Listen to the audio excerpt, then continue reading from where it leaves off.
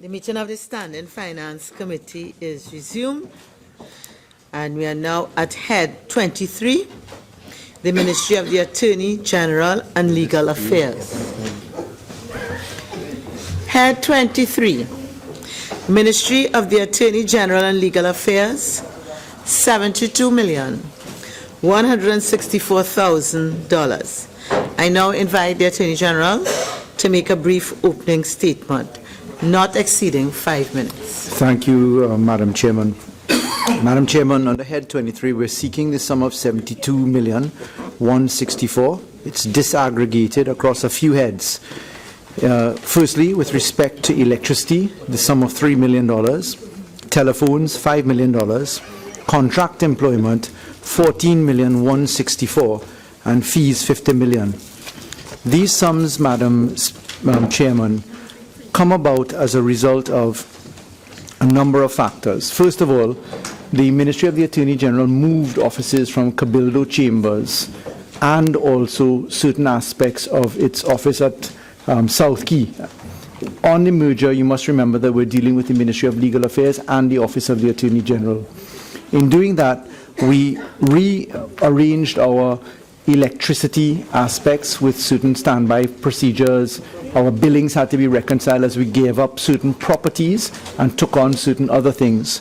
Specifically, we invested in new technology in respect of the voice over internet protocol type telephony, which we have at the Ministry of the Attorney General, and we had to connect the sub-offices that we had whilst we take the phased approach from moving out of Registration House at South Key and moving the facilities across from Cabildo Chambers. With respect to contract employment, the ministry has 1,950 employees roughly. The sums with respect to contract employment represent the ministry's commitment to maintaining the contracts for 452 people.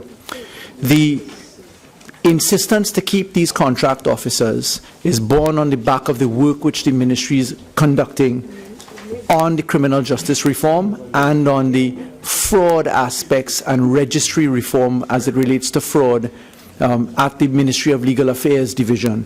Specifically, therefore, we seek in the allocation for contract employment of $14 million to achieve that. With respect to fees, I'm very pleased to say that the Attorney General's office spent $6,680,000 of a total of $66,345,000 from the year prior, representing 4.8% of the previous expenditures by the last Attorney General. The Attorney General's office inherited from the term prior to my tenure $137,128,741 in fees which were unpaid by the last Attorney General. The sum of money represents expenditure which has to factor paying those outstanding arrears. In the expenditure to date to April 2017, the Ministry of the Attorney General has spent, in fact, $39,777,854. That's out of the total of $50 million that was allocated to us. That $39 million represented payment for almost exclusively the arrears of fees which we inherited, but almost 90.3%, that is $35,927,000, was actually spent on one firm, and that relates specifically to expenditure by the DPP's office, as we are obliged to pay for the expenses of the DPP. So the DPP's expenses accounted for 90.3% of the expenditure which we had. We were allowed, Madam Speaker, Madam Chairman, to actually take benefit of wiring funds from fees to keep salaries intact. So we wired monies from the account of the fees, we kept contract employment in place, we did the reconciliation as to the staff that's required to specifically handle the anti-money laundering, counter-financing of terrorism, and civil fraud which we are improving at the Ministry of the Legal Affairs and which relates to work which we're going to ask them to do very shortly in legislation which we're bringing to the Parliament now. So in summary, we've had massive cost savings. We've reduced the external expenditure on legal fees, dropping it down to 4.8% of what the previous government would usually spend in a year. And we have specifically kept in employ 452 people who would otherwise have gone home. I thank you. Honourable members, the question is that the 2017 appropriation for Head 23, Ministry of Attorney General and Legal Affairs, be varied by an increase in the sum of $72,164,000. Member for Chaguanas East. Thank you very much, Madam Chair. To the Honourable Attorney General, might you be able to give us some information with respect to 02/001? That is, you did indicate that that 14.1 million was for contract employment. Of that amount, how many were renewals and how many are new ones? Attorney General. Thank you, Honourable Member, for the question. The information that I have is that they're for just continuation of contracts. The contracts were under the 6-year program of approved contracts, and this was specifically to keep the persons who were employed previously in employment. I must add that at the Ministry of the Attorney General and Legal Affairs, we kept every single employee that we inherited without changing any persons. So we have had very little new employment. This is really continuation of employment. Of that complement that you quoted, what percentages do you have in terms of you have legal, technical, IT, admin? Sure. The complement that you would have, and in terms of a breakdown, just for us to get an idea as to the comparison. Sure. Just give me a moment. I should have that here.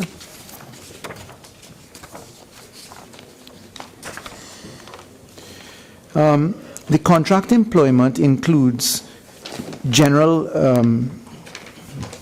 allocations for short-term employment, and I would have to double-check what the specific breakdown is across legal versus technical orders, but I can tell you it does include IT, legal affairs, technical staff, investigative officers. I'm not quite sure whether it includes legal contract officers per se, save that I certainly do recall that the renewal of contracts at the DPP's office featured inside of that. What I can do is to try to get you an answer by this afternoon for that breakdown. Attorney General, might you be able to indicate how many of the graduate recruitment persons you have, if that program really is involved, is included in this complement of contract employees? I unfortunately have to ask the Permanent Secretary. I can again undertake to get that for you, hopefully by this afternoon. Member for Chaguanas East. Thank you, Madam Chair. Just to elucidate a bit in terms of 02001, that is to bring the account foreign payments to the provision of legal fees services. Can you give us a sense as to the largest cost items and what that would have been, if you can so do? Sure. The largest cost items actually come from the Office of the DPP in respect of foreign payments, and that is specifically in relation to the CLICO Commission of Inquiry. The second largest items, the CLICO investigation, sorry, not the Commission of Inquiry, the investigation which the DPP's office has been conducting for several years now. The second largest items are for fees outstanding committed by the previous Attorney Generals, including matters such as the extradition of Jack Warner, certain other matters, etc. So there are quite a few matters that are outstanding there. The payables are resident in Astigara and Davis, which relates to the Galbransing and Ferguson matters, and also Charles Russell, which is the standing Privy Council agent for the Government of Trinidad and Tobago on generally all matters that go to the Privy Council. Member for Oropouche. Thank you very much, ma'am. Through you to the Attorney General. The increase in the allocation to the ministry is 72,164,000. Did I hear you correct when you said that your initial budget was 50 million? Yes, that's correct. So does this mean that the your budget has been increased by over 100% with this variation?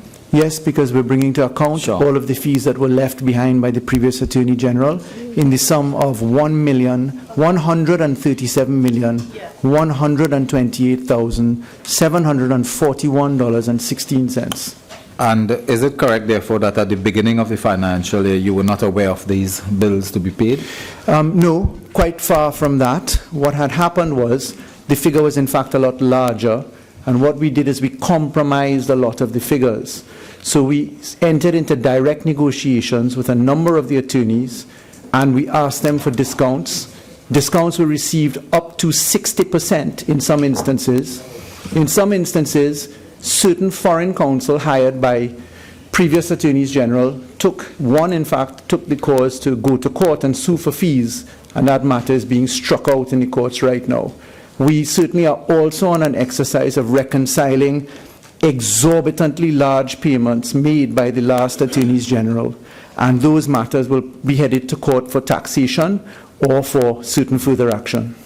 Could I say, just by the way, as you give this good explanation, is this an approach that you recommend to other cabinet ministers to meet and treat with contractors and reduce, if possible, their bills? I fail to understand which head you're speaking about on this point, and I won't venture beyond that. Could I ask, when exactly did the ministry move into the new towers? You remember the date?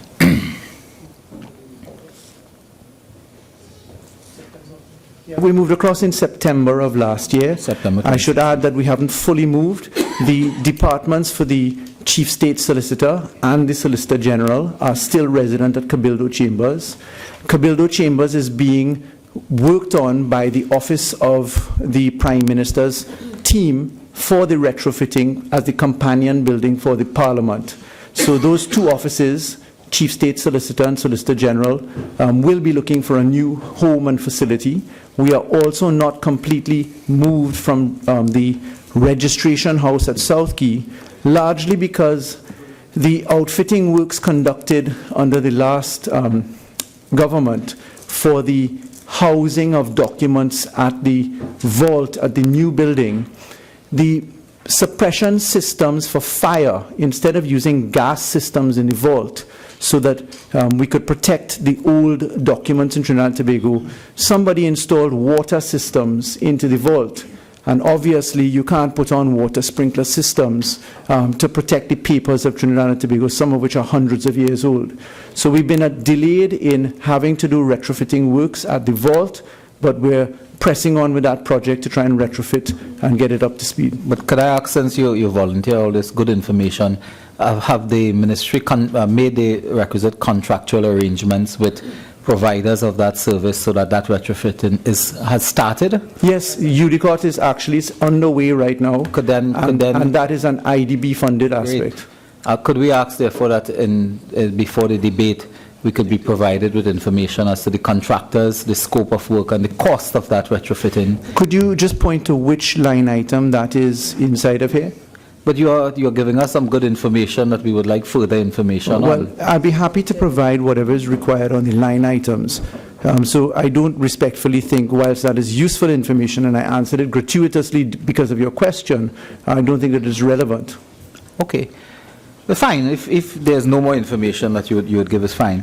And concerning, you raised this in your opening statement, the DPP and the office of the DPP and spending money on the office of the DPP and so on. Could I ask, did the government consider using the Cabildo Chamber building when vacated properly by the Attorney General for use by the DPP? No, the DPP's office is in fact the subject of a different location. The DPP is about to conclude a location by way of management with the Property and Real Estate Division for a separate office which the DPP's office has selected for itself. That companion building at Cabildo is to save the government close to $1 billion in having to construct a new companion building at the Red House. So we are saving close to $1 billion in expenditure by retrofitting Cabildo for the purposes of the Parliament. Would you have an idea of where the new building for the DPP may be located? Yes, I'm told that it's at Park Street along, it's at Park Street. And it's a private building? that you are renting? It will be a private building, yes. Yeah. That's provided, of course, the matter has to go, once the DPP has indicated the parameters of his choice, it then has to go through public admin to the cabinet for approval. Sure. But we're waiting on the DPP's position. So that process is being undertaken by the property division of the Ministry of Public Administration? It is, and it's subject to the DPP sign-off. Sure, sure. Could I ask then on some other matters here? For the contract employment, $14 million. Now, if we read these figures correctly, this is a variation to allow you to finish the fiscal year 2017. Correct. So that in contract employment, you require another $14 million for the 4 months or so ahead of us. Yes, that's correct. You had mentioned before, and it has been a recurring theme, about ghost workers at this ministry, and we were very concerned with that in the context of any wrongdoing. Sure. Could I ask whether this would include workers who were there before, whether those ghost workers have been exorcised, Yes. whether any action has been taken by any relevant authority to bring to justice persons who may have broken the law on the allegation that these persons were Sure. improperly hired and were working for salaries and not delivering work and so on? Sure. The ghost workers are actually workers who, when called to come to work by name and who were receiving checks under the previous ministry, never turned up for the execution of contracts which they were requested to come in and formalize. Those ghost workers are in fact known by name and by position. That information has been handed over to the law enforcement agencies for their action. Could you say when this information was handed to the police? That was handed over in the budget 2015, just about a month after that. Yeah. And to your knowledge, at this time, no action has been taken by the police, so No. the matter has not come to a conclusion. No, it hasn't, and we've been requesting. I am aware, however, that the police say that they are active on it. Again, that's a matter for them. Yeah. I cannot agitate more than just constant inquiry. Would you be in a position to supply to the Parliament the list of these ghost workers who have been reported to the No, police? it's the subject of a criminal Could matter.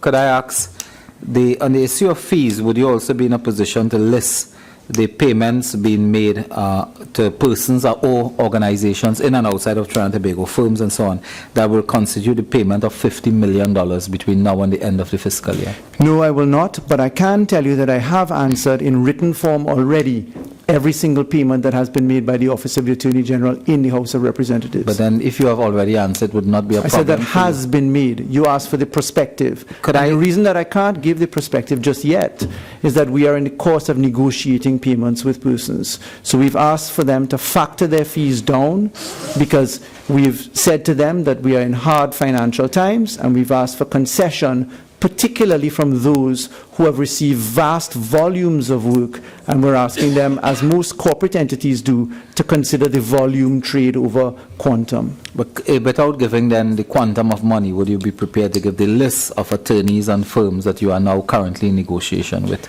I don't think that that exercise can be completed before Wednesday. I have no objection to doing it, but I don't think it will be completed before Wednesday because it's a work in progress. Prior to the current arrangements now, the files were actually managed in the Solicitor General's department, and it was a rather untidy affair. What I've asked the Permanent Secretary to do is to have an accounting officer put specifically to deal with fees so that one could track exactly what the fees are, as opposed to them being assigned to literally 100 attorneys with each person in a different zone and different state. It was very untidy and things were in arrears. So we've restructured that department, and that restructuring exercise is afoot right now. So you're not prepared to give the list of companies or firms? I think my explanation was quite clear, and No, I'm sure you understand It was it. very lengthy. Just wanted to get it in a summary form. Yeah, Yeah. it stands as Could I also ask Attorney General, given your explanation of the more than 100 and something % increase in the budget, you somehow always seem to suggest that your lack of spending equals performance. Yes. So by not spending money, you perform.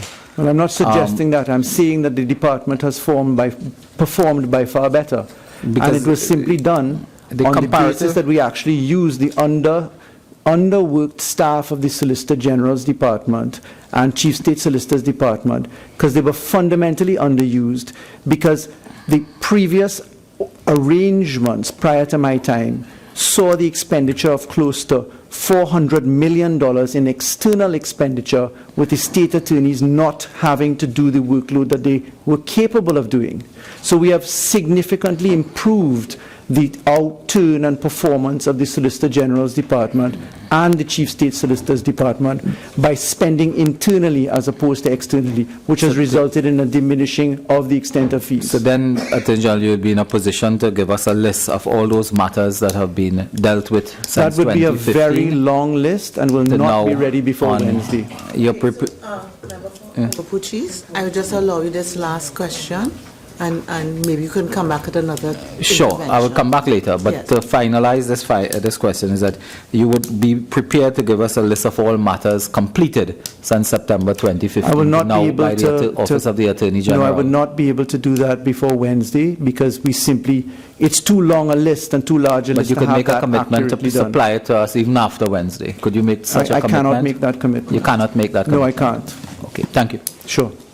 Member for Caroni East. Through you, Madam Chair, to the Attorney General. AG, in terms of the DPP indicating that there is necessity to increase his amount of personnel in his department, and so far from you, I believe we got only 32 employed out of, you will probably give us the figures how many are required. Sure. Is there any area within here, if the DPP, if you find suitable staff to be assisting the DPP, is there any arrangement within this financial thing that you can assist the DPP in getting more staff? That's the first question. Sure. Let me clarify the position. The appointment of staff to the DPP, the vacuum that existed in the DPP's office is that there was a huge unfilled portion of the permanent establishment of the DPP's office. The contract staff was certainly in place. The need to improve the strength really was on the permanent side of the equation. The Office of the Attorney General has nothing to do with that. That is done by the Judicial and Legal Services Commission. If I had the authority to fill the department, I'd fill it in the morning. But regrettably, I don't have that position. What I have done is to engage in constant advocacy with the JLSE, and the JLSE heard the call and appointed 30-plus persons to the permanent establishment of the department. I'm told by the JLSE that the second round of appointments is imminent and that will have an immediate effect. Wherever the DPP has asked for assistance from the Attorney General's office, in whatever field it has been completely met with, how should I say, an anxious support. We've provided photocopiers, we've provided fees, we've provided all the travel arrangements, we've provided the security arrangements, we've provided the buildings, all of the aspects to ensure the readiness for the DPP's department to be properly staffed, outfitted and supplied have been met with gusto by the Attorney General's office. Could you give a little indication of the permanent personnel required that he has been asking for? 30 out of how many? Sure. I'd get the precise figure. I can get that for you within this afternoon. Yeah, all right. One more. The same moral suasion that you used to the Judicial and Legal Service Commission in terms of personnel for the DPP, is there a consideration by the Attorney General and your office to ask for a similar thing for more magistrates and judges based on the situation now existing with slowdown in the judicial process? I'm very pleased to tell you that the partial proclamation due to kick into effect on May 15th, 2017 of the Children and Family Division sees the operationalization of an amendment to the Supreme Court of Judicature Act, which immediately improves the complement of High Court judges and magistrates, and that will meet the interim point. I'm right now in discussions to carry a further note to the Cabinet to deal with the appellate function to see an improvement in the number of judges at the Court of Appeal. So that matter has already received attention and will come into effect on the 15th of May, 2017. I crave the indulgence of the chairman to you that One of the complaints that the judicial officers have made, that if you have to increase the amount of personnel as judges, you have to find more accommodation because they say they are cramped. Is there anything there on that? You want to respond if there is any allocation that you will consider? Sure, I'll answer the question, and then I'll ask if we can come back to the heads, just in the interest of time. I just wanted to put everything in context before you answer, Attorney General. While I think we are quite happy for the generosity of information, I just want to alert members that we have to stop at 6 o'clock to take another matter, and we still have this to complete. There are opportunities to ask general questions under the ordinary business of the standing orders. So if we can use our time more, appropriately, rather than this sort of general omnibus, yes, though important discussion. Madam Chair, I'm guided by your high degree of alacrity in the matter. I just have one more question for the... And is it within Yeah. the matters being considered before us? Yes, please. The issue of police prosecutors and the need for replacement by judicial officers, does that come under you, and therefore it comes under the contractual obligations of $50 million? If there is any area inside there where public prosecutors, police prosecutors in the magistrates' courts particularly, can be replaced by judicial officers? Or does that come under So JLS? $50 million is for legal fees. Police prosecutors come under the police. That's not a head even under our ministry. Perhaps I can talk to you on the side. There's a lot of information I can give you on that otherwise. Okay, accepted. Member for Oropouche West? No? Member for Cumuto Manzanilla? Thank you, Madam Chair. Madam Chair, I know that we had indicated earlier that we can use the provisions provided for us and the standing orders. Can I be assured that if I submit a request that it would in fact be responded to by the government? I don't understand what you're saying, sorry. Okay, it's okay.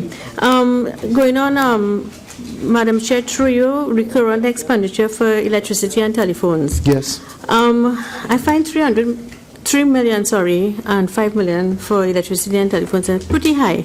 You have indicated here that funds are required to liquidate bills on hand and to meet projected expenditure.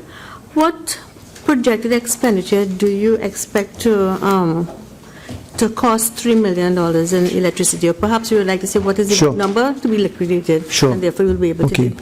The previous years, the electricity bills were $4,891,853.44, and similar periods behind that. So we've actually achieved a reduction of close to $1.2 million in telephony.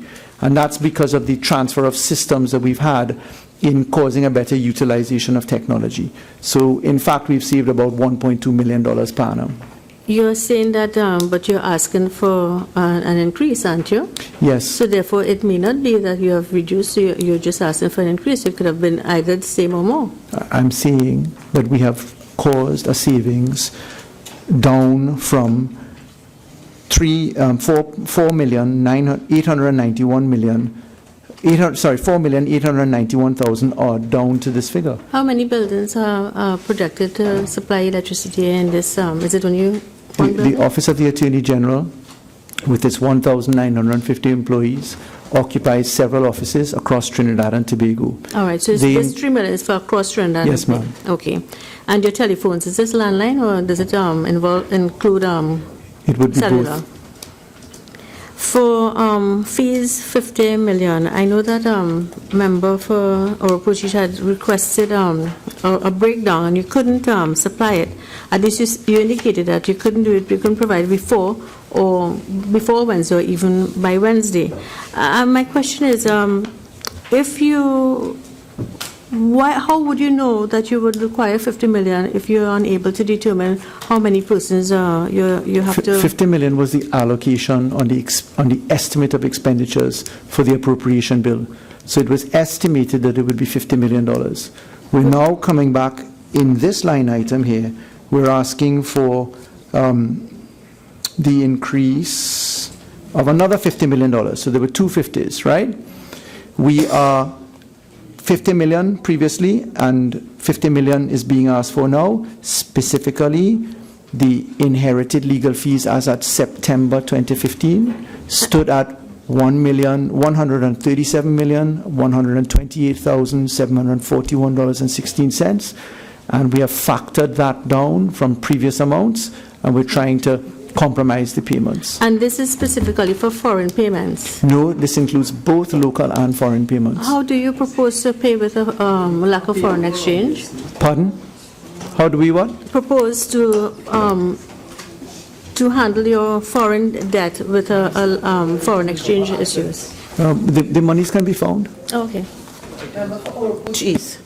Thank you very much. Just to follow up on this one matter, as the Attorney General spoke of inherited fees, could the Attorney General tell us, of the $50 million you expect to spend in the next 4 months, how much of this will go for inherited fees and how much will go for fees generated by your own administration? It's to be determined still. So you're not aware of that at this time? As we compromise fees, we can make savings on the left and the right. If we don't use all of the fees, which is likely, because we may via the fees out to support other aspects in particular contracts. So the $50 million really may not be for fees. It can go into contract employment, telephone, electricity, Possibly, anything. and at the closing of the year end, we'll be able to account for that. So at this stage, really, we don't know how much money will be spent on fees. That's correct. Honorable members, the question is that the 2017 appropriation for Head 23, Ministry of the Attorney General and Legal Affairs, be varied by an increase in the sum of $72,164,000. Those in favor say aye. Those against say no. I think the ayes have it. Head 23, Ministry of the Attorney General and Legal Affairs, has been varied by an increase in the sum of $72,164,000. Head 26, Ministry of Education. Head 26, Ministry of Education, $180,476,866. I now invite the Minister to make a brief opening statement, not exceeding 5 minutes. Thank you very much, Madam Chairman. The Ministry of Education is responsible for all areas of education, from early childhood care, primary, secondary, and tertiary education. In our efforts to achieve our goal of excellence in education, we seek additional funding in some areas of our operations because we have met some challenges in meeting some of our commitments. We have been making adjustments in many areas while holding fast to our commitment to the education sector. We will be happy to answer any question or query that will clarify our requests for additional funding. Thank you very much. The question is that the 2017 appropriation for Head 26, Ministry of Education, be varied by an increase in the sum of $180,476,866. Member for Chaguanas East. Thank you, Madam Chair. Honorable Minister, 03001. Could you give us an idea as to how these laptops were procured? The 13,600 and the 1,600 replacement batteries. How was the procurement process?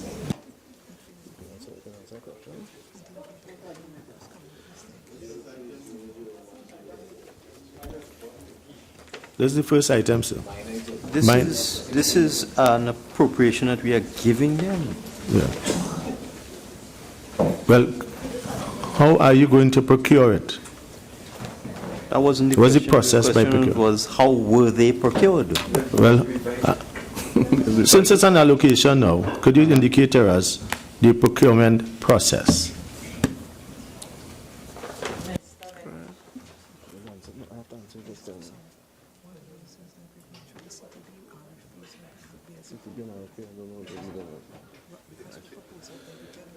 We'll be going through the Central Tenders Board with respect to requests for proposals. We'll be sending out requests for proposals, and we'll be going through the Central Tenders Board. Thank you. Minister, would you be able to tell us, these laptops that are going to be issued, will it be for all government-assisted and private secondary schools? Minister of Education. government and government-assisted schools.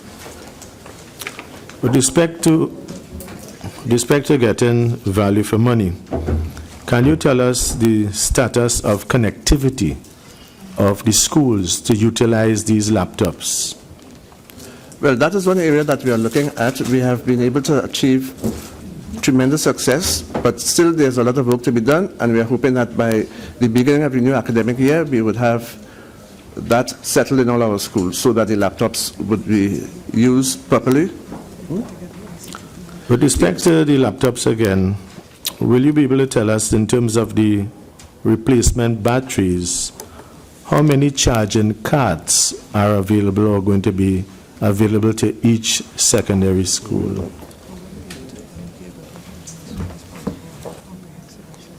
At this point, we will not be able to give the specific information where that is concerned, but it is part of our overall plan, our overall ICT and education plan.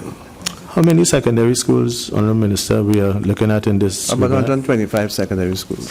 With respect to the utilization of this amount of expenditure, do we have assigned to each of these secondary schools an ICT technician that is going to enable the infrastructure to be properly utilized? All our secondary schools have posts for ICT technicians. And with respect to these posts, there was a situation before that you answered a question in the Parliament with respect to the technicians being on a 1 month-to-month or as opposed to 3-year contract. And you promised that that was going to be taken to cabinet. Was that rectified? But yes, sir, because you would notice it had to do with acquisition of the, you see, one of the things that we're looking at, Minister of Finance, you have really, in a sense, told us that frequently, when we expending state money, government of Trinidad and Tobago money, we want to make sure that we get value for money. And I'm indicating, the questions I'm asking is whether we're going to be getting value for money with the architecture, the infrastructure for this technology. would you allow me now to answer the question sure. you asked? Yeah.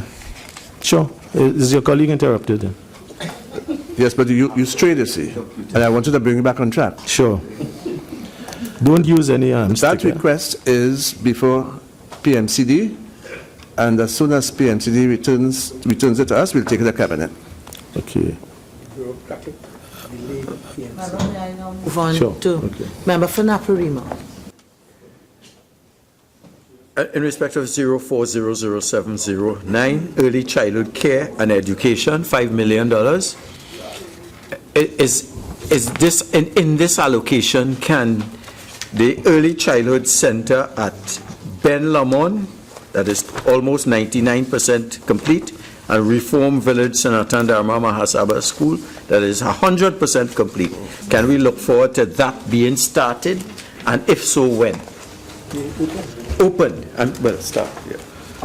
I cannot give those specifics at this time. In fact, we will be embarking very soon on a resumption of construction of schools. I will give that information subsequently. Thank you. Naparima, And on 03000104, I understood, and correct me if I'm wrong, I understood that there were some concerns with the laptop policy that was carried out by the People's Partnership government, where each child going into secondary school was being given a laptop.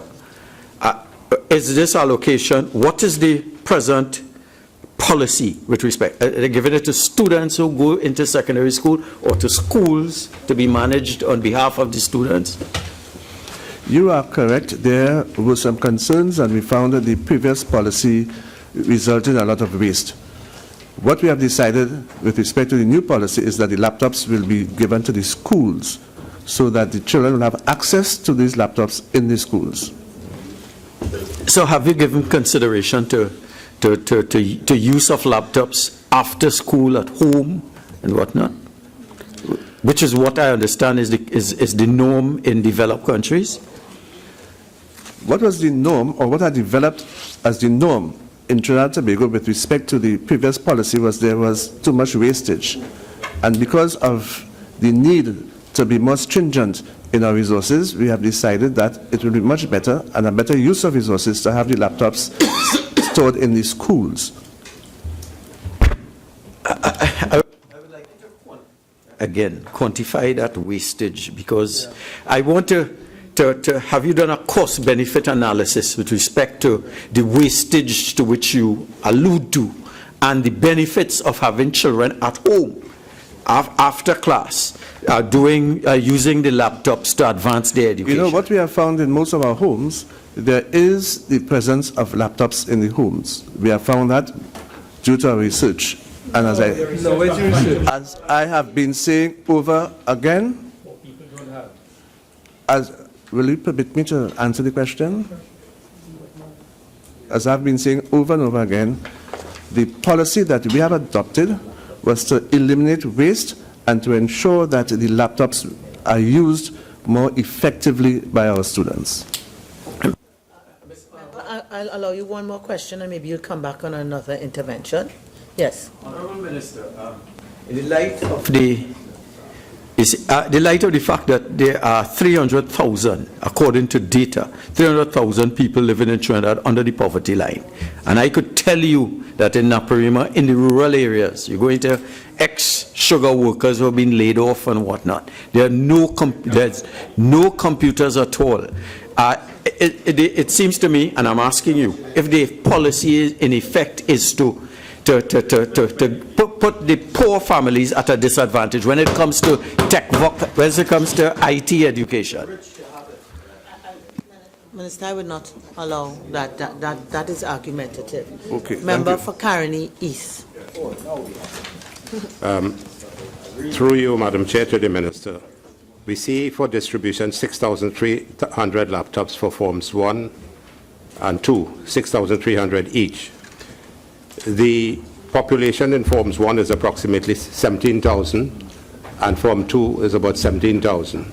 So therefore, by putting 6,300 laptops at each one of the forms, could you tell us what would be the modus operandi and the process for these students, all 17,000 in Form 1, when you're giving out 6,300 laptops? I am surprised that you're asking this question because that was explained on several occasions in this House already. What we are saying is we are not giving each child a laptop. In each school, we'll have an average of 50 laptops in the laboratories in the schools for use of the students. And that is why we have those numbers, 6,000 odd. So you are replacing the computers in the laboratories by this mechanism? We are providing laptops for the children in Form 1, and those who did not receive laptops last year, we are providing laptops for their use in the schools, and those laptops will be placed in the schools, in the laboratories, in the schools. One of the criticisms you try to lay against the past administration was that there were no storages within the schools to keep the laptops and no charging areas.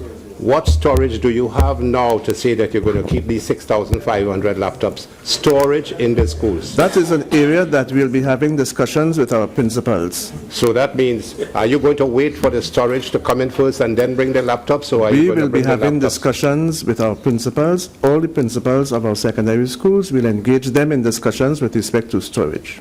All right. The issue of the 2016-2017 academic year, and you said that these laptops and batteries are to be distributed for this academic year.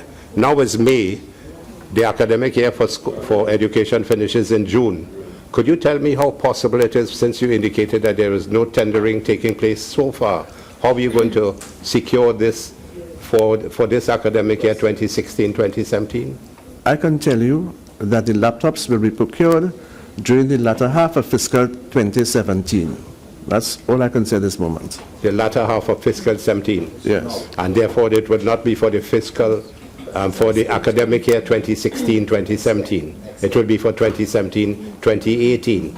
I was at pains to explain that these two-year groups, students belonging to these two-year groups, will get their laptops. Sorry, I missed that. Let's repeat it. Yes. I have been at pains to explain that students who belong to these two-year groups that you have just identified will be given, or will have access to these laptops. Well, you said for the academic year 2016-2017, Minister. Yes, and those students. But you said the tendering will take place towards the latter half of Yes, this year. because we need the financing. The Minister, financing wasn't I think you're available a bit before. confused there in the whole process. There's nothing confusing about that. Simple intelligence will tell you. Which you How seem clear not to it is. have.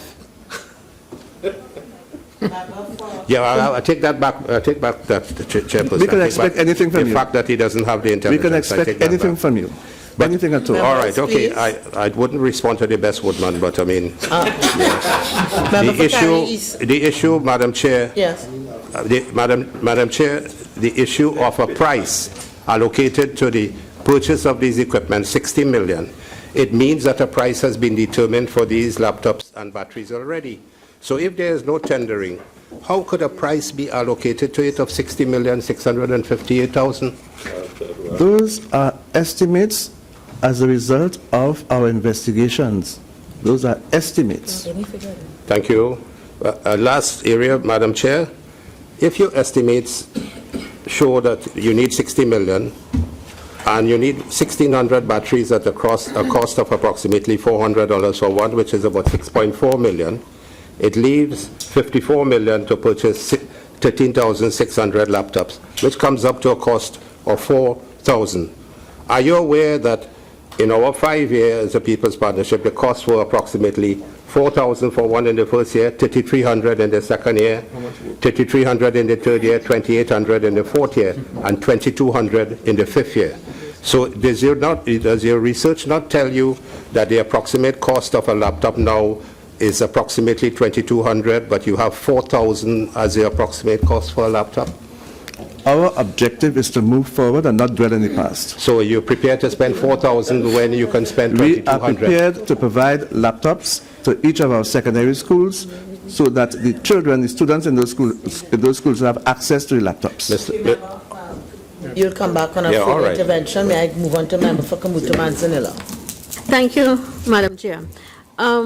Honorable Minister, in light of the fact that you have indicated that you will be liaising with the schools for storage facilities and so forth, will the ministry be providing funding to the schools who lack these storage facilities to be able to construct them? Let me say once more that we are in discussions with our principals with respect to storage, and therefore at this moment I'm unable to say whether we'll be providing funding. It all depends on the discussions that we'll be having with our principals. Honorable Minister, I have been to various schools and I can tell you that the storage facilities is way lacking and therefore they would have some security concerns, which brings me to the Is next that a question or a question. statement? Which brings me to the next question that during the last budget you had cut security. With security being reduced, how do you anticipate that these laptops that you're placing in schools will be actually secured? I don't understand your question. What you're saying, security has been reduced in our schools? That was in the last budget, security was reduced. You could remember my saying that? Of course, I asked a question and we brought a question to you. I can't if remember there was my going to saying be a concern with students. No, I can't remember my saying that. Okay. Apparently, again, you have When some you had the difficulty. cost of security, we asked a question and reducing it. You are and having you some asked about the difficulty schools. in remembering. Manzanilla, might I ask you just check that you could put it more specifically and we'll come back on another intervention. Do you have another question to ask? Yes, I do. Yes, please. Concerning, I know that you indicated that the IT personnel that you wait on PMCD. My question is, why isn't there a provision placed in this budget for the month-to-month contract? Is there sufficient funds for your IT personnel? Because as far as I'm concerned, they have not been paid. We have IT personnel in schools, but they are operating on a month-to-month basis at present. At present, but they have not been paid. And my question is, there isn't any provision Again, in this? you are making false statements. No, Let I'm me not, correct. sir. Yes, you are making false statements. No, All Minister. our employees who are on month-to-month, they have been paid their salaries. I remember asking Minister, You are Junior speaking in the Minister, past.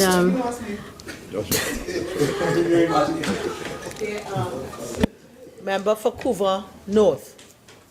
Thank you, Madam Chair. Minister, 040073 Serval High Tech and Advanced Skill Training Program for $1 million. Two questions pertaining to this. Can you firstly identify the 15 adolescent development and skills training department as to where they are located? And secondly, how many young adults have benefited from this program? Minister of Education. Just give me 2 seconds, please. Sure.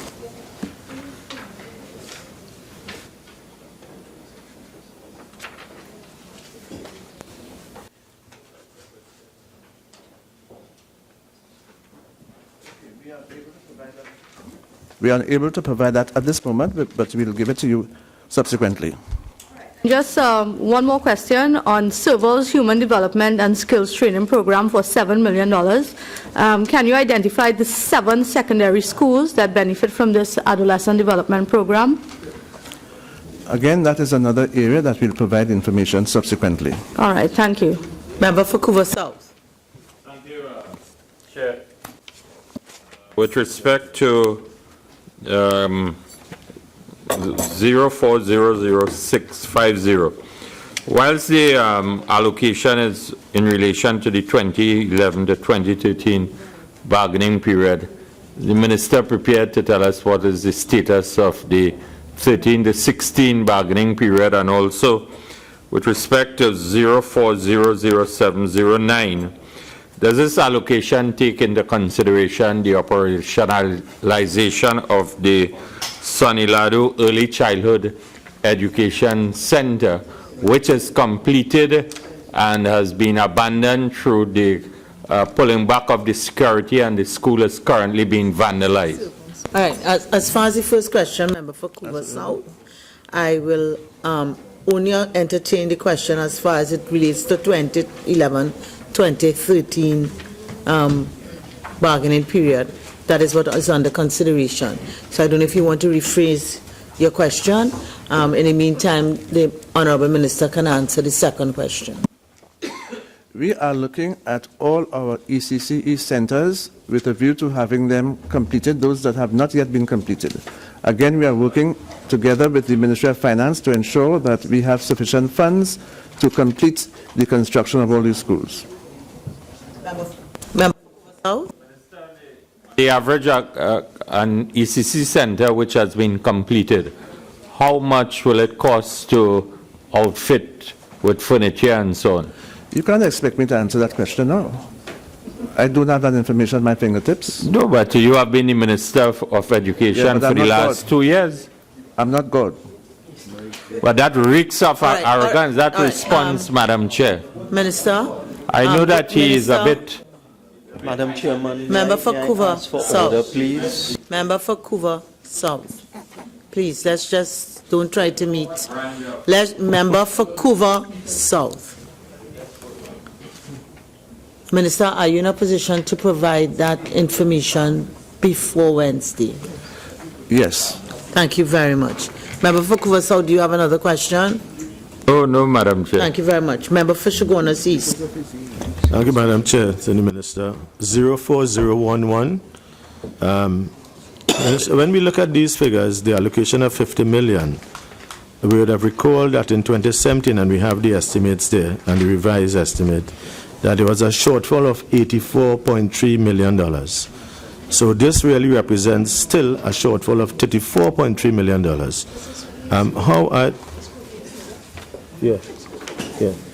How are we going to satisfy the requirements, given a substantial shortfall of $34.3 million for the continuation of the program? I'll answer that, Madam Chairman. This is the amount we have provided to the company, and we've asked them to maximize efficiency and eliminate waste. Madam Chair, if I may continue. The Honourable Minister of Finance indicated that is to maximize efficiency and eliminate waste. But there was a recent report that alluded to the Minister of Education that indicated that many students come to school only on the days when meals are served. And I'm asking the question as well whether this shortfall of 34.3 million is going to see any further cuts as there have been cuts to the school feeding program, firstly? And secondly, are all of your payments, given this shortfall of $34.3 million, are all of your payments to suppliers, contractors, and caterers current, up to date? And if not, how much are you owing these people? Again, at this point, I don't have the figures, and those figures can be supplied to you subsequently. I want to ask a follow-up question. Do you intend, given the statement by the Minister of Finance, to have any further cuts to this program for efficiency purposes? And as he indicated, and I'm quoting him, to eliminate wastage, but at the same time, students unable to get a basic meal at times? Minister of Finance. Let me clarify. Minister of Finance. This, like many other programs, came into the new administration with a lot of unnecessary expenditure. You'd have heard the Minister of Health talk about $200 million in fake expenditure on the Arima Hospital. So I am sure there's a lot of room inside of here, because of the squandermania of the UNC, to still provide the meals to the children that require them. Madam Chair, I have I have an unanswered question. The answer is all children who need the meals will get them. All children who need the meal will get the meal. And I asked another question, whether there have been all commitments, or are there any outstanding debts to contractors or caterers, given the shortfall? I just told you that you will be provided with that information subsequently. Okay. Member for Point of Peer. Member for Tabaquite. Thank you, Madam Speaker. Honourable Minister, earlier in your presentation you said that research was done that indicated that your policy on the way laptops are to be distributed and used, part of that decision was based upon the fact that the research indicated that there are laptops available in the homes, and therefore that contributed to your research, to your decision. Can you tell us who did that research, where the research was done, and is it possible that that research can be made available to the Parliament? Because this is a very, very important decision you have taken, where you're removing an essential educational empowerment tool of students, required especially after hours in the home, where they can do their research and study, accompanying their homework and what have you, and you are taking this away from them. Can you say to us who did that research that informed this particular change in policy? That research was conducted by officials of the Ministry of Education, and I remember clearly in my budget speech presentation, I quoted from that research that was done. But again, I can make that available to you. Thank you. Secondly, earlier you said that you didn't care about what a laptop costs in the past, that you didn't care about the past. I never said that. Those weren't my words. We showed the former Minister of Education, the member for Caroni East, said that a laptop came down to $2,200 over the 5 years. And we just calculated, and you were in tacit agreement, that the laptop is costing now $4,000. I want to ask you this question. Are the specifications for the laptops that you are supplying fundamentally superior and different to the laptops supplied by the People's Partnership Administration? Almost 100% more. I said two things just now. One was that we'll ask for persons who are interested in supplying the laptops to submit to us their tenders. And secondly, that it will go through the Central Tenders Board. And on the basis of these two aspects, we will decide on the quality of the laptops. So you are again saying that no tenders have been prepared, no tenders have been sent out for these laptops. Therefore, obviously, these laptops are not going to be available for students in this educational year. If it's not available, just say it's not available. It's going to be available next year. No problem in that. I can't say that at this point. Okay.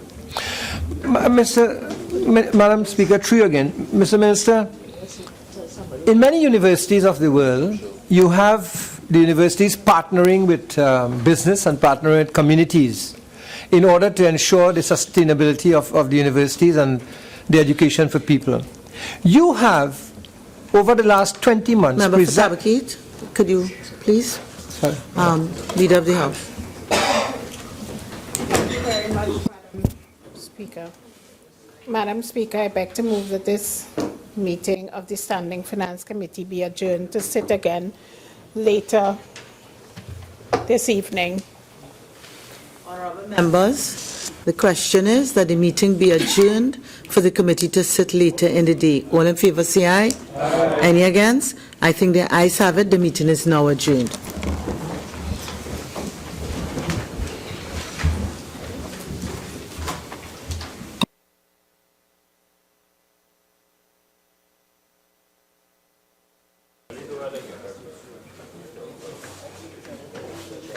For Siparia.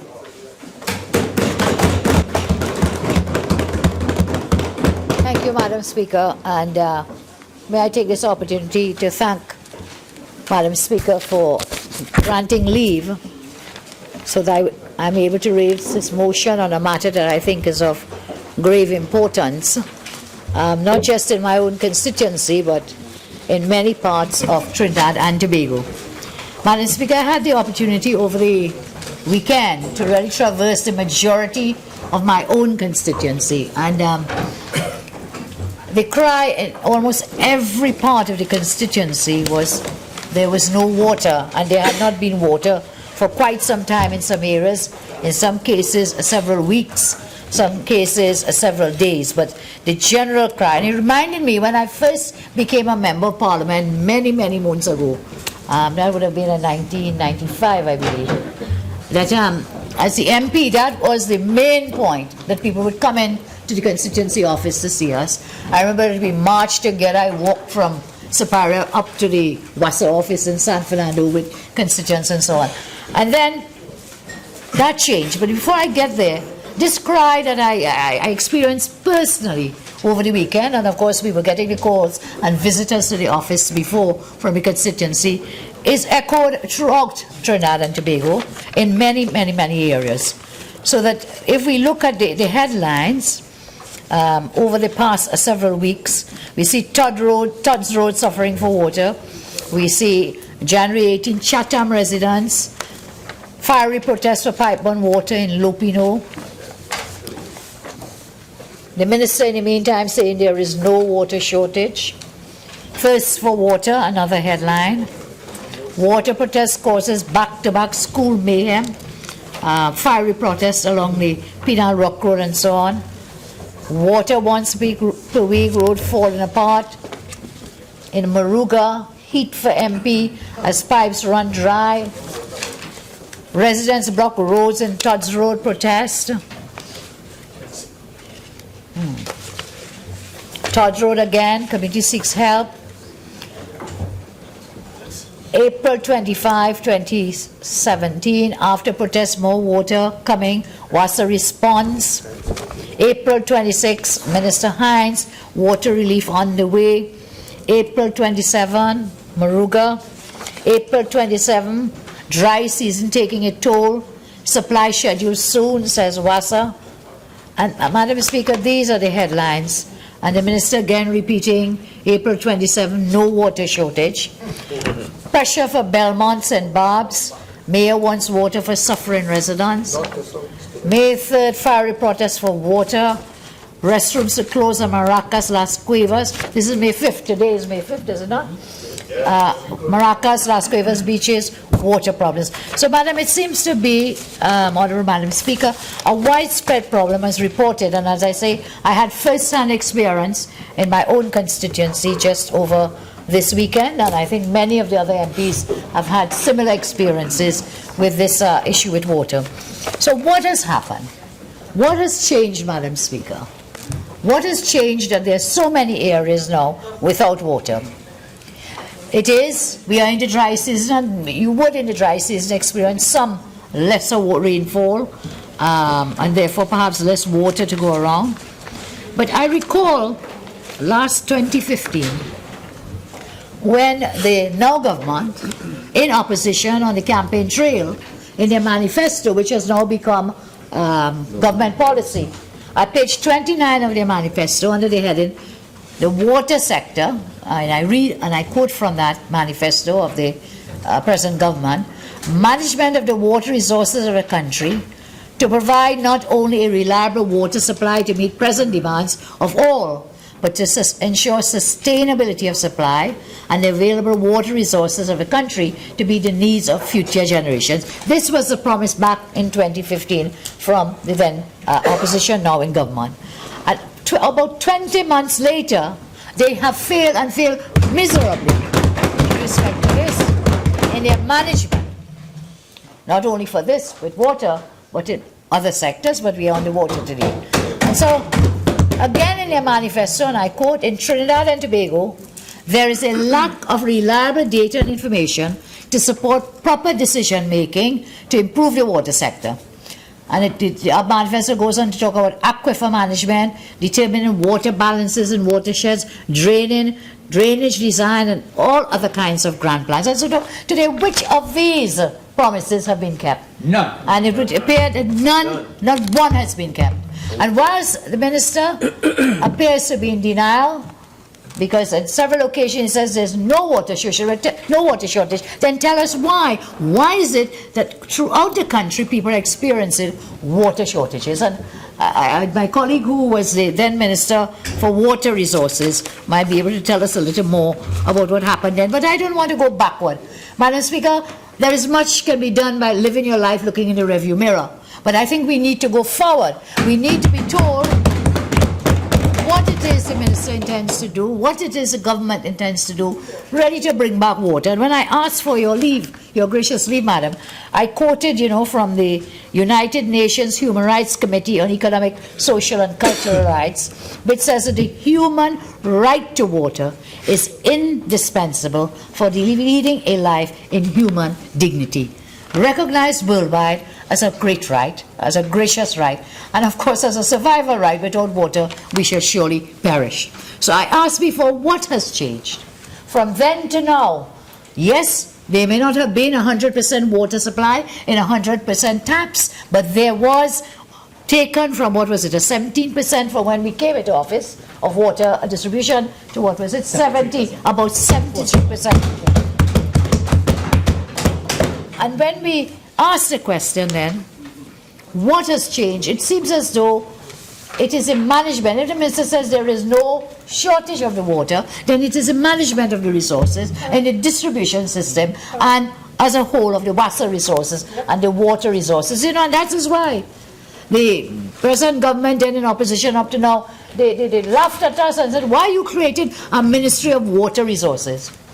We created a Ministry of Water Resources, and it was for a reason. It was to ensure that this vital commodity, this essential commodity for life, that we took the water. And I remember reading the plan, and the then minister shared it with me, what happened in Singapore, that you take the water from the rainfall down through the earth, through the aquifers, through the drain off, you pick up the drain off water, the water goes, you keep using up the water. There's a whole model, and that is where the vision came from, of having a Ministry of Water Resources, so that every drop of water could be preserved, conserved, and be utilized to sustain life. The new government had a different view. They're entitled to have a different view. But surely they have a duty to provide water to the citizens of Trinidad and Tobago. The minister, I heard, and as carried in the newspaper in another place, reports carry newspaper, no water shortage, and a schedule is coming, and that was a little while back. I think that those comments were made on the 25th of April. We are now on the 5th of May, and with each passing day without water, it is more and more unbearable. Definitely, it's a trauma and a pain for everyone. So from then, the minister talked about the schedules, but I don't know whether these schedules have been put in place or not. But schedule or no, people are still not getting water. So what the schedules are misleading, my colleague says. So Minister, through you, I think, along with those of us in the chamber and outside, the national population will be very anxious to hear your good self in terms of what are your plans to deal with this situation, which might be really at a crush time as we go through the last few months of the dry season. Do you know, Madam Speaker, that people are paying up to $1,000 for a truckload of water. $1,000. There's a black market festering fraudulently, illegally in the sale of water because people just have to get that water. Imagine you get up in the morning, you have your children to see about, you have to make them meals, you have to get them ready to go to school, and you have no water. 1 day, okay. 2 days, man.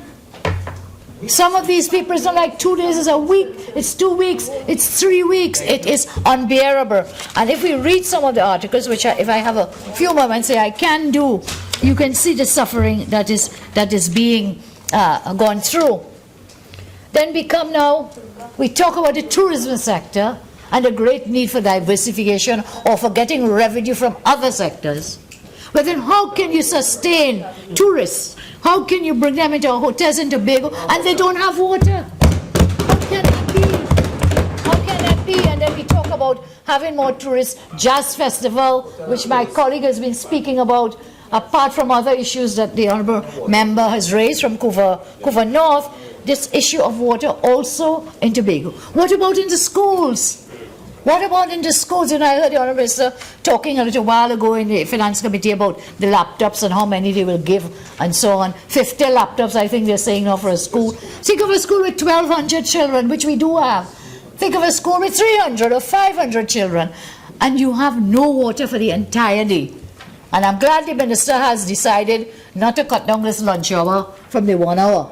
Because can you imagine 1,200 children and 1 hour lunchtime to use the washrooms, to get water, refresh themselves and so on, in the schools, in the health institutions, and indeed in your homes. This issue of no water supply is one that is hurting everyone. So let's hear pressure for Belmont and St. Babs. Mayor wants water for suffering residents. This is April 30, today is the 5th, published in the Express. Port of Spain Mayor Joel Martinez and Belmont East Councillor Darrell Rajpal are appealing to WASA to provide about 300 residents from Boise Lane, Layan Hill and St. Barb's with water. Rajpal raised the matter on Thursday during the Port of Spain City Corporation statutory meeting at City Hall, Port of Spain. He said parts of Boise Lane have not been getting water, adequate water supply since December 23rd, 2016. Also present was the Deputy Mayor, Hillan Morin. So this is in the North Trinidad. So it's not just happening in certain areas. And then we get the comments coming from Honourable Ministers, some of them, that the protest down in Penal is motivated by something else. Or the protest up in Tudds Road was for something else, when all that it is motivated by is people demand what is right. So when it is you have the Mayor of Port of Spain calling for water for residents, what is different from that being politically motivated from when it is held in Pina or in St. Babs or in other parts of the country? What is different? There's nothing that is different. Every person in this country deserves and should have a proper water supply on a regular basis. And if you cannot do it for every day, at least have it regular. Even for myself. And I'm not asking for myself. I live in a different part from the rest of my constituents, but it's the same thing. We are being told the water will come on a certain day, and it doesn't come. So you wait all week and you say, okay, at least one day we wait and let's fill up some buckets and some tanks, and when that day comes, you wait whole night. There is no water. There is none. Now, madam, I want you to imagine there are people now who have lost their jobs. We've seen over 30,000 persons by now, lots of jobs. We've seen the hardship now. We see the supermarkets telling us about their prices are going to go up. We see the hardship in every sphere of life. Then comes the water and you have to pay $1,000. You won't even have that $1,000, Madam Speaker, that you can pay. So what has changed? What has changed that we were able to run this water? Now, I know it for a fact that the water was in the taps, was running in the taps. The only thing that has changed, in my respectful view, is that they are now in government. That is what the major change has been. And therefore, Minister, I am squarely over to you. Please, please, on behalf of my constituents, I can list every road that where we are having this problem. And in this dry season, what is also happening? What is happening? Bushfires. What about water for the fire appliances? The fire brigades, who will also be in need of water. Now we are into dry season and more bushfires taking place. So, Minister, I'm just looking for one last sheet of paper that was sent to me just a short while ago from my constituents, and this is it. Areas without water in Siparia. Sign Village, Ligans Village, Sunrise Road, Patiram Trace, Kitwaru Trace, Pina Rock, La Costana Gardens, Dilmame Trace, Old Queen Anne Road, Buffy Avenue, Fasal Avenue, Debidal Road, Ramlin Trace, Bernard Trace, Holiday Trace, Lachus Road. Oh, I'm getting breathless, but this is like every road, because I was there myself over the weekend. Crawford Trace, Best Trace, July Trace, Steeluk, Nagasasi, Mangal, Goodman, Mulchan, Bunsey, Hope, Satnarine, going all down. 48 roads, madam, in the constituency, which is really all of it. This is mine because I went in there myself over the weekend and I got the listing from the residents. Others I've read to you from the newspapers. These have come where the cry is not just in the constituency of Siparia, but I'm seeing throughout. So, today I want to thank you for allowing me to raise it as a matter of urgent public importance. And I do not think we can simply rely on the assurance of the minister which was given last week, which is that there will be a scheduling. Apparently that is not working, and therefore, Honourable Minister, I hand over for you to tell us what we can do. Thank you, Madam.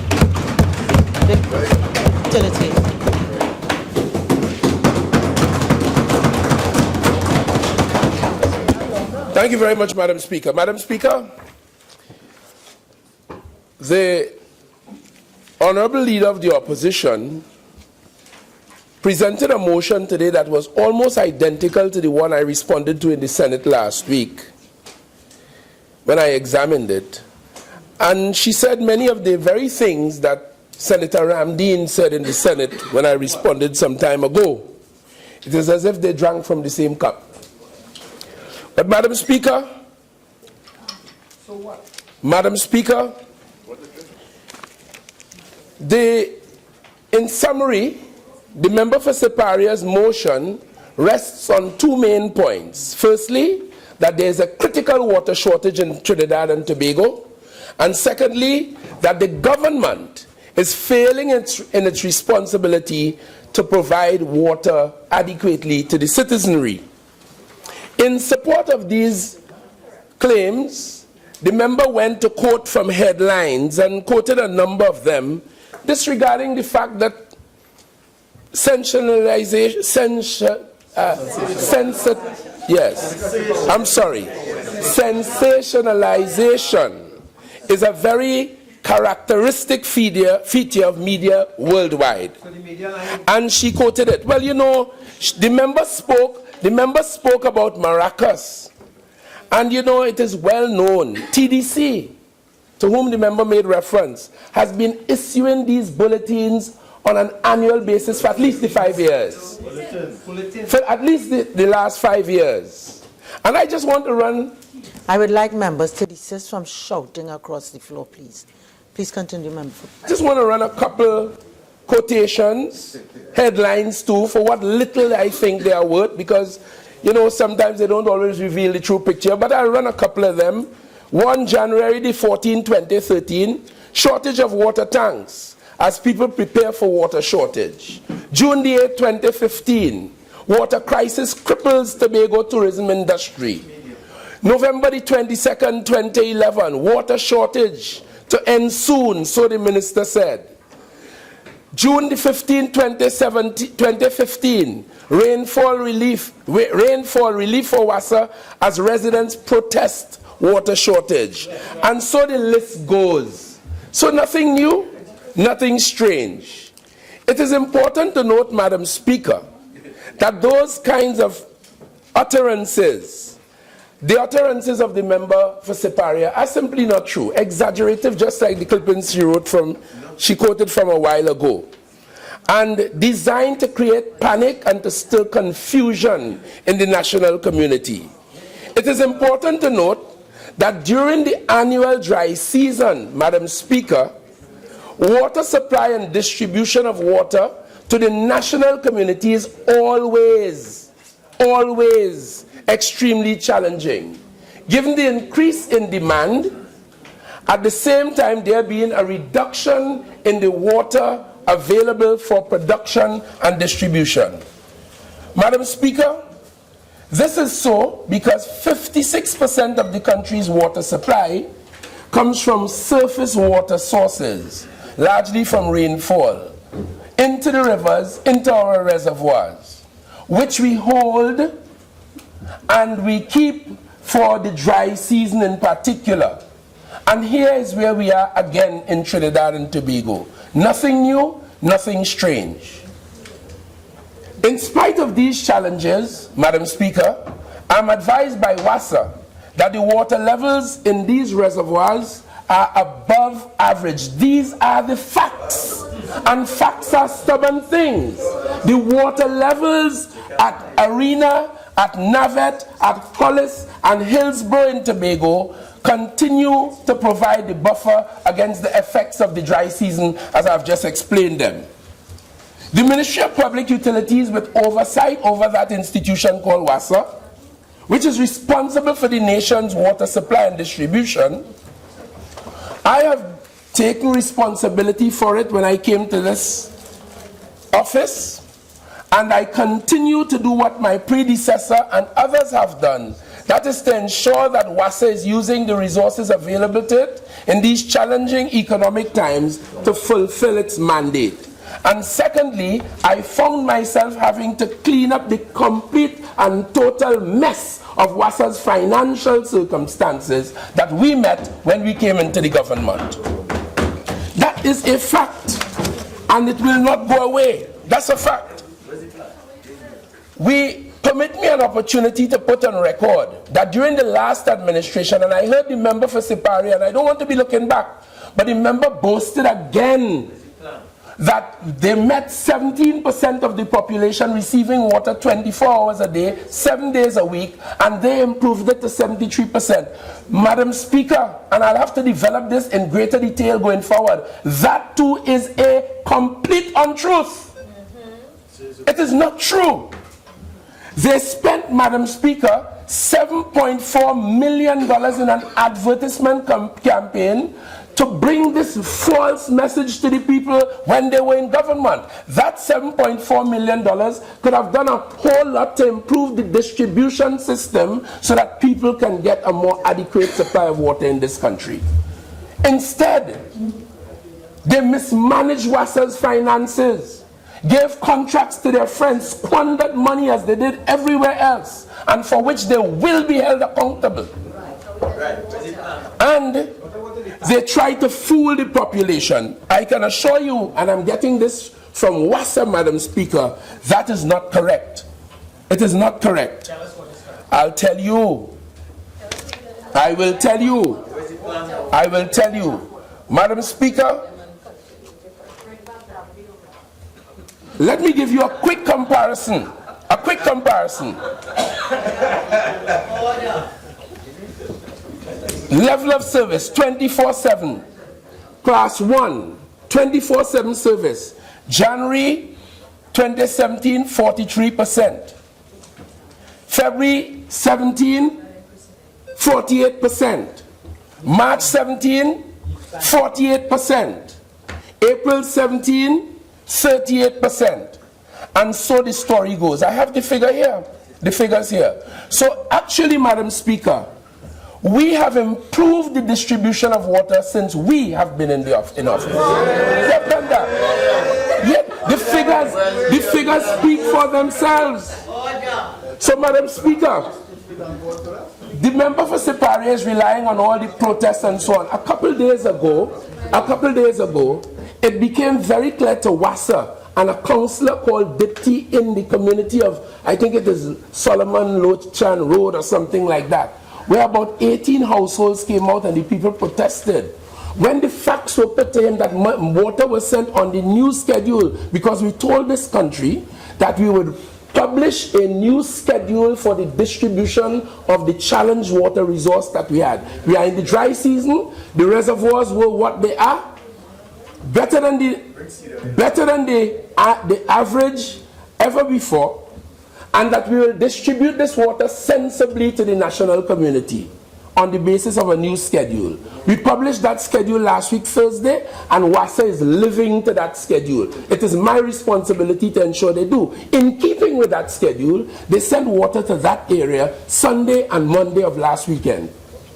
The residents came out and protested on Monday, I think it was. When the media confronted them with those facts, he said they still protested because it looks as though somebody got a tip that they were about to protest and sent water. WASA also instructed us that they sent truck-borne water into the area. And in fact, the water supply in Penal, Faizabad, Debe, and Siparia have improved over the last week. That is the reality. So, Madam Speaker, WASA is afflicted in its distribution system. There are, Madam Speaker, issues of mismanagement. There are issues of corruption, even in the truck-borne delivery of water. I heard the member for Siparia tell us today, imagine that a black market has developed for water, people paying $1,000. Anybody who don't understand Trinidad will think that that developed since September the 8th, 2015. Not at all. Water has been sold in this country for years, and the people of Trinidad and Tobago know that. So a comment is incredulous to them, means nothing. And the point is, Madam Speaker, people have been paying in WASA. We are not unaware because of the mismanagement that they encouraged by their example. WASA water is being sold to customers, and we continue to tell them the water from WASA truck-borne service is free. And we are on the lookout for those miscreants who breach that, and we'll treat with them. So, the plan, it is to improve WASA's distribution system in short. There's a tremendous, I am told when I went to WASA, when I went to the ministry, that some 40 to 50% of potable water, that is water produced for distribution to our taps, potable water. It is, Madam Speaker, lost in leaks along the way and underground. One of the priorities for this government, therefore, is to put in more or less porous pipelines along the way, change them out as we have to, and that's a major investment, and to fix all the leaking lines so that we'll preserve this 40 to 50% that is being lost. And if we do that, we would have improved the delivery to people's homes in a significant way. I call as well on the citizenry to use the water that we have sensibly. Do like Israel, do like Singapore. Treat it as a precious commodity and waste not one drop. Because not only on WASA's distribution lines, inside of people's homes there's a tremendous amount of wastage. Malfunctioning sewer systems and bathrooms and taps and what have you. So this is where we are. So I am focusing, Madam Speaker, on making WASA's operations unit more efficient, providing them with the resources that they need. Nobody is stealing their money anymore. Every cent will be spent on improving the operations capacity in vehicles, in manpower, in technology, in the quality of materials they use, so that they could block these leaks that is costing us 40, if I may put it that way, or 50% of our water.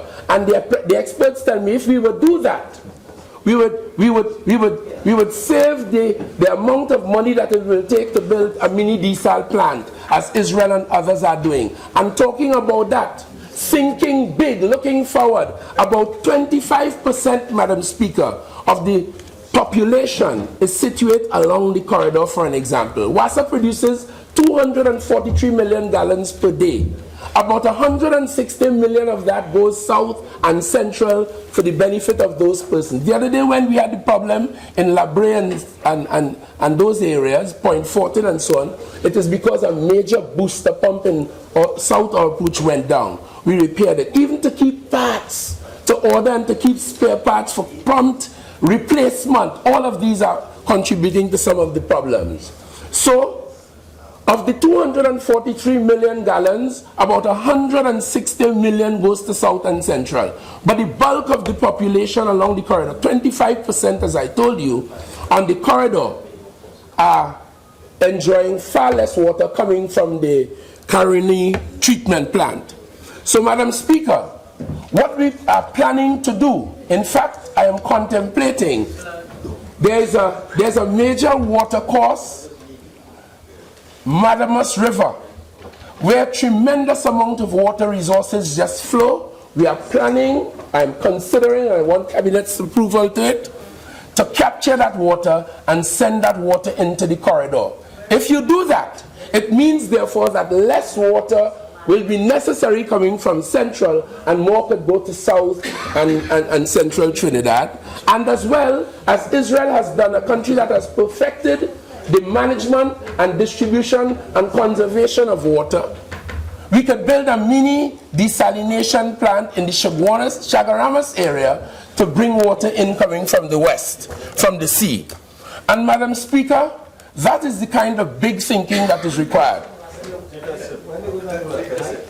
Of course, we are living in very, very challenging economic times, made more so by the mismanagement of the last government of Trinidad and Tobago. And therefore, to find the money to do those things are not easy. And therefore, the task is to make WASA more efficient as it now stands, to cut out the waste, to get value for money from every single worker in WASA. They embarked upon a visa program, cut WASA's operating costs by releasing some of the employees. And right after spending all of those millions on that, they went and they buffered WASA with friends and family and all kinds of people. And today WASA has about 5,800 employees, far more than a studied program for its human resource base tells us. That should really be about 3,000. They left it with about 5,600 people. WASA spends, Madam Speaker, about $1.2 billion a year on salaries and emoluments. And WASA is costing this country, Madam Speaker, almost as much as the gas subsidy. So, Madam Speaker, just to continue, what we will do and what we have done, we have improved the water production by 11.3 million gallons daily. And we have, Madam Speaker,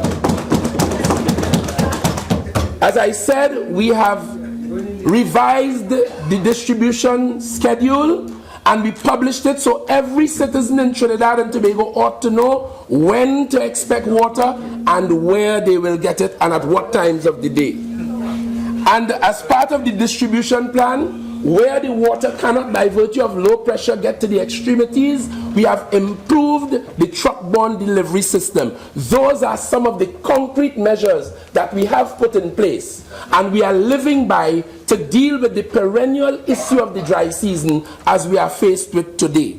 And no amount of shouting and talking and scandal and protest would fix that. It calls for serious management, and that, Madam Speaker, is what we are about.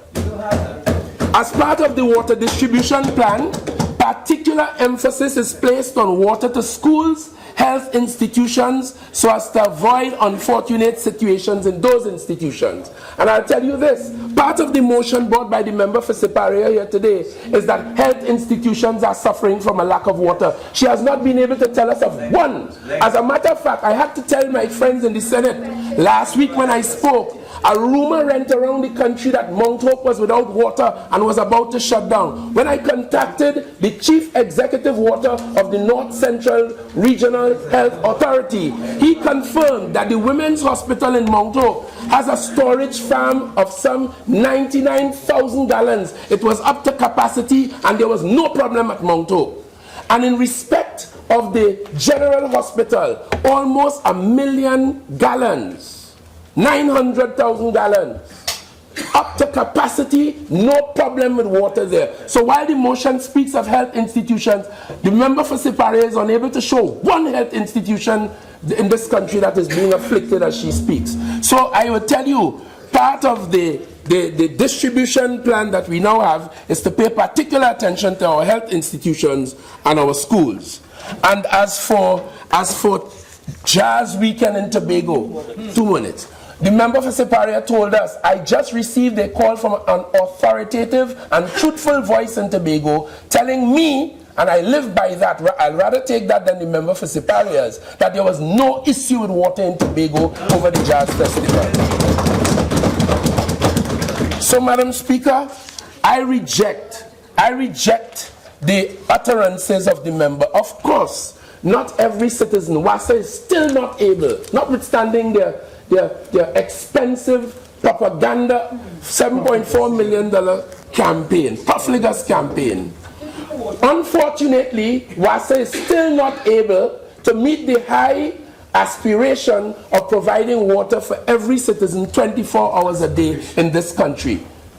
And we're going to continue to pursue it. I wouldn't come out there and do like they did and say we have achieved 73%. That is not the fact. I've just quoted some figures here for you, and the balance is before this Parliament for its own inquiry when it is ready. So, Madam Speaker, we'll continue to act responsibly. Another suggestion that they make is that the government is discriminating against some countries. I want the citizens, some communities. I want the citizenry of Trinidad and Tobago to know this government is a government of all and for all. And we are not in that. We are now faced with a dry season in the circumstances as I've described them, and we will manage the water through WASA in the way that we ought to as a responsible government. I thank you very kindly. Member for Chaguanas West. Thank you, Madam Speaker. I rise in support of this motion, the failure of the government to provide a proper water supply to citizens, a matter of urgent public importance raised by the Honourable Member for Siparia. And I listened attentively to the contribution of the Honourable Member for Laventille West, the current Minister of Public Utilities. Madam Speaker, it is clear that the Minister does not have a grasp of the utility sector. Every time the PNM is in charge of the utility sector, we become a third world country. In 1994, they brought in Severn Trent out of England to solve the water problem in this country. Just before the election, a few days before, in 2010, just prior to the elections in May, they were going to bring in the Israeli company, the consortium of Merkarot Merhav, to take over the water supply. Now we seem to be embarking on that same course, blaming mismanagement. Whereas in 2010 to 2015, we brought up the water supply from 18% 24/7 to 73% 24/7 in Trinidad. And as of December 31st, 2015, it was 77% in Tobago. So you understand the gap. How did we do this? And the minister made reference to the requirement. We did over 1,385 projects, and we expended $1.3 billion on those projects, replacing the leaking lines and the distribution and transmission. We extended major transmission mains throughout the country. And when we left office, we had over 45 projects in progress. But, Madam Speaker, this is what they had to continue. But instead, under the administration of the Member for Public Utilities, Dabadi O'Meara, he was like Mr. Government Boots. Went in there as an army sergeant, not unlike Sergeant Schultz. He saw nothing, he do nothing, and ensured that the inheritance given to his colleague, the member for Laventille West, was nothing. And the member for Laventille West, talking about corruption, look, you must not look beyond your nose and see with the Neil and Maxie, the Maxie communication acquisition by TSCT. You knew nothing. So one shot, Sergeant Schultz replaced by another Sergeant Schultz. I hear nothing, I know nothing, and I see nothing. Madam Speaker, the fundamental problem is a problem of management. Management. How do you now take this resource, and every year you have a dry season. You have to plan in the rainy season for the dry season. And the member is right. The member is right. the reservoirs are above average. But that is the impounding reservoir. You have to take the harvesting of the water, put it into production, make it potable water, and then transmit it. If you only watch the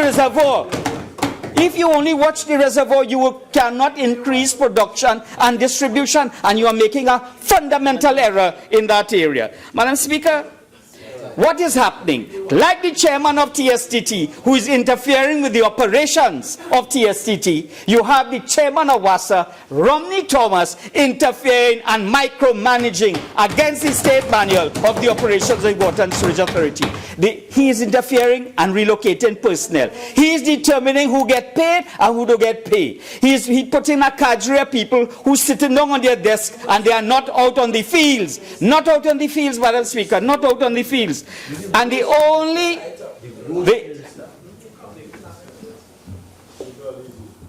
Continue, please, Madam Speaker, I need some injury time for that. Huh? It is clear, Madam Speaker, that they do not have the solution to the problem, and I fear with this current approach that you're taking, that the people of this country want water, but the PNM will not be able to supply potable water to the people with that kind of attitude. It is a very simple exercise. It requires energy, it requires establishing an aspirational goal, and it requires marshalling the resources to execute and get that goal achieved. And so that is why when we say you have no plan, you can execute nothing. Because they don't have the political will. Madam Speaker, this is really, for me, deja vu. The member for Siparia spoke about it. It's really deja vu. Member for Chaguanas, West, your speaking time is up. Member for Laventille.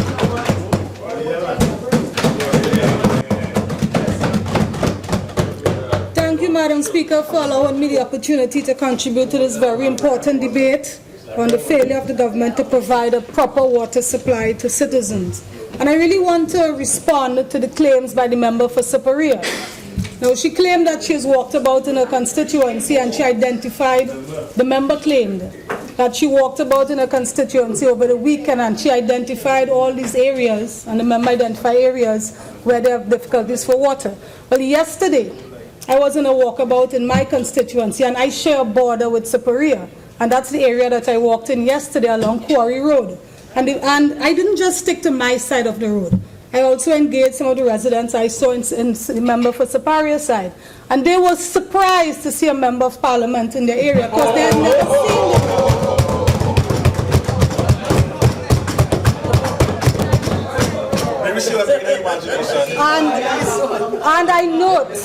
And I note in the list of roads that she called, the areas in her constituency that she claims do not have water, Quarry Road was not mentioned. No areas in this and that part of her constituency were mentioned. So clearly she isn't aware of the situation in that area. But I can tell you, now the member for Siparia kept asking, what has changed? What has changed? Well, if instead of leading protest action to WASA's office in Penal, if instead you would contact WASA, their senior operations persons responsible for the southwest area, if you would engage WASA and try to understand what the water distribution situation in your constituency is, then you would understand exactly what has changed. So in preparation, now the area, parts of my constituency, where I live. Now, I live in my constituency, so I understand the challenges that my constituents face, so I can speak firsthand. Now, the area where I live in my constituency has had challenges for water for over 50 years. I'm not quite 50. Since before I was born, we have had challenges. And in advance of the onset of the dry season, recognizing the difficulties that we may have, I sought to engage WASA so I could understand the distribution systems throughout my constituency, so I could understand what challenges they may face, so we could work on a solution and being able to manage the situation today. So I can tell the member for Siparia, and I hope the member for Fyzabad is also listening, because I also share a border with him, so this affects him as well. Now, Quarry Village, the areas from Erin to Quarry Village, they are served by the Chatham Water Treatment Plant. Now, the capacity, the production capacity of that plant is 1.5 million gallons per day. But the demand in this area is 1.7 million gallons per day. So already you see we have a challenge. Their production capacity does not meet the demand. So these areas are served by a rotating supply. Some areas get water one day and then another area would get on the other day. So if you want to know what has changed in the last couple of weeks that would have led to the reduction in supply, that's because 2 of the wells at that facility are down. Well number 13 and well number 8, and that represents 20% of their capacity. So this is what has compounded the problems that we are seeing in the dry season. Now, one of those wells, well number 13, is due to be back up by the end of this month, but well number 8 has to be re-drilled, so that's not going to be back up till the end of the year. Now, ordinarily, when there's a shortfall in the production capacity from the Chatham water treatment plant, we will get water backfill from the point 14 desalination plant. But again, if you engage WASA and try to ascertain the nature of the problem, you'd understand that that plant is also operating on reduced capacity because of the increased salinity of the Gulf of Paria due to the reduced runoff from the rivers. And to compound that situation, there's an algal bloom in the area as well. So the algal bloom, this is when there is an abundance of algae in the water. So because the desalination process uses membranes that shut, I'm sure the member from Chaguanas West can probably educate you all during the caucus that you have afterwards. Yes. So you have and the higher salinity of the water leads to a reduction in the capacity, in the production capacity of the plant. So with that loss of additional backfill capacity, this is why areas, now there are a number of the areas in my part of the constituency where I live are really struggling at present. But because I established that relationship with WASA, I am able now to help advise, so we are managing it with them, okay? So we understand which areas do not have adequate, and this is what you do, you try to find a solution, engage the authority. Member for Cumuto, Manzanilla. Thank you. Okay, to summarize exactly what Labra said, it had no water. No water. And you could speak how much you want and explain inside of here. You go and tell that to your constituents and see what they will do. We have a particular way in which we address members. Thank you. Please. Anyway, thank you, Madam Speaker.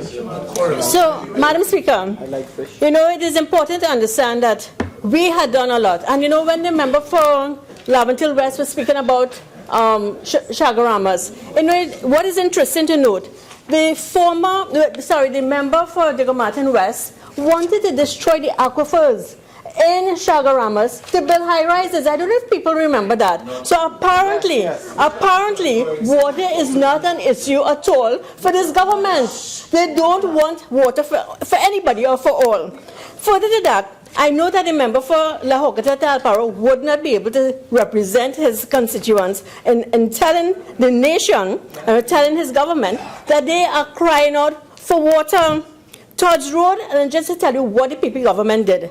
Tudge Road in 2013, we ran new water mains throughout the village of Tudge Road, increasing the households with access to water main supply from 30% to 100%. These are instances, there are instances where now, 2 to 3 weeks now, pass without water in the lines. Mundo Nuevo, poor water supply. Brazil Village, poor water supply. Savvy Road and Las Lomas number 1, poor water supply. Capara and San Rafael Arena, poor water supply. And most importantly, between 2010 and 2015, the PPG, that is our government, commissioned a major water booster station in Talparo, and that is within the La Horquetta Talparo, and upgraded the Las Lomas water treatment plant, again within La Horquetta Talparo, as well as the arena Tudge Road booster station. This serves Tudge Road, Caparo, and Mamoral, all within the member for La Horquetta Talparo.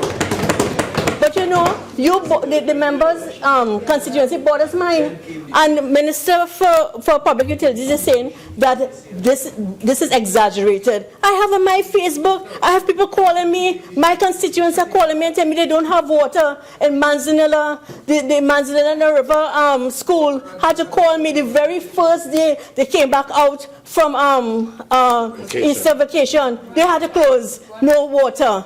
And yes, I had to engage WASA, but they couldn't bring water in time because you know what? They only had 2 trucks, and they were trying to service the whole of Cumuto, Manzanilla, and Toko Sangre Grande. That is insufficient. That couldn't have done the job. I have people calling me from Bramble, Alexander, Cumuto, from Caparo, or even in Caparo calling me because they figure if I could help them. I say, but your member of parliament is in government, and they say they could do it, and they say let's do it together. Well, you call them and let them do it together. And so I'm asking, I am employing the minister. You know, thank God, it was on this side that installed the desalination plant. If it hadn't been for that, this country would have been in a worse situation. Thank God, during our time we had retention ponds, and that is how we were able to put things in place for dry season. This government just don't have the vision and the plan. You are looking at what it is we're going to dry season and assume that because it's dry season that we will accept this. This never happened in our time. People are saying over and over that they are asking, why is it that we have no truck-borne water? Why is it St. Mary Emmanuel, we have no water? Why it is up to now, Tamina Hill can't get their booster pump as yet? And all these questions are being asked. People are saying, okay, we are paying our quarterly rate for pipe-borne water to come into our home, and we're not getting it. Will we get a rebate? I say, write the government and ask them that. And the same thing they're asking, will we have to pay property tax for no road and no water and no lights? This is the same thing that they're asking. And so it's important for us to understand that we are asking on behalf of our constituents for a regular supply of water. And if you can't do it, at least provide enough truck-borne water to all the homes that are affected. And don't come and say that this has been exaggerated. It couldn't be exaggerated. Brea is saying that she doesn't have water. She stood up to say she does not have water. We are saying we don't have water. Maruga Tableland protesting because they don't have any water. And that was not happening under us at all. We were able to supply. And thank God. Member for Horquetta, Talparo. Thank you.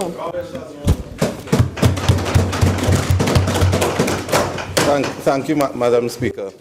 And I was enjoying the member for Cumuto, Manzanilla. You know, Madam Speaker, she regaled the Parliament, this House, with the problems in Tudge Road and the fact that a booster station was opened in Tudge Road. What she failed to say was that, what the member failed to say was that booster station and those lines were run under PNM administration. And all they did was open the tap when they came into government. Now, let me finish.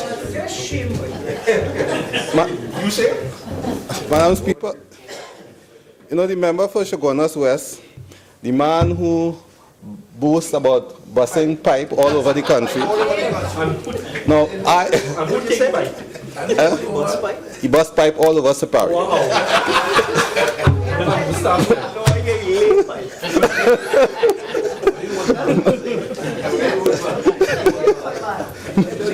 Madam Speaker, I have a home in Port of Spain where I did not get water for 5 years while the member for Chaguanas West was responsible for water. Water for all. And when he was talking about water for all, for some reason, he left me out.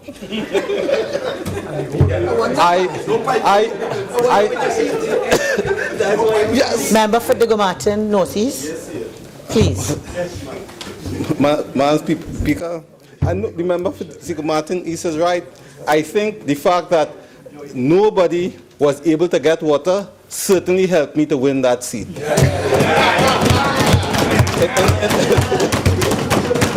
fact, when I journeyed, when I walk in Cumuto, Manzanilla, because I walk in Talparo, but the people from Cumuto, Manzanilla were so upset about the water situation. They came across, they asked me, I have a picture, Madam Speaker, on my Facebook page of me lifting a water tank of a resident in Cumuto, Manzanilla, walking for the election. And at some point in time, the entire constituency was without water. And now, if only half the people complain about water, it's a vast improvement to the situation 2 years ago. I want to talk about the protest in Tudge Road because the member for Siparia mentioned several times the situation in Tudge Road. And all I'll tell you is that the spokesman for the protesters said that because I'd ensure that they got water, he said that they're protesting against the construction, the failure to build a pavilion in the savannah. But the MP for the savannah is the member for Caroni East. And the person responsible for recreation ground is the councillor who was complaining about the absence of recreation ground in Caroni East. And, you know, I call the protest, you know, he can't deny that. I called the process a political one because everyone knew that there was water in the tap. I don't want for a second to deny that the situation is it is serious and that it is it is serious. It is serious in San Rafael. It is serious in Brazil. It is serious in Talparo. It is serious in Tamana. But before that, it was also serious in Horquetta. It was serious in Greenville. It was serious in Waterfield. So we have managed to arrest the situation in Hardy constituency. And I commend the Minister of Public Utilities for the work that he has done. And before I sit, I also want to thank the officials of WASA who respond to my every call, who ensure that my constituents get water despite the situation. Thank you very much. Madam Speaker, I really hope that the majority of the population had the opportunity to listen to this very short debate. While we are gracious for the opportunity to speak on this, I really believe that the government and its members who spoke here today believe that this motion is somehow a joke. And it is an opportunity for each member to get up and raise issues of some jokiness. Madam Speaker, it was in that period when we were in opposition, 2006-07, somewhere there, that I came to this parliament and held in my hand, and I have the picture in my album and so on, a bottle of brown water. It was a plastic bottle of brown water. And I was displaying this brown water as an example of water from a well in Oropouche constituency that my constituents were lifting from a well, drinking and using to cook. And that was a great opportunity then to display. I am almost certain if this trend continue, I will come back here with a barrel of that water in due course. While members opposite would laugh, would make fun and jokes and so on about this, I am not sure anyone opposite, including the minister, understands the seriousness of this national problem that we face. And on a regular basis, you know, I mean, I don't know if the minister from Laventille West understands and appreciates water, the importance that it plays in the life of a family and a community. This weekend, for example, I have to call WASA. And when we call WASA, officials of WASA are now almost embarrassed when they speak to us to help. And they will not say it, but they're embarrassed. And we beg on behalf of our constituents, because they have a prayer meeting, they have a Thanksgiving, they have a function, and they are begging for water. And then we call WASA, and we beg as well as members of parliament. And when we come here, to hear the minister stand up and talk this way. I think that the minister should tender his resignation on this issue alone. Far less for the Maxie deal that he knew nothing about and admitted it. This, Madam Speaker, is back to the future. This is going back to the bad old PNM ways. The minister stood in this parliament and said, and I quote, "The people have high aspirations of getting water," as if so basic a commodity as water is a high aspiration to get. They stood here, the member for Labrador says she walk on every border. Madam Speaker, the only border she has with water is the sea in Destiny. That is the only border that have with water in Labrador. The member for Horquetta, Talparo, is saying it's serious because several areas he don't have water either. All of us face this problem, but the Minister of Public Utilities has his head buried somewhere and looking somewhere and cannot tell this evening this population what is he going to do? What is the plan? What can people expect? Member for Oropouche, Leader of the House. Thank you very much, Madam Speaker. Madam Speaker, thank you very kindly. Madam Speaker, in accordance with Standing Order 15.2, I beg to move that this House, that the business of this House continue until we have completed all the business before us today.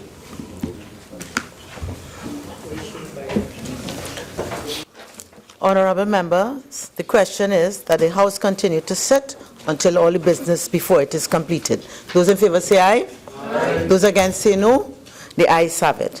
Leader of the House. Thank you very kindly, Madam Speaker. Madam Speaker, in accordance with Standing Order 82.6, I beg to move that this House now resolve itself into Standing Finance Committee to continue the consideration of the proposals for the variation of appropriation for fiscal year 2017.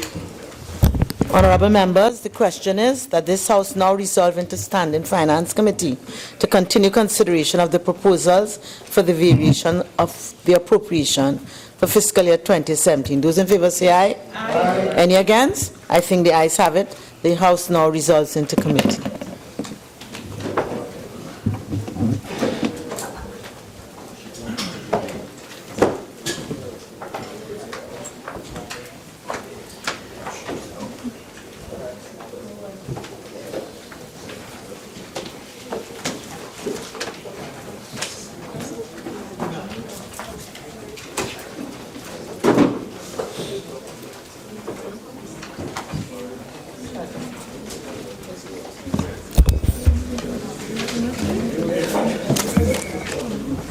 The Standing Finance Committee meeting is now resumed.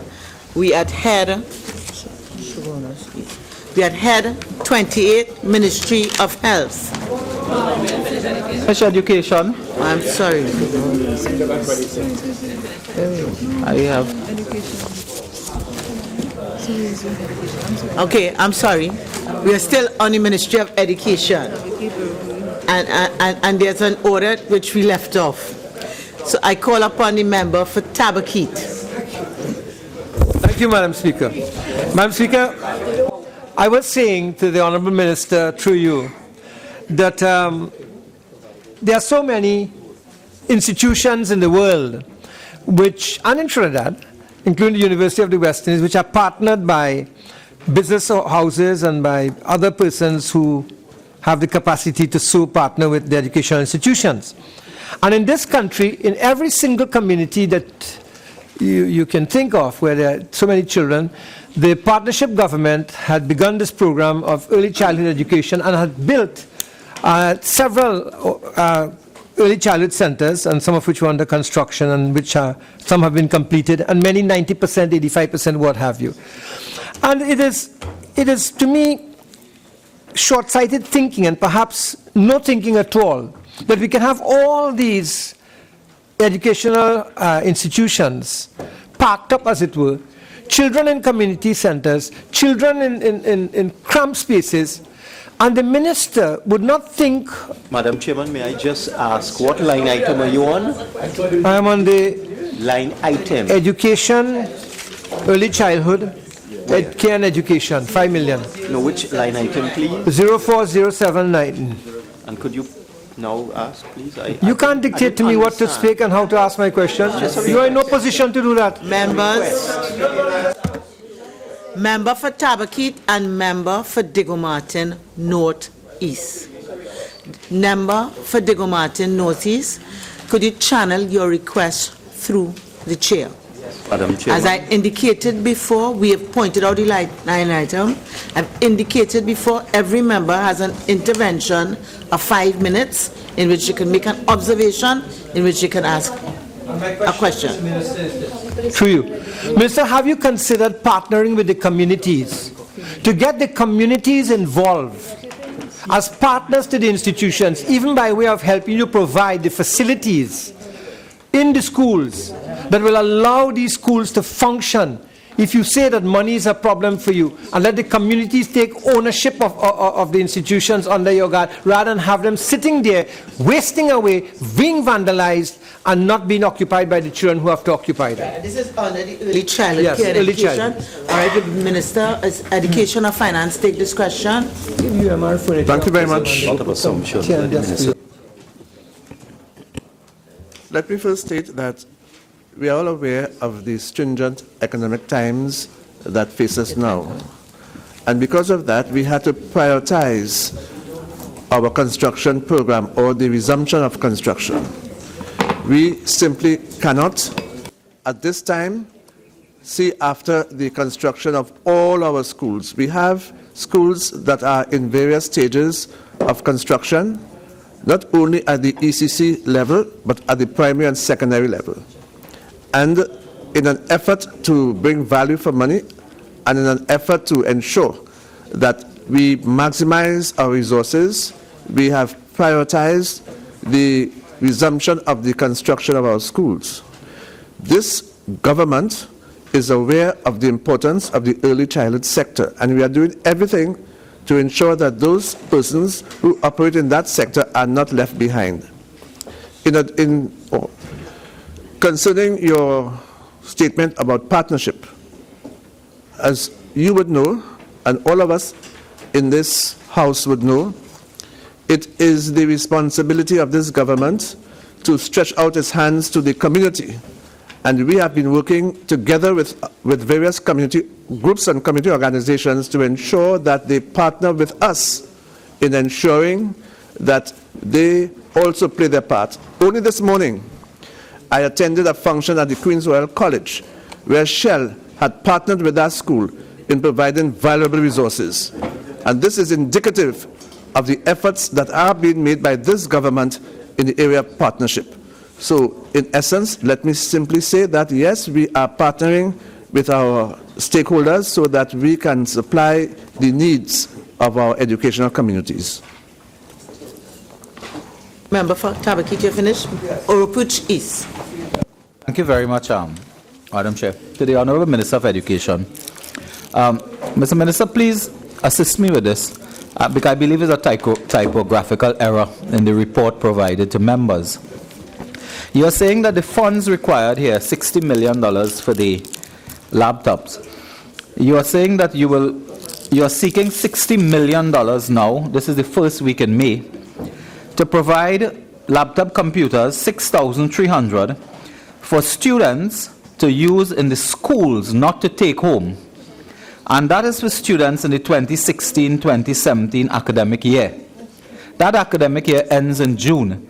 Are you telling the House that between the first week in May and June, you will secure $60 million, you will buy 6,300 laptops, you will place 50 each in every school, and the students will use it until the end of June? Or are you expecting the students to go to school in the holiday and use the computers in the school? Because that is the effect. So I suggest there's a typographical error, and this should really be distributed in 2017-2018 academic year. Fiscal. Your question has been answered sufficiently before, but with all due respect to you, I will attempt to answer it again. It is for 2 periods that we are looking at. I said that already. And also the laptops are to be used not only by secondary school students, but as well as by secondary school teachers, of which 1,000 laptops will be provided for the use of secondary school teachers. There are 2-year groups of students that we are dealing with, and this is the reason why we are asking for additional $60 million. Could I ask a related question? Why did the ministry choose to buy laptops and not desktops, which you can keep and install in the computer labs and so on? And secondly, are you going to also install security devices on these laptops? Because a laptop, of course, is much easier to walk away with, to remove from the property of the school and so on. When we were there, I understand one was stolen, and somebody from an area here, somebody was indeed apprehended.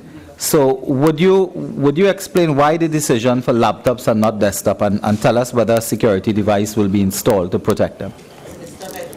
Thank you. The decision to use laptops instead of desktops was as a result of advice we got from our IT department. In addition, let me state that it has been pointed out to us that nobody uses desktops again. Desktops are going out, and therefore the laptops are those devices that are now in vogue. Those are the devices that are now being used. Okay, thank you. And I have a next question, but I would have liked to ask Madam Speaker, the Minister in the Ministry of Education from Maruga Tableland, but I imagine the Minister from Arima could answer.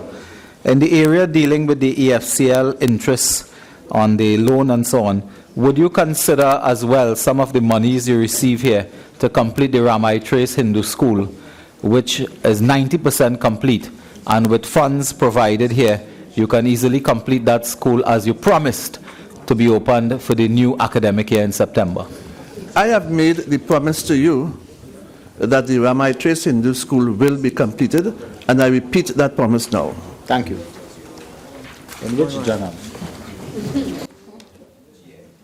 Member for Chaguanas East. Thank you, Madam Chair. I am on 04-01108, Whitehap Limited. Honourable Minister, in the budget statement, we saw that Whitehap got a decrease in the allocation of 49.6 million, almost 50 million. But there is now an allocation of 30 million, which continues to show a deficit of 20 million from even that decrease. Could you give the assurance, because this money that is being allocated here is to meet operating costs, which will include, of course, salaries and administrative costs, rentals, utilities, and so on. Could you give the assurance that in spite of this allocation, which is still a shortfall, that no jobs will be lost at Whitehap?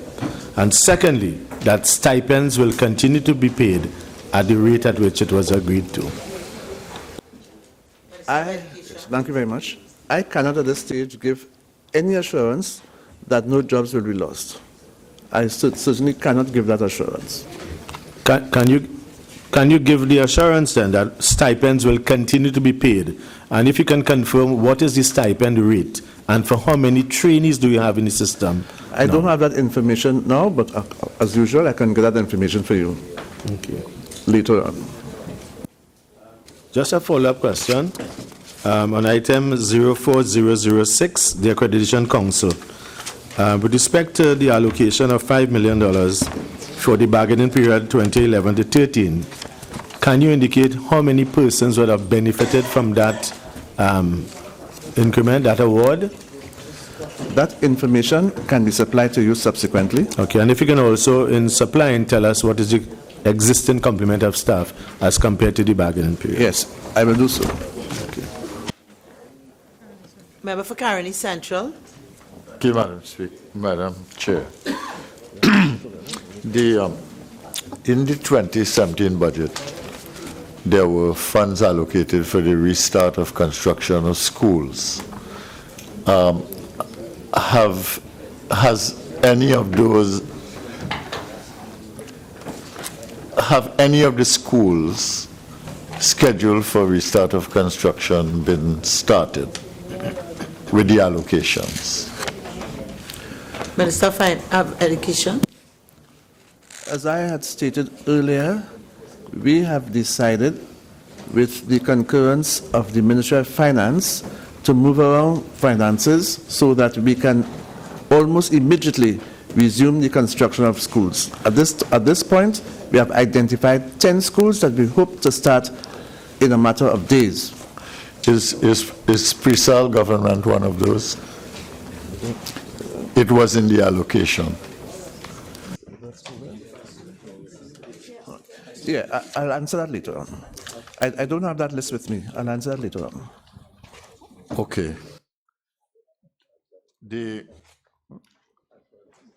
I'm going to ask you a question similar to the Minister of, the one I asked the Minister, well, to the Minister of Finance, he may want to answer it, which is that this $180 million plus is really an addition to your existing allocation. And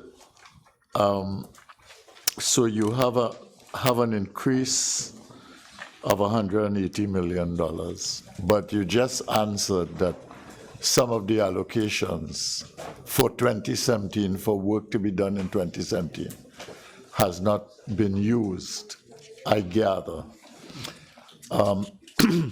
Are you going to be able to expend all of these funds by the end of the fiscal year? Minister of Education. Yes, thank you. The additional sums that we are asking would really be for recurrent expenditure. Okay. All right, so they're going to be eaten up in that process? Yes. Yeah, okay. All right. Can you answer the Persad question now? Which question, sir? The question about Persad government. I don't have that with me, but I can assure you that you will get that information soon. Okay, and the final thing that I want to say, it's more an observation, Minister. It's about the laptop program. You've mentioned that our laptop program had a lot of wastage.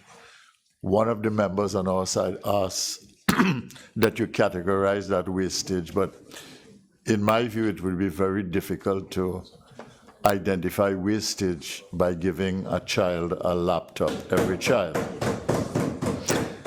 I just want to caution, though, in the age in which we live, giving 50 laptops to a school with large numbers of children in this day and age. I can talk to you about this because my grandchildren are very young, and all of them are with iPads. Most of the time they have spare time. And it is really it is as essential as a book to read in the house was 20 years ago. And I just want to caution that this is not a good strategy.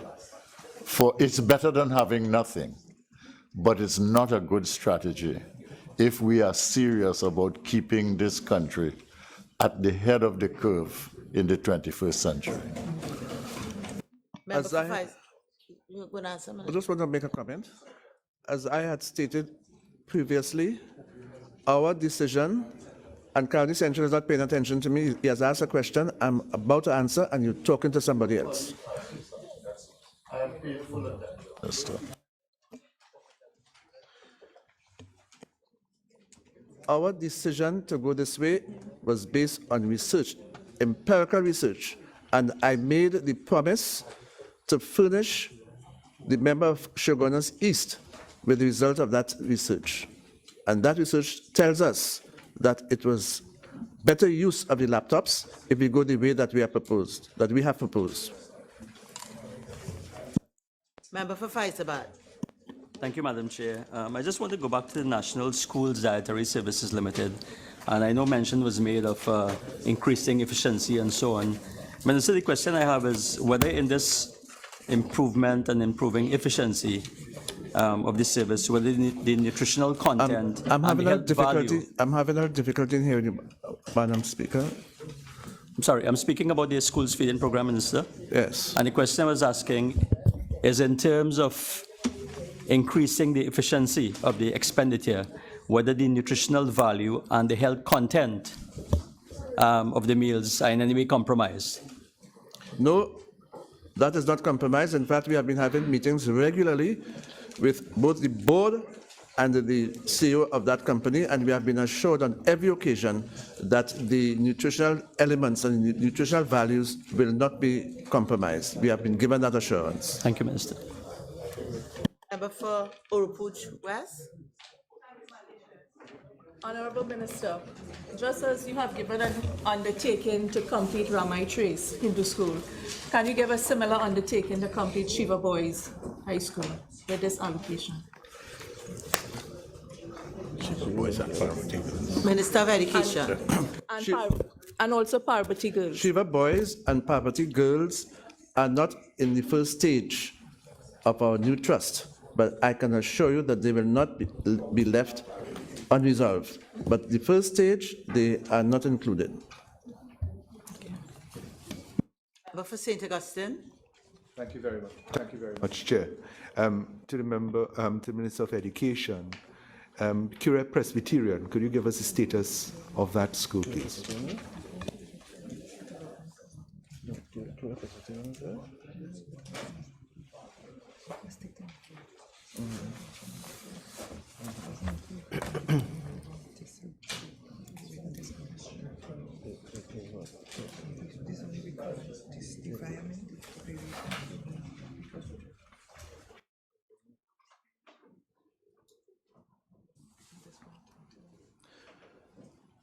Unfortunately, Curia Presbyterian is not in the first stage.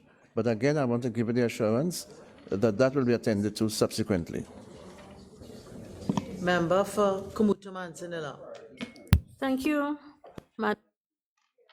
Can you, Honorable Minister, indicate whether Sangre Chiquito Presbyterian School is in the first stage? No, that is not in the first. Is the Minister aware that the infants, all the infants have not been to school since January 9th, 2017 because there's no school, literally? The school I has am been... not aware of that. That is news to me. This is the first time I'm hearing that. This is the first time I'm hearing that. We have been in constant contact with our supervisors, with our principals, almost on a daily basis, and it's the first time I'm hearing that. I have been to the school just last week, and I have been assured that there has been no school for the infants since the school has been condemned. Would the Minister therefore give her an undertaking to investigate this? Of course, I'll investigate it. Thank you. For Carney East. Would the Minister indicate how much of the loan of 286.5 million has been utilized,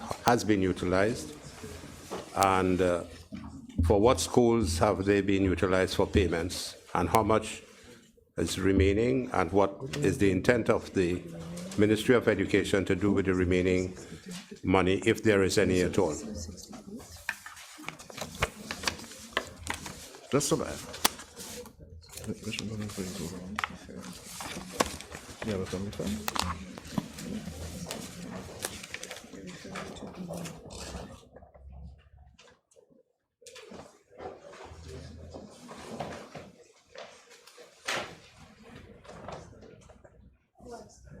Speaking about the Abercrombie Fund, the 286.5 million syndicated loan with RBC Merchant Bank. 111. 0401. Thank you, Madam Chair. Okay, I'll get that information for you later on. All right. And if you'll be kind enough to get the information, in your finance budget statement, you had a listing of a number of schools with a certain budgetary allocation for that, for each school. Since you indicated that no school construction has started, or new schools that were under construction have not been proceeding, could you indicate what is going to be done with the funding that is available under the IDF program, where a certain amount was allocated for X amount of schools? Member, could you identify what item? It comes under the same item, 04011110 and 11, because this is in addition to the amount of money that has been allocated for construction of schools under the IDF program.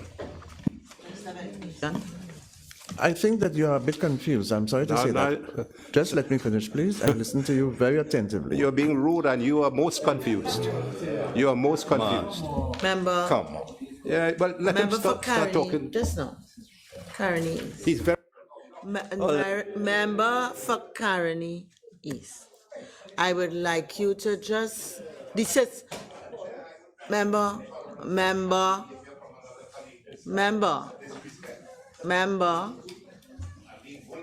Member.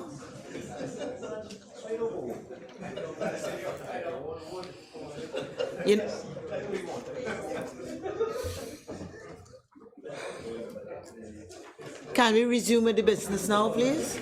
Remember, I don't believe that the statement was said in a disrespectful way. And therefore, I would just ask us all, I know we might be a bit tired, but we still have a very long journey. All right, so let's try to show that we are really resilient people. Minister of Education. Thank you very much, Madam Chairman. I want to assure the Minister of the member for Caroni East that I had no intention of being rude or of bullying him. Certainly you would know that I cannot bully you. You know that. So be assured that no disrespect has been meant. But at the same time, we recognize that there are certain things that would get you hot under the collar, and I'll try my best not to repeat those things. But still, I maintain that in your questioning, perhaps you were somewhat confused, because at first you spoke about a loan and then you went on to the IDF, and I'm finding some difficulty. Matter, Minister. Your question is convoluted, I must say that, and therefore it gives me great difficulty in answering you. However, nobody can answer that, of course, but we will try. We will try, and I'll give you my response later. You will give the response in To writing? your convoluted questions. Well, I don't think I'm being bullied by Member for Faizabad. Thank you, Madam Chair. I just wanted whether the minister can give us an update on Siparia Union. Pardon, sir, again, sir? Siparia Union Presbyterian. Can you give us an update as to the status? Might I ask under what item, member for Faizabad? Sure, that would be with regards to the 04-011-08, where it speaks to, in the text, funds required to, for the design and construction of primary and secondary schools. No, I'm asking. Yeah, that school is not in that program at present. So this is under, members please, this is under 04-011-10 and 04-011-11. That's correct. All right. Yes. Yes, please, Minister of Education. Okay, as I said, that school is not being considered that at this point. Madam Speaker. Honourable Minister, would you be, we've asked for several schools and we've been told they're not there and we have no way of knowing. Would you be able to give us a Yes, I'll give you a list. I'll make available a list to you as soon as possible of all of the schools that we will commence reconstruction in the very near future. Okay, thank you. And would you kindly indicate the status of the Shiva boys and Parvati girls? I will On the also give construction you that stopped, no information. allocations, I'll please. give you that information subsequently. Thank you, sir. You okay? All right. Member for Couva South? All right. Just under, as I heard the minister indicate that he would give a listing, but I continue to hear of that is not in our priority, and that is a second set and so on. Could the minister elaborate and provide how he has arrived at this criteria of priority and a second set and so on? So, Minister, could you give that in writing, please? Yes, certainly I'll do that. St. Augustine. Actually, exactly the question as my friend posed, because had you not put into the public domain that Curia Presbyterian was on a priority list? Have you changed your list? The priority list that we are working with at present involves 10 schools. 10 schools that are in critical need of urgent attention in terms of the continuing of the construction process. Curia Presbyterian is a school that has already been established, and I know that it is undergoing some expansion, and I want to give you the assurance, St. Augustine, that we will not leave that school behind. I told you already that we're going to attend to that school as soon as we are able. Thank you. Whenever that is. Thank you, Madam Chair, to the Honourable Minister. Honourable Minister, picking up on the point for the member of St. Augustine, I know in the last financial year, we did raise the issue of the Princess Song Presbyterian #1 school, and I know you have been having some discussions with that, but it was supposed to have started based on discussions with the Ministry of Education, that school would have started construction in this financial year. However, that has not happened. It did not appear in the estimates and so on in the last budget. I know discussions are ongoing. Would we see Princess Song Presbyterian 1 being reconstructed in the next financial year? I would not allow that question, please, Member. Member for Naparimo. Thank you very much. Just asking, is Cohen Hamilton Secondary included in any of these refurbishments or rebuilding? We will give a list of all the schools that are in the first phase of reconstruction. Honourable members, the question is that the 2017 appropriation for Head 26, Ministry of Education, be varied by an increase in the sum of $180,476,866. Those in favor say aye. Those against say no.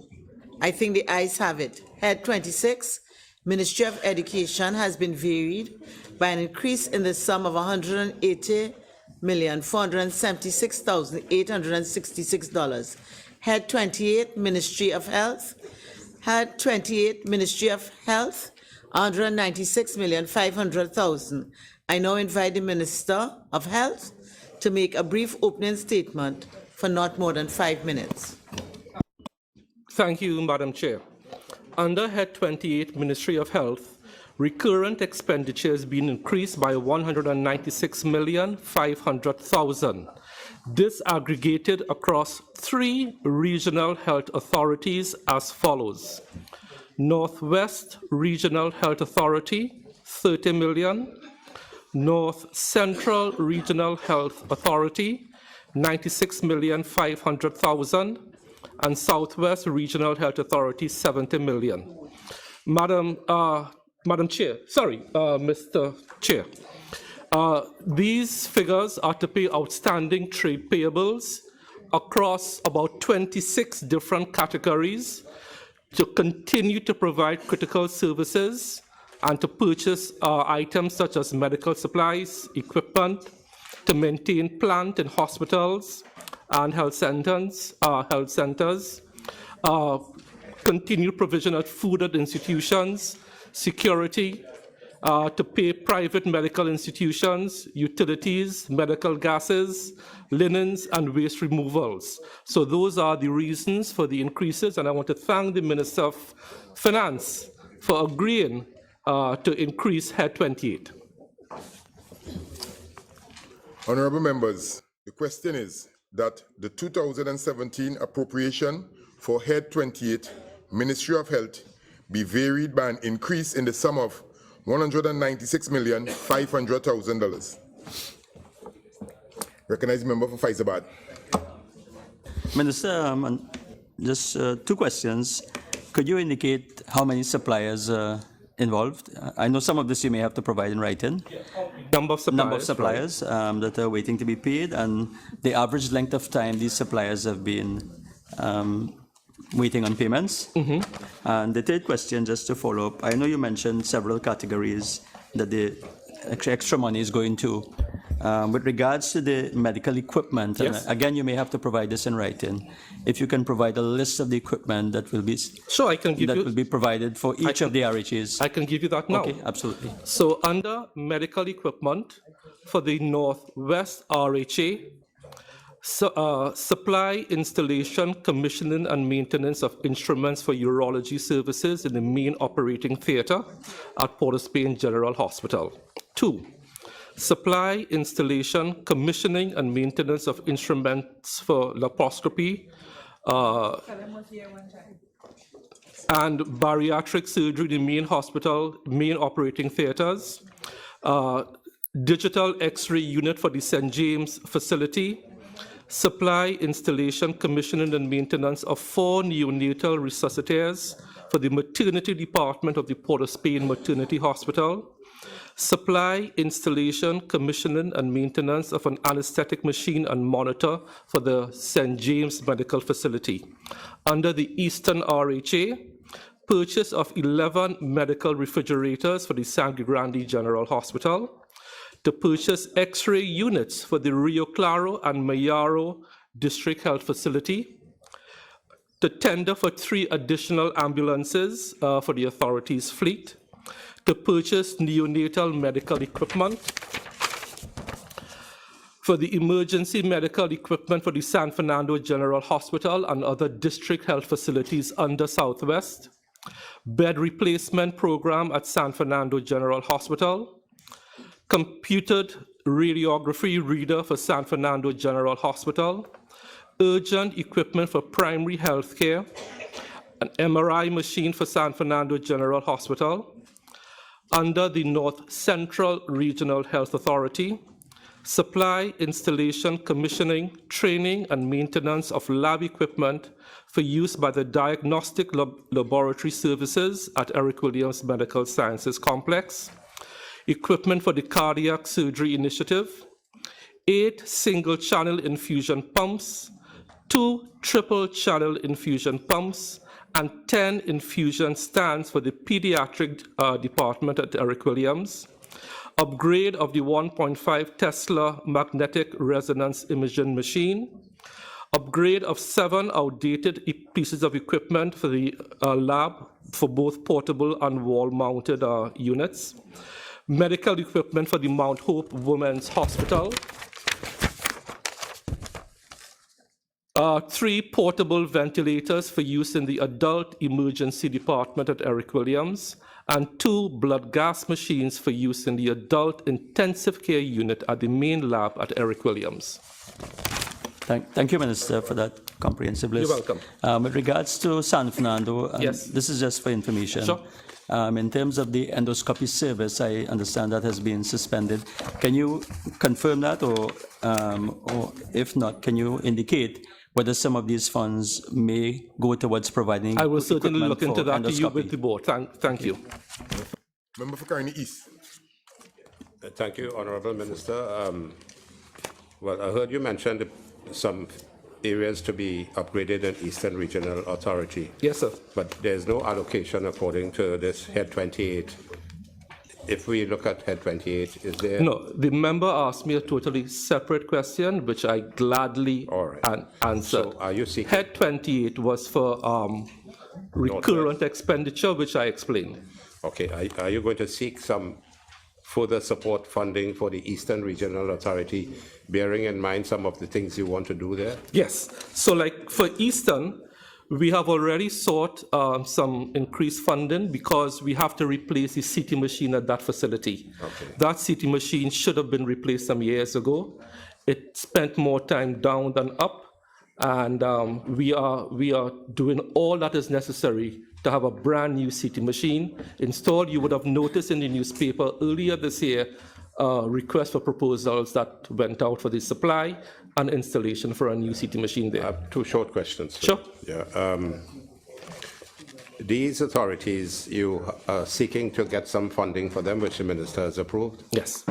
Is there any area you feel that you'll be able to give us the true amount that is owed by these regional authorities? Sure, I can provide a list of the age payables. For how much they owe? Sure. A lot of them are I could endeavor to do that, yes. Right. So let me take a note of that. And, okay, that's so far. Thank you.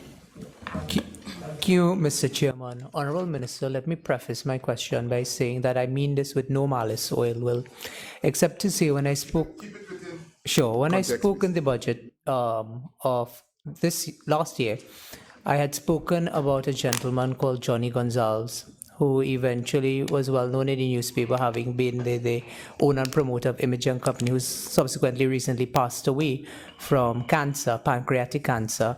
With respect to the NWRHA, I know that the St. James Hospital falls under that as well. Can you say whether or not there's any review committee established within the NWRHA that will help you to assess in terms of the shortages, one, and also Shortages of what? Cancer medication. Right, yes. Yes, and also to help you to bridge that gap, or help the ministry, in fact, to bridge that gap in terms of shortages. Yes, that's an excellent question. And honourable member, if we are to be honest and not play politics with health, I think we could all agree that the shortages of drugs has been a chronic problem for many years. What we are doing now for the first time is bringing some sanity to the way drugs are procured and distributed. For example, what used to happen in the past, which is unacceptable, was that NIBDEC used to actually do the forecasting. NIBDEC doesn't have the capacity to do that. And I stated publicly that the Ministry of Health, in my opinion, abdicated a lot of its monitoring and evaluation exercises to NIBDEC.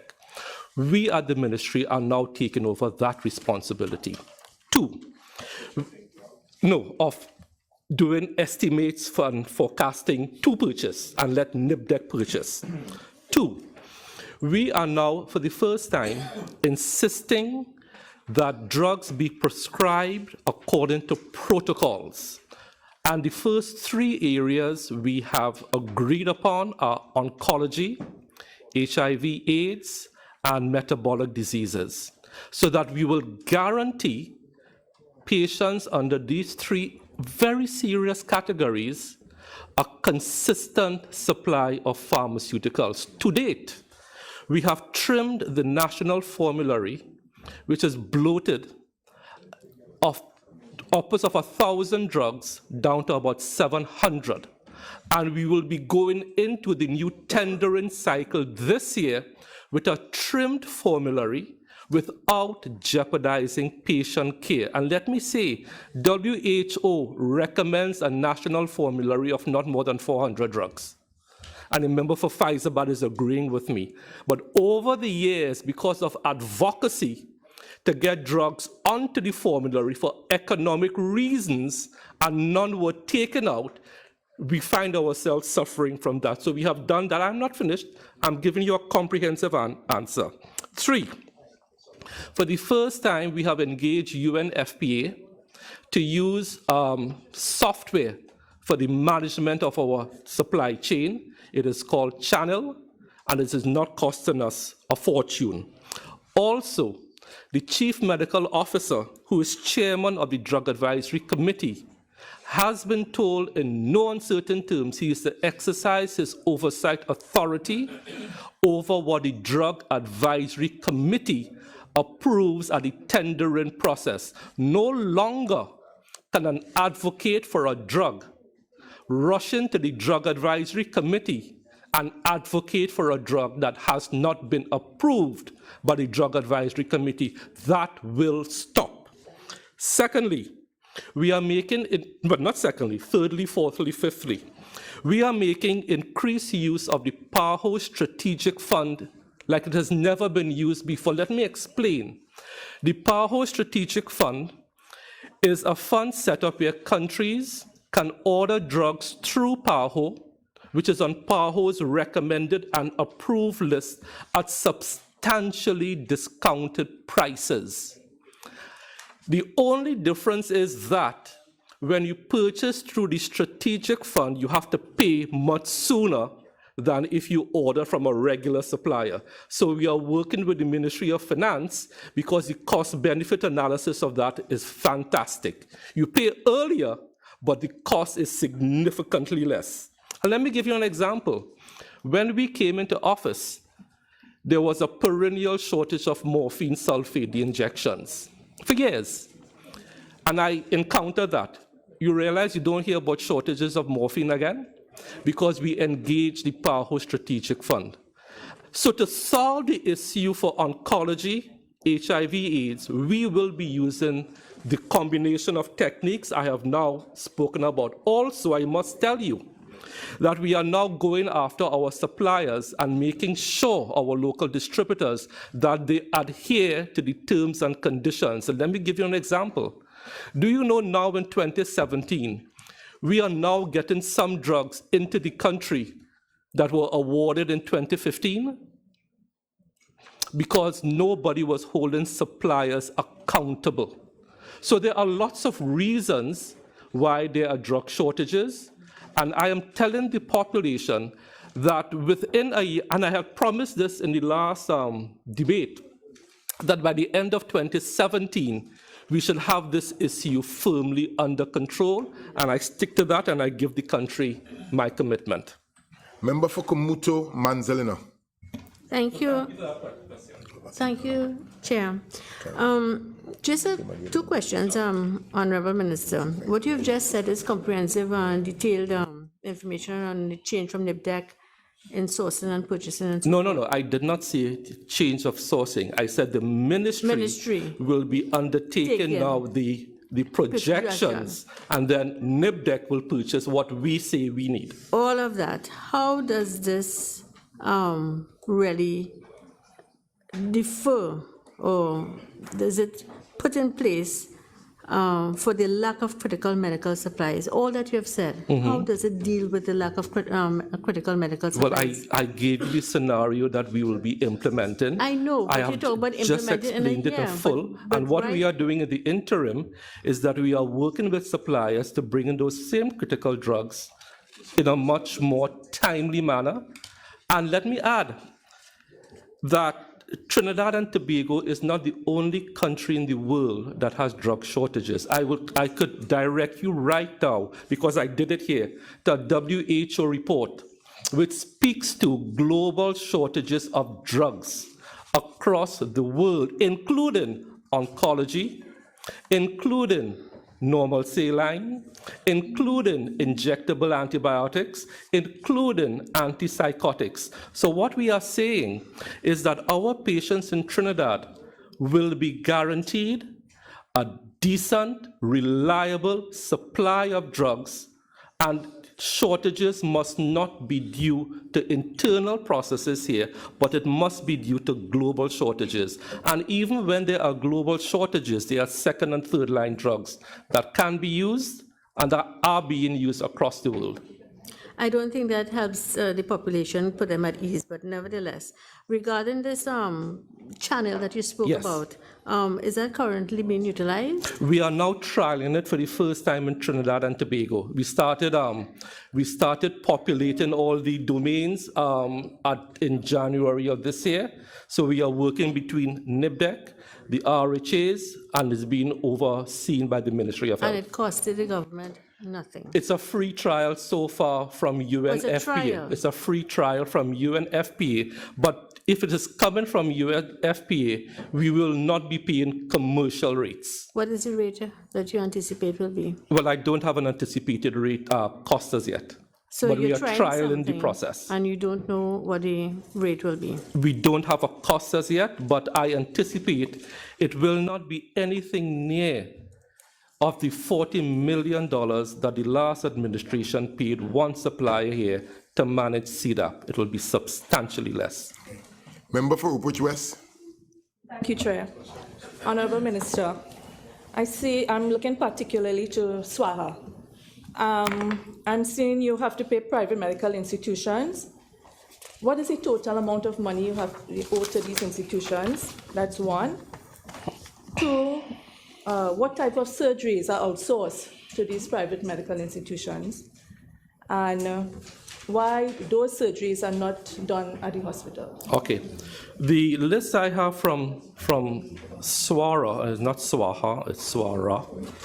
For private medical institutions, the amount that I have in front of me is $6,060,349.25. These will be basically surgeries that cannot be performed at any of the public institutions. So therefore, under the arrangement, we use the private institutions. Some of it could be for eye surgery and so on. But if you want a list of that, I can surely provide you with that. Certainly. Sure. Okay, I go to Faizabad and then we'll go to Karani East. Thank you, Chairman. Minister, just as a follow-up with regards to the outsourcing of the surgical services, I am certain that the equipment for vitreoretinal surgery was provided, and I understand that now that service is not being provided in-house. Can I invite you to maybe look at that and perhaps send a response? Actually, I got a note just yesterday from Southwest indicating that they will be restarting that program. It's very good news. Good, because that is something that concerned me. Okay. And I'm happy to say that the advice I have from Southwest is that that will be restarted. I'm very happy to hear that. So I'm sure the population will be Yes. as well. Just another follow-up. Yeah, with regards to this channel system that you spoke about, Minister, with regards to the supply chain, is this only for drugs, or do you intend, because one of the issues we have is not only drugs, but other consumables and so on. Even basic things like gauze sometimes runs out, not necessarily because of procurement issues.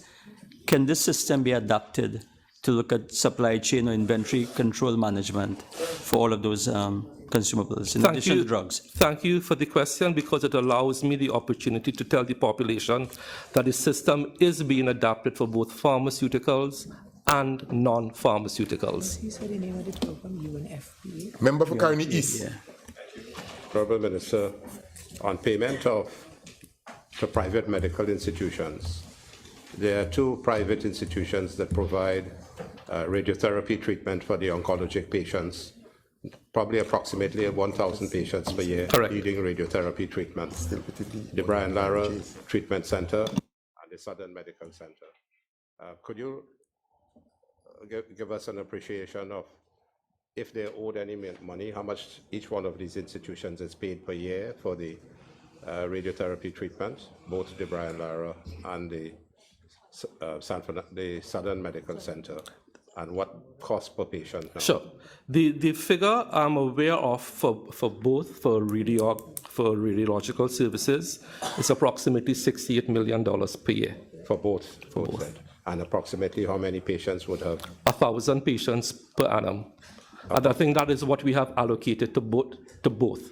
Not 1,000 each, about 500 each. Yeah. That's a figure. And I think that's the figure you could agree to. Yeah. Now, in terms of the provision of pharmaceuticals, how do you intend to probably deal with the situation where one pharmaceutical company dominates the scenario in terms of provision of most of the pharmaceutical supplies in the country? And I think you, as a pharmacist, know it more than any one of us.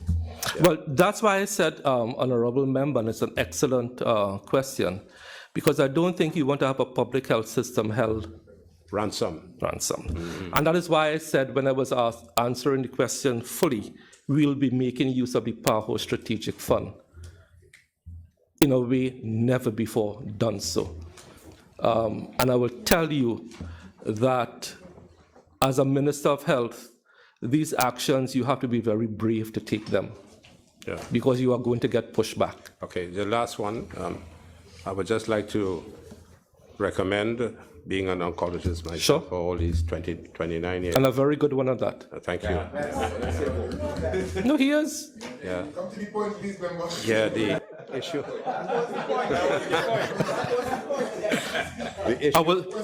I have other members waiting. The question is, would you pay particular attention to ensure that we have a smooth supply of the chemotherapeutic agents? Yes. So that patients' chemotherapy treatment will not be put into abeyance, and during that period, the cancer becomes worse. Sure. So it's an onerous responsibility, but we ask of you of that. Sure. But let me tell you what I am doing, Honorable Member, because oncology is a very serious issue. The recent issue in San Fernando was not due to a shortage of chemotherapy drugs.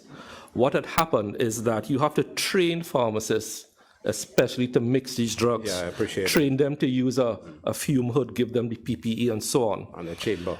When I came into office, I accelerated the training of pharmacists However, there's an anomaly existing with the RHAs where the Tobago RHA can pay a higher rate of pay For the pharmacists. for the mixing of chemotherapy. And one of the pharmacists who we had trained decided to take up an offer in Tobago. But before that, we were already in the process of training 2 people. So they will come on stream within the next week or 2. However, the patients at San Fernando, so we were down from 2 to 1. The patients from San Fernando were offered the services of the chemotherapy department at Eric Williams. And sadly, and it gives me no pleasure to say this, some of them refused to go to Eric Williams. So there was no shortage of chemotherapy drugs. And let me say, before we decentralized, everyone had to go to Eric Williams, as you fully well know.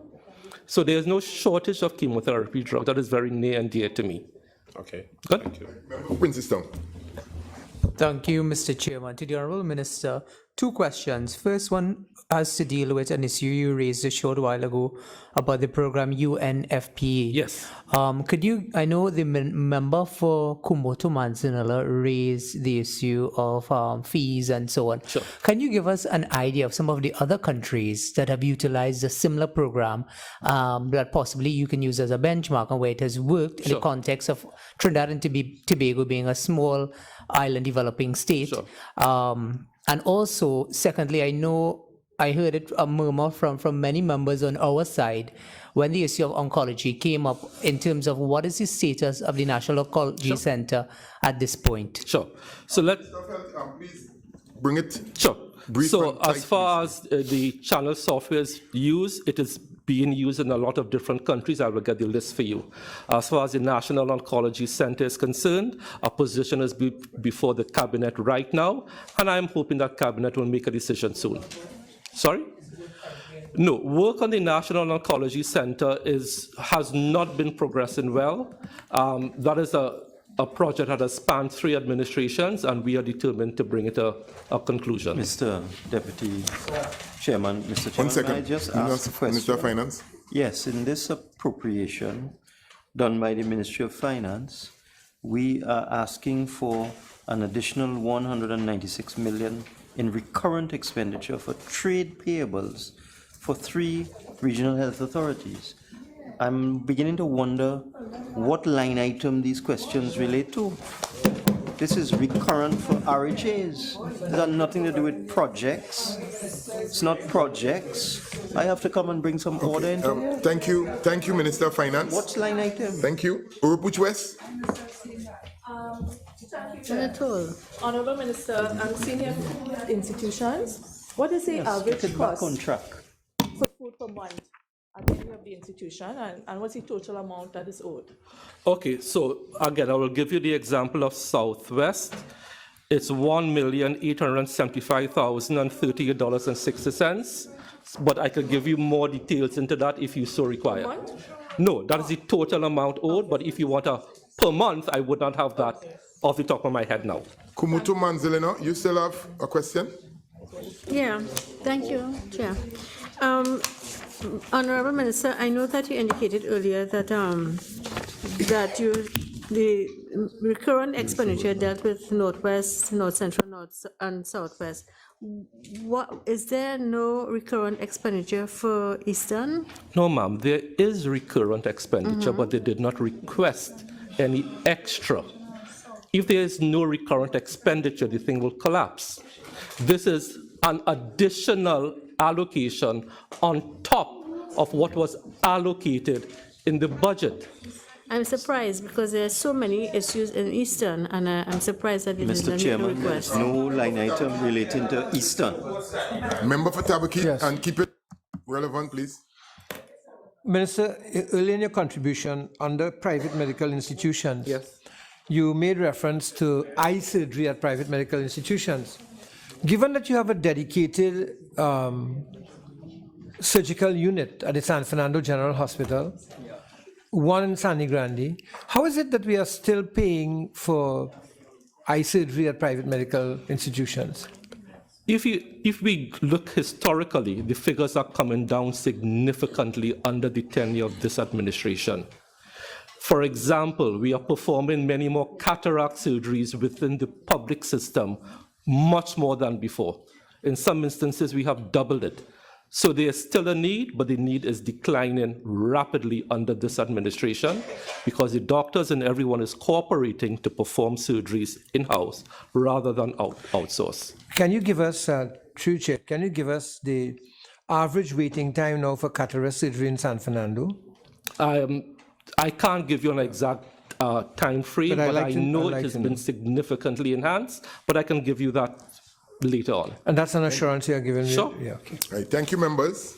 Honorable members, the question is that the 2017 appropriation for Head 28, Ministry of Health, be varied by an increase in the sum of 196,500,000. Those in favor say aye. Aye. Those against say no. I think the ayes have it. Head 28, Ministry of Health, has been varied by an increase in the sum of 196,500,000. We now move on to Head 30, Ministry of Labor, Small and Micro Enterprise Development. Head 30, Ministry of Labor, Small and Micro Enterprise Development, $9 million. I will now invite the Minister of Labor or the Minister of Finance to make a brief statement, no more than 5 minutes. Thank you, Mr. Chairman. As the notes indicate, the additional allocation of $9 million in recurrent expenditure is designed to deal with supplementary funding for a number of areas, such as remuneration to board members for the various boards that report to the Ministry of Labor, contract employment, short-term employment, and other standard matters such as rent, lease accommodation, telephones, contract employment, funding for the liaison office in Canada, and funding for the Cipriani College of Labor. The Ministry of Labor has tried throughout the year to work with its allocation and has done a number of transfers and environments and so on. And this is the inescapable additional amount required to allow them to do the work for the balance of the fiscal year that they are required to do.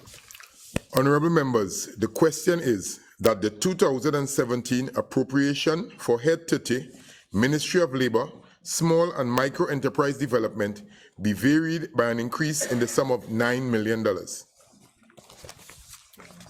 Couva South. Thank you, Deputy Chair. I'm not seeing the Minister of Labor, so I'll have to ask the Minister of Finance. Under 01004006, this $150,000 is for which board? Minister of Finance? This would be a general allocation for all of the boards that are under the Ministry of Labor. For example, the OSH board, the recognition board, and so on. If you want a disaggregation of the 150,000, that can be provided to you.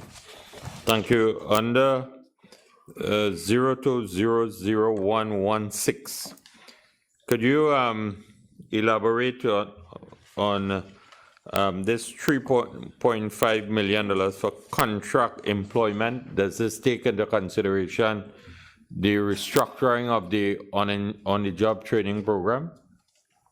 Minister? I would have to give you further details. I know that the ministry is looking at dealing with the OJT program directly, and there would be a requirement for some contract employment. I would not want to give you precise details now. I will obtain the information from the Ministry of Labor, or I will request the Ministry of Labor to provide the information to the Parliament for Wednesday's debate. Deputy Chair, before we go on, is the Minister of Labor in the jurisdiction or out of the jurisdiction? I'm not in a position to answer that, Honorable Member. Member for Carney Central. Thank you very much. Carney Central. Thank you very much, Chair. I would like to ask a just two questions on the National Tripartite Advisory Council. I know this is a bringing together of business, labor, and government. What is the main objective that you're trying to achieve with this? The Minister of Planning, I think, is in a position to answer that question. Not in position. Edmund. I'm sure she can answer. Yeah, I was just asking a simple question, Minister, which is, I know that the National Tripartite Advisory Council brings together business, labor, and government. What did you bring it together to achieve? Right. Thank you. Yeah. Should I give the full details now, or you want me to give you the information on Wednesday? I can give you some. If you just give me a sentence or two, concise, right? And to the point, yeah. And you can give me something on Wednesday, that's fine. One of the things was the promotion of the vision, the 2030 vision. Okay. Another is to ensure that there is some even-handed concentration on how things occur in the country with regard to labor relations, the employers, the way the employers deal with labor matters, and of course the issues related to the government in relation to all these sectors. Another is to be able to look at the issue of diversification. The objective really is to ensure that the social partners work together at a time when there is a fairly challenging situation in the country, that the social partners work together in ensuring that we ride this out effectively. So is it now that you're going to establish a secretariat under it? I see room here for employees. Yes. Yes. All right. That's not done, but that's what you're going The to do. secretariat is being established. We have had interviews, and persons will be employed in the secretariat. We have also found a location for NTAC secretariat.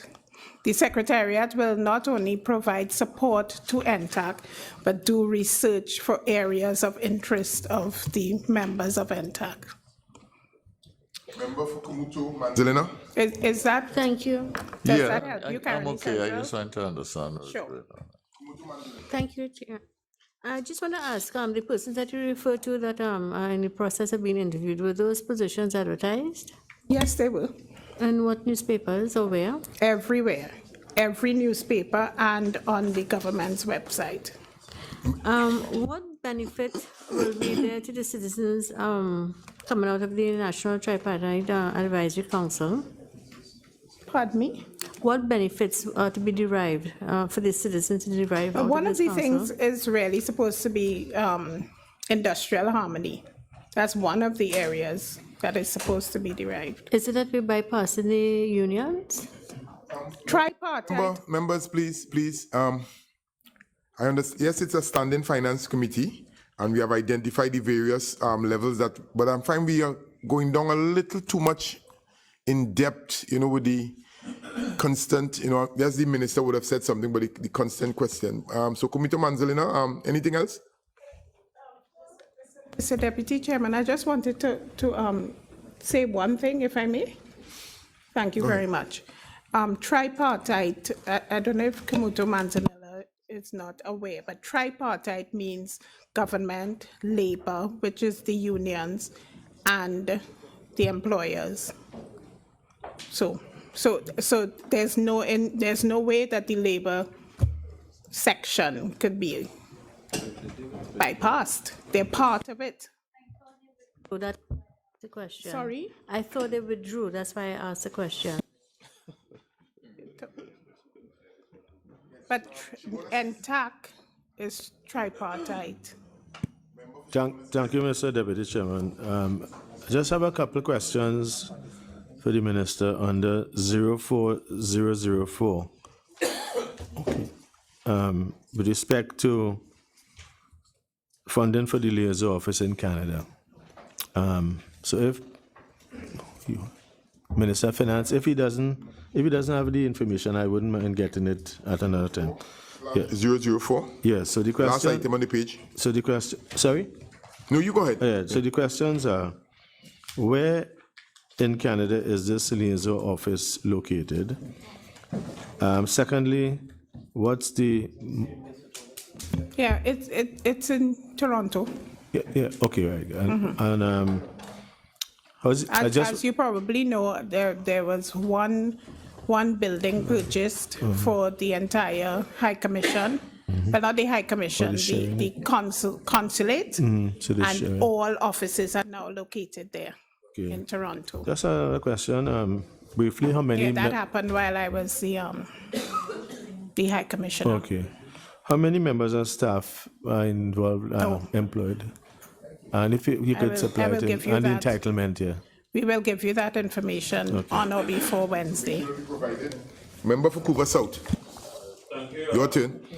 Thank you, Deputy Chair. In relation to the National Tripartite Advisory Council, could the Minister advise of how many persons have been hired and indicate the organizational structure, taking into consideration also that the labor movement has withdrawn from the National Tripartite Advisory Council? But the labor movement withdrawing has nothing to do with that hiring process. I'm simply answering. That took place whilst the labor movement was part of NTAC, and as far as we know, they have withdrawn temporarily and they are still part of NTAC. With regard to the number of persons hired, that will be provided on or before Wednesday. And the salary, the respective salaries for each You would like position. that on or before Wednesday also? Yes, certainly. Okay, And we will do that. With respect to 02004, there's an indication that 41 additional contract officers would be hired shortly. Would that be within OSHA, and also how will the ministry go about advertising for this additional 41 officers? Yeah, certainly, Mr. Deputy Chairman. As is normal, contract officers are, the contract positions are advertised, and they're done in the national newspapers and on the website of the ministry. So the interview process will be conducted by? Sorry? The interview process. It will not be conducted by the minister, but there will be a team set up in the ministry to conduct the process. So will the OSH board be bypassed in this process? Well, I am not the minister, but I do not think that whatever is done will be anything that will bypass the natural and organized process for hiring I make this statement, Deputy Chair, in the context where the minister interfered in the OSH division recently. Members, please. What I'm saying? Hold on. The minister is saying she has not completed answering. Kindly. There is a substantive minister of planning acting for the Minister of Labor. The Minister of Planning is answering the question. No, I'm Deputy Chair. I am. Honourable member. The question. I am. The minister is answering. Let her finish answer. You will have your turn after, sir. You'll have your turn after, member. I am answering the question in two capacities: as a leader of government business and as a member of the cabinet of Trinidad and Tobago. If you couldn't answer a question that somebody has posed from a different ministry when you were in the cabinet, then I'm sorry to say that. Honourable Minister, please. Can I continue? Okay, finish. Thank you very much. there is a normal process and procedure for interviewing people, and that normal process and procedure will be followed. Chaguanas. Thank you, Mr. Deputy Chair. With respect to item 06004, Siparia College, could the minister indicate where is this location for the new Tobago campus? What is the monthly rental and who is the landlord? She did? Before? No, I don't. Minister. That information will be provided on or before Wednesday's sitting. Okay, thank you. Cumuto, Manzanilla. Thank you, Deputy Chair. 02000116. Just want to know how many persons are expected to be employed in this unit, the NTAC unit? How many persons are expected? That information will be provided on or before Wednesday's sitting. Member for Point of View. This was asked. Okay. Honorable members, the question is that the 2017 appropriation for Head 30, Ministry of Labor, Small and Micro Enterprise Development be varied by an increase in the sum of $9 million.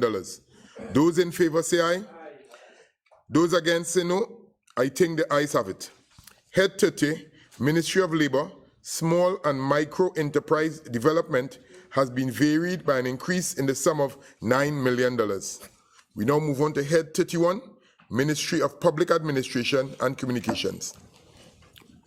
Head 31, Minister of Public Administration and Communications, $56,230,000. I will now invite the Minister of Public Administration and Communications to make a brief opening statement, maximum of 5 minutes. Minister. Thank you, Mr. Deputy Chairman. The Ministry of Public Administration and Communications is responsible for the use of ICT across government ministries. These allocations have to do with the enterprise allocations for the whole of government, for which the ministry is responsible. And the $56,482,000 are for agreements with Microsoft, Symantec, and Oracle products used across the public service. Thank you. I recognize the member. Sorry. Honorable members, the question is that the 2017 appropriation for Head 31, Ministry of Public Administration and Communications, be varied by an increase in the sum of $56,230,000. I now recognize the member for Naparima.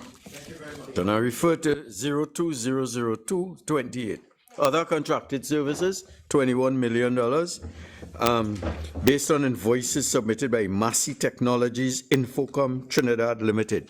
Is this a subsidiary? My question is this a subsidiary along the at the same level of Maxie Communications? And that's one. Secondly, was Cabinet advised? Is Cabinet advised of this outsourcing of this information? And secondly, what was the procurement measures used? Those 3 questions, Minister? All right, proceed.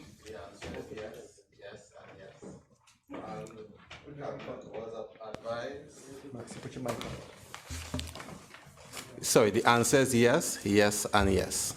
Cabinet was advised, it was approved by Cabinet, and the procurement process took place under the previous administration. We're just paying the bills. Member for Oropouche East. Now, I just want the minister to be a bit more clearer with us. He's giving this type of answers like the Minister of Finance. Member, just my come to your question point, is, please. if it is, as you say, your answer to the first question is yes, that Maxie Technologies is linked to Maxie Communication. Why are you paying bills when your government took a decision by TSTT to buy out Maxie Communications for $250 million? Is it not that you're buying the company? Member, I would not entertain that question. It's not part of the line item. No, but what I'm saying is there's no need to pay these bills if you buy the company. Member, the relevance of the last part of your questioning. I recognize the member for Point of View. Thank you, Chair. To the Minister, line item 02000223.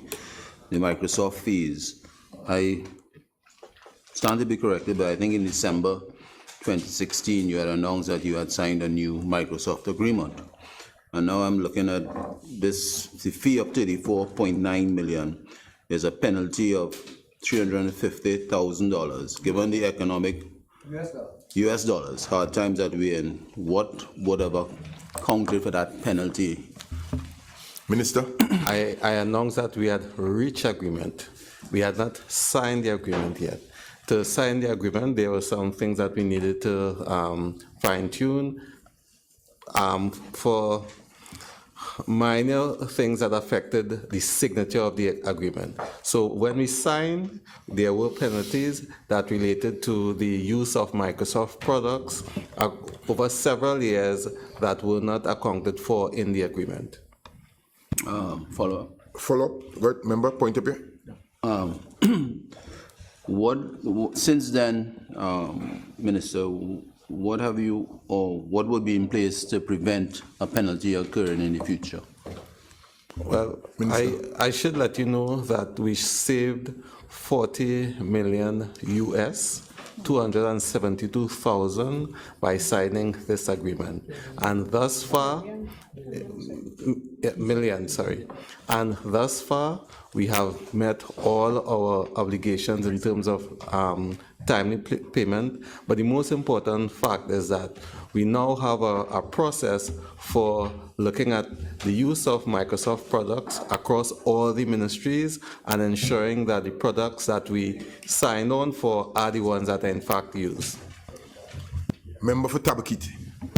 Honourable Minister, through the chair.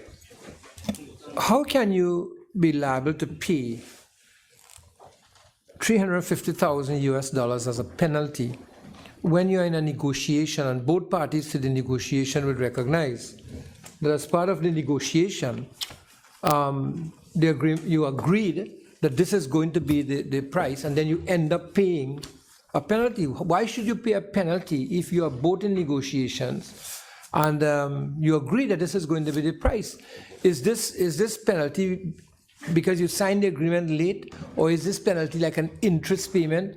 And for a company like Microsoft, which is making so much money for all these years in Trinidad, have you attempted to get them to waive this so-called penalty? But I disagree with our country paying a penalty. If the penalty is due to a negligence, I want to know whether this is due to negligence on the part of the government in not meeting particular deadlines. But I can see in a negotiation, if you agree to something, you can ask for deferral of the payment, or is it that you didn't have the cash flow to pay and you agreed to pay the penalty? What is the real cause of this $350,000 US? Let me explain, maybe I wasn't clear before. The penalty has to do with the use of Microsoft products. Now, under the existing agreement, you are allowed, I think it's 17,000 licenses of one category, and I can't remember the other. Whatever. Right.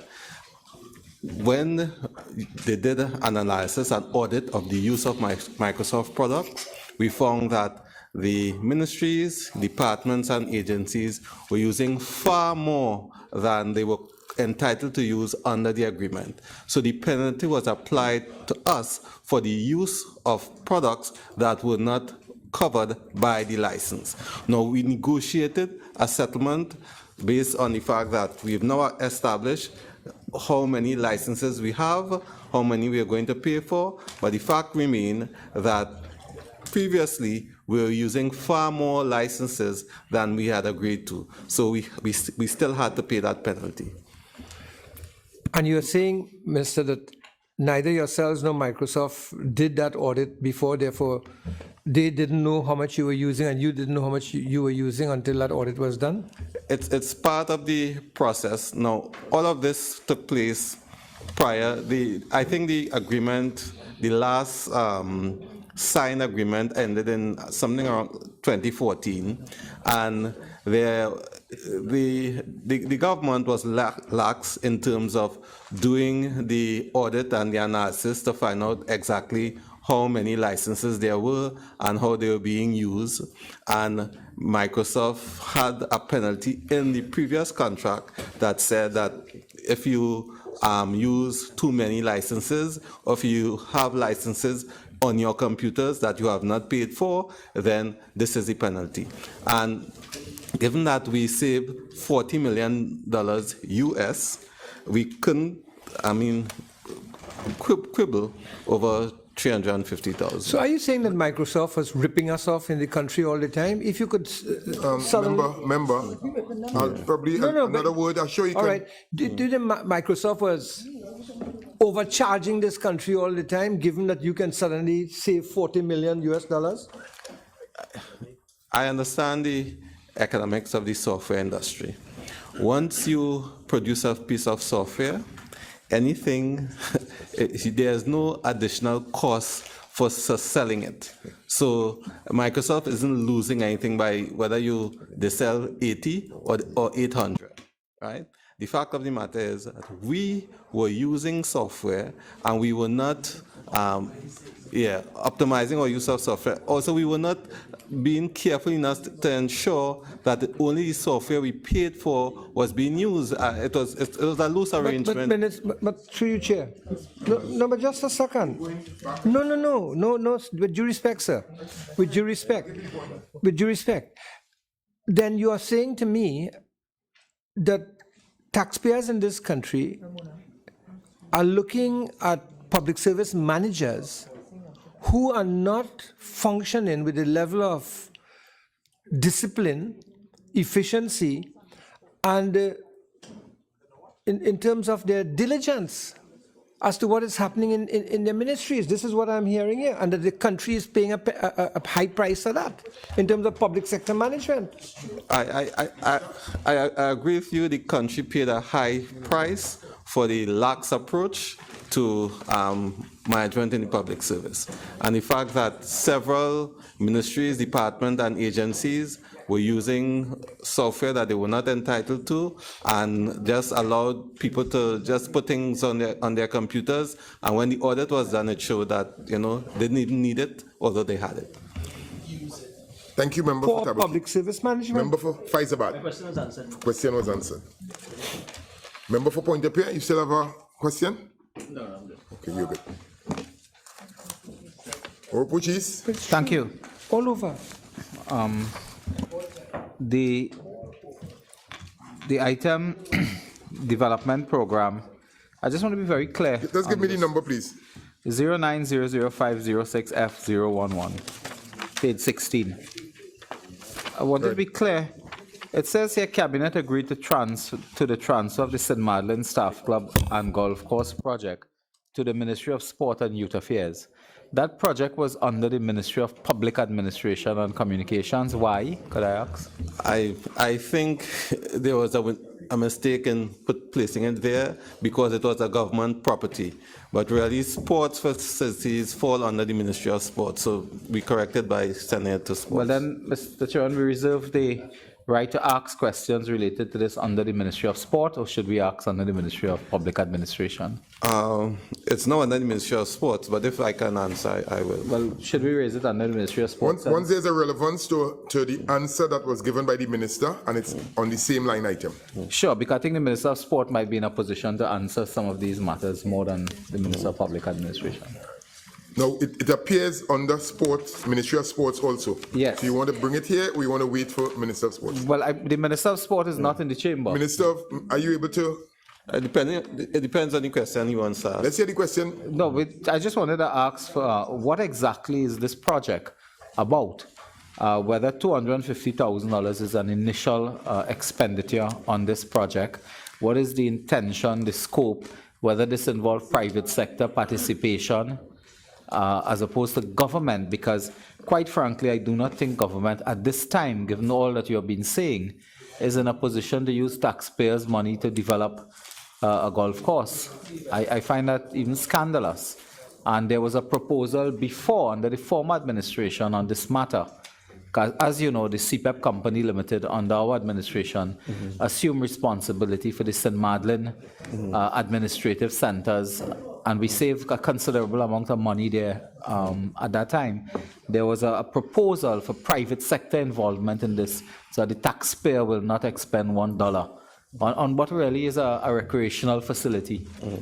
The 250,000 allocation is simply to do an appraisal to see the viability of the project that you mentioned and what is the best way to go forward with this project. So 250,000. No, but then I ask, could not the ministry and the sports company of Trinidad and Tobago, where requisite talent should exist, could they not do this for free rather than using $250,000 only to do a feasibility as to essentially a sport club? This is simply an allocation, not. Yes. Yeah. No, but it is. No money has been time. spent. The minister is on the floor. Go ahead. No money has been spent. The money was put so that if any work needed to be done to examine the feasibility, there would be funds that would cover it. Well, could I ask the question? You see, the Minister of Finance is raising another matter. This is $250,000 taxpayers' dollars in a time when you complain you don't have money. Not a cent should be spent, not even on a feasibility for a sporting clubhouse, essentially, and a golf course. This is a matter squarely should reside with the sport company of Trinidad and Tobago. Do you not agree with me? And invite the private sector to do their own feasibility. Don't you agree with me? This is my question. I agree. Do you agree with me that the private sector should do their own? One at a time. Oropouche East is still on the floor, members. My question is simple, Minister. Do you agree with me that the private sector should undertake their own feasibility at their own cost as to whether this is a viable economic project to be partnering with the government of Trinidad and Tobago? And do you further agree with me that not a cent of taxpayers' dollars should be used for this purpose? Minister of Finance? Yes, Mr. Chairman, this transaction results in the deletion of this item from the Ministry of Public Administration, and it reappears under Head 68. And as an experienced member, the member for Oropouche East should know that all of those questions he's asking should be asked under Head 68, because this item is no longer under this But head. Chairman, you invited me to ask the question. Hold on. Minister of Finance, in all fairness, we give the Minister of Public Utilities the opportunity to answer or not, public administration, right? And he said to pose the question and then we'll deal with it. So, okay, we'll move on. So we'll bring it up under sports. Naparima, member for Naparima, you still have? Double bite of the cherry. Honorable members, the question is that the 2017 appropriation for Head 31, Ministry of Public Administration and Communications, be varied by an increase in the sum of $56,230,000. Those in favor say aye. Those against say no. I think the ayes have it. Head 31, Ministry of Public Administration and Communications, has been varied by an increase in the sum of $56,230,000. We now move on to Head 35, Ministry of Tourism. Head 35, Ministry of Tourism, $5 million. I will now invite the Minister of Tourism to make a brief opening statement for a maximum of 5 minutes. Minister of Tourism. Thank you, Mr. Chairman. Mr. Chairman, the document before us is self-explanatory. The Ministry of Tourism is asking for its allocation to be varied by an increase of $5 million for under recurrent expenditure, specifically 1.8 for contract employment, 1.6 million for short-term employment, and 1.6 million for consultancy. Thank you. Honorable members, the question is that the 2017 appropriation for Head 35, Ministry of Tourism, be varied by an increase in the sum of $5 million. I recognize the member for Naparima. Right. Thank you, Chairman. I am a little at a loss I'm talking 02000116, contract employment 1.8 million, short-term employment 1.6, other contracted services 1.6. Would the minister give us an indication of what this contract employment is required to achieve in terms of your strategic plan?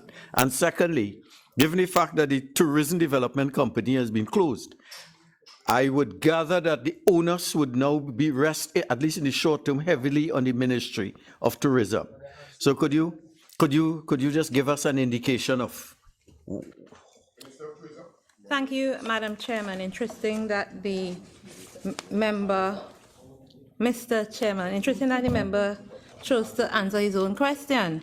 As it relates to contract employment, 02000116, this item deals with the employment of contract officers within the ministry. The number of contracted officers within the ministry, we have 14 contract officers. As a matter of fact, it's a small ministry. 92 officers in total. We have 61 monthly paid, 14 contract officers, and 17 short-term contract officers. So this basically covers departments like IT, communications, the legal officer 1 and 2, a number of vacancies that had not been filled before. So we are going to advertise for these positions in 3 tranches. Next week you'll see 7, then you'll see 6, and then you'll see the others. Yes. Given that there's only 1.8 million and you're talking 14 contract officers, are you sure that you're recruiting people of the requisite skills necessary, given the fact that tourism has been identified as one of the major areas for the transformation and diversification of the economy? Mr. Chairman, through you, the ministry has a team of officers in the HR department, and although it's a small ministry, it's the same construct that has the same structure that we've been using over the years. The ministry is responsible for policy, and of course the state enterprise is responsible for the implementation of that policy, implementing strategy and so on. Member for Tabakit. Thank you, Chair. 02001/28 other contracted services. Here's funds are required to meet existing contractual obligations and for consultancy services in relation to the new entity expected to replace the TDC. What is the nature of this consultancy? And if this consultancy has been determined in terms of the terms of reference, can that be made available so that we can understand how that relates to the sum of $1.6 million? How did you arrive at $1.6 million for this consultancy, and are there specific terms of reference? Minister? Okay. The monies that were allocated, the money that we are requesting actually, it's not specifically for the item that the member has identified. If he reads the whole statement, it says to meet existing contractual obligations and for consultancy. So the existing contractual obligations are, first and foremost, the PSIP item, which is for the establishment of the regulatory authority. We have to do consultations for that, and we would have debated and requested funding for that. But over the fiscal year, we would have had to pay, we would have had to pay PwC for services related to consultancy services provided relating to the Maracas project. So we still have to get monies now to treat with the PSIP consultancy. In addition, the Tourism Development Act was created in 2000, in the year 2000, so it is called the TDA 2000. That regime has never been reviewed. So this is 17 years later, so we have to have a consultancy to treat with reviewing the TDA Act 2000. And then, of course, we have, in the usual fashion, this is nothing new and this is nothing foreign. When TIDCO would have gone to TDC, the Ministry of Tourism would have brought on, would have engaged consultants to treat with the recruitment process and helping the new entity with its strategic plan. Member for Naparima. It would seem to me that you do a consultancy and the consultancy would advise on the way forward. You don't make a decision and then bring in a consultancy to provide information. It seems because the consultancy may very well said you should have kept the original thing. So would it not have made more sense to get the consultancy, get the entire strategic long-range plan? Then you, on the basis of that advice, you break up or you keep or you enhance or you do capacity building, etc.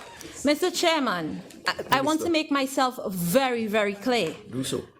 Absolutely clear. This consultancy funding that we are requesting are for 3 consultancies. 1, to treat with the review of the TDA. 2, to treat with the regulatory authority. And 3, to treat the recruitment process. This has nothing to do with the review of the structure. The review of the structure was already done, and this is nothing new or foreign. This is done every time an entity is closed down or a new one is established. The ministry does not have the capacity to execute a recruitment exercise of this nature, of this magnitude. As I said before, we are a very, very small ministry with about 4 people in HR who pretty much are clerks that are acting up for the most part. And then you would run the risk of saying the government or the ministry interfere in the recruitment process for the entity. When you look at the closing down or the establishment of new entities over the years, and I went back to the note where TIDCO was transformed into TDC, and it is the same structure, it is the same thing that is done. So this is nothing new or foreign. Finally, member for Couva North. Thank you, Chair. Minister, the first question, just to clarify, you have here, it is for consultancy services in relation to the new entity expected to replace TDC. But isn't it 2 entities that are going to be established to replace TDC, one for Tobago and one for Trinidad? As you are well aware, thank you, Mr. Chairman. As you are well aware, Member of Parliament for Couva North, tourism development in Tobago falls squarely under the remit of the Tobago House of Assembly. Therefore, the Tobago House of Assembly would be handling all expenses and all arrangements relating to the Tobago entity. For the Trinidad entity, the Ministry of Tourism would be treating with that. All right. And my second question, is it then that the alternative plan given by the CWU for TDC has been dismissed and you are moving ahead with your original plans? The government is moving ahead with its original plan. I guess the minister referred to PwC. Exactly what is PwC being paid for this time still? That's Price Waterhouse Consultants, may I ask?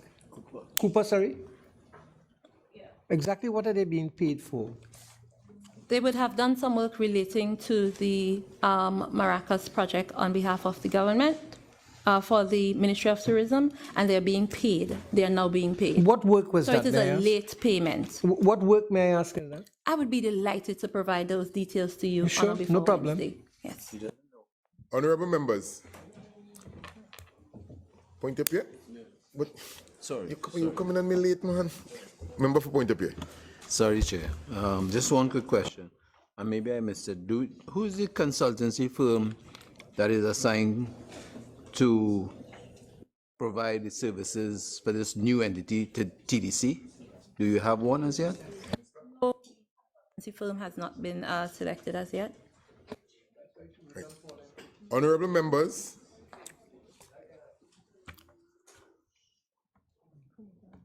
member for Cumuto, Manzanilla. Come on, you all have to make sure I catch your eye quickly. Thank you. Cumuto, Manzanilla. Thank you. What process will be used to source this consultant? Selective tendering. Honorable members, the question is that the 2017 appropriation for Head 35, Ministry of Tourism, be varied by an increase in the sum of $5 million. Those in favor say aye. Aye. Those against say no. I think the ayes have it. Head 35, Ministry of Tourism, has been varied by an increase in the sum of $5 million. We now move on to Head 39, Ministry of Public Utilities, $15,000. I will now invite the Minister of Public Utilities to make a brief opening statement for a maximum of no more than 5 minutes. Thank you, Mr. Deputy Speaker. Mr. Deputy Speaker, during the course of the fiscal, we had at the Ministry of Public Utilities some outstanding obligations that had to be settled. And in addition to that, some increased operational expenses in the three agencies, TT Post, Solid Waste Management Company Limited, and of course WASA. And we sought the approval of the Ministry of Finance to utilize some of the allocations to deal with those matters, and they have now come up for review. That would suffice for the time being, Mr. Deputy Speaker. Thank you. Honorable members, the question is that the 2017 appropriation for Head 39, Ministry of Public Utilities, be varied by an increase in the sum of $275,015,000. Member for Pointe-a-Pierre. Thank you, Chair. To the Minister of Public Utilities, 04000904, line item. That 42,540,000, does it include the requirements for the workers that were protesting in TT Post earlier in April? Yes, indeed. As a consequence of pay negotiations and settlements by the respective bargaining units between 2011 and 2013, that 3-year period, the workers were owed certain amount of money, $49.8 million with precision. In July of 2016, 50% of that was paid to the workers, and the protest action that you saw had to do, based on what the workers submitted, with two things. One, they claimed that their working circumstances was not adequate, and also the outstanding back pay. The second tranche, the second 50%, was paid in April, as you identified correctly, in the sum of $24.9 million, and it has for the time being resolved the impetus for their protest. Member for Cumuto, Manzanilla. Thank you, Deputy Chair. Line item 04000904. Honorable Minister, what percentage of the initial 2017 allocation has been spent to date? I am unable to tell you immediately and off my head with accuracy, and that will be provided at first opportunity. Okay. And also, the last audited financial statement submitted by TT Post was for the year ended September 30, 2007. Can the Minister has he determined what and how the expenditure will be monitored and accounted for? Well, we aim, as all ministers and ministries ought to ensure that they are practiced and operated on the basis of what we call best practice, and most certainly in accordance with the financial regulations to which they are subject. We have only very recently received the financial report for 2008-2010, and we are analyzing those, looking for any shortcomings and looking for opportunities to improve them, so that we will make the financial management better going forward. Member for Princess Down.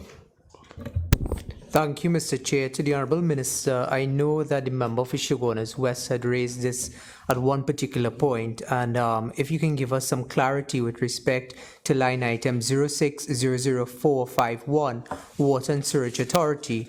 Can you give us an idea of the volume in terms of the reconciliation between volume and price of desalinated water for the Salcott with respect to the reflected figure in this line item?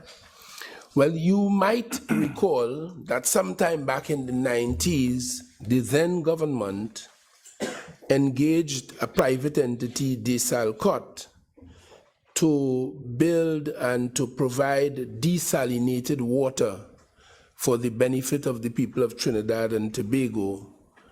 It engaged the provider in what is commonly known as a take or pay contract, something that those of us who were in opposition at the time stoutly opposed, because we felt that WASA had the capacity, and Trinidad and Tobago's environmental and natural circumstances permitted us to provide adequate amounts of water, groundwater, well water, and that we felt that desalinated water may not at that time have been strictly necessary, and certainly not on the basis of a take or pay arrangement, meaning this provider would provide 40 million gallons of water per day, and whether we through WASA bought it or used it or not, we were committed to paying for 40 million gallons. That exists up to this very day. And it is that arrangement that let me don't give a personal view, but there is a view that this is untenable. And as a result, we find ourselves regularly burdened with a debt to Salcott, and their contract actually as well said it has to be paid in US dollars. So very often, and particularly in these trying circumstances with limited foreign exchange, right now we have TT equivalent to pay, but the company wants payment in US dollars as is contracted and agreed, largely as well in fairness to it because it has US suppliers of various materials that it would use and has to pay in US. So that is the state of affairs. We had to meet outstanding payments to them in the sum of TT, $137.815 million for the desalinated water produced as I indicated. Member for Tabakit. Minister, I just wanted to correct something firstly. I don't recall when that establishment was agreed to in the 90s, it was 40 million gallons. It was 24 million gallons. It was, sorry, thank you very kindly. It was increased to $40 million under the Prime Minister Patrick Manning administration.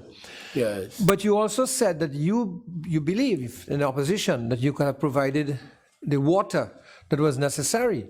Then why did you continue when you came to, why did you continue with the contract with Salcott if you were so sure that you could have provided the water that the people of Trinidad and Tobago needed? Why didn't you? That's a very good question. That's a very good question. I would say to some extent, over the years, it appears as though WASA became more and more dependent upon that entity. And so it continued. As a matter of fact, there is a very strongly held view that it is WASA that is supporting the entity as opposed to it being the other way around. So we are with it, and we are engaged in negotiations with the provider to consider a reduction in the rate and as well to consider a rearrangement of the contract from purely US dollars to at least some US and some TT to facilitate the changed circumstances, the trying circumstances as now subsists for the government and the people of Trinidad and Tobago. So there's the Salcott Minister and there's 7 Seas. Isn't that so? I am talking about production of desalinated water. But yes, I know, but there's 7 Seas who also produces desalinated water. Yes. Can you tell us which one is producing for you at a higher cost? Are you paying the SALCOT? I am not able to say that immediately. But can you provide that for the? Yes, that will be made available at first opportunity. Minister, I want to go back to the postal services. From what this $42.5 million you required does say that the Postal Service Corporation is a subsidized operation. In other words, it's losing money. Have you ever calculated what it will take in terms of revenue generation by the postal services to at least break even, or if not break even, to at least cover the kind of expenses by having an equivalent revenue? And in that context, have you spent any time, or the board, directed the board, that the postal services should reinvent its business model in line with other similar type of operators, in terms of parcel post business, so that they can generate the kind of revenue that will result in this a lowering of the cash requirements that they need from the government of Trinidad and Tobago? Have you considered this? Has any of this been done in terms of reinventing the business model for its operations? Well, yes, it is almost self-evident that in light of the technological advances that we have seen in the last, I would say, 20, 25 years, the traditional postal service has come under serious challenge. This question of pen pals and writing letters, many institutions are now operating on a paperless basis. And post offices all over the world, postal services all over the world had come under that challenge. And therefore, yes, there's an understanding that modernization and realignment of the products and the service offered is necessary. And I'm happy to advise you that the current board, led by a very astute leader, chairman, is engaged in that activity as we speak, rearranging and realigning and redefining the way it does its business with a view of capturing new markets in lieu of the lost market from the traditional postal May I ask, side. through you, how long has that board been in place under this new dynamic chairman that you're talking about? I think this new board came into existence maybe about a year ago. About a year ago. We didn't rush in and disrupt the operation without proper thought. And about 5 months ago? I think I'm unable to tell you precisely when, but I know the board is at work, and at work admirably so. That they continue to be a cash drain on the treasury? Well, the operation is what it is. I mean, you have negotiations for improved salaries, you have inefficiencies, consideration is being given, contemplation is being given, for example, towards introducing, and right now TT Post has started to roll out the S42 mailing system and we call, postal codes and that sort of thing. And of course, in complementarity to that, the question of automated sorting machines, and those are the kinds of things that is being looked at as we speak. It doesn't answer the fundamental question of how they are going to redefine their business model in order to increase their revenue. Well, all I can let you know is that that process is underway. So I like the way you're thinking, but I just let you know it's not novel. It's happening as we speak. Member for Point of Pay. Thank you, Chair. To the Minister. Line item 04011002, solid waste management, 4.6 million. And basically in the statement here is to meet the shortfall of paying a second tranche. Yes. All right, in arrears. Two questions. One is that why this line item or this expenditure should have been known and it should have been budgeted for. That's one. Why not? And then the second, was it a follow-up, the intention not to pay their arrears to the workers, and only when they protested recently that settlement came in 2015. Minister? Yeah. I am advised, and properly so, that the it should have been budgeted in the 2015 budget, 2014-2015 budget, because the wage settlement was for the period 2011 to 2013. I think there was settlement in 2014 or thereabout. In 2015, sorry, so that it was not budgeted then. As a result, it had to be dealt with. So 50% was actually paid to the workers in July of 2016, and the other 50%, $4.66 million, was paid in April of this year, 2017. Member for Oropouche.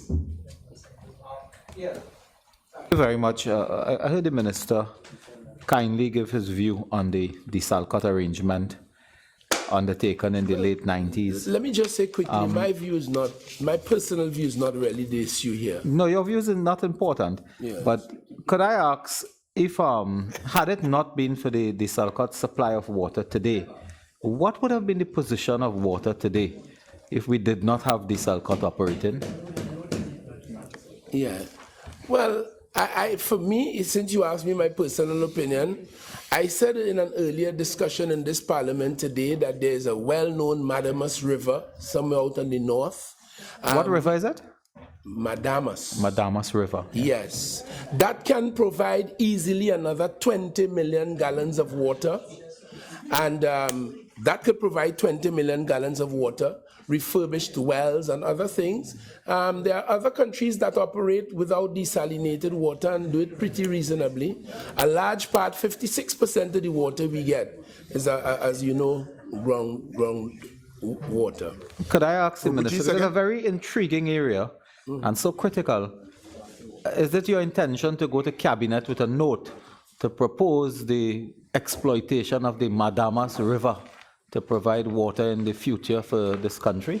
I don't know if a note is necessary, but I know it's part of the thinking that is required to deal with the critical circumstances, as you describe it, with water in the country. We have to find ways. Yeah. And one of the ways, as I said earlier, is certainly to repair and maintain our water lines so that we will not be... Yesterday, in a walkabout in my own constituency, member, I saw a massive water leak.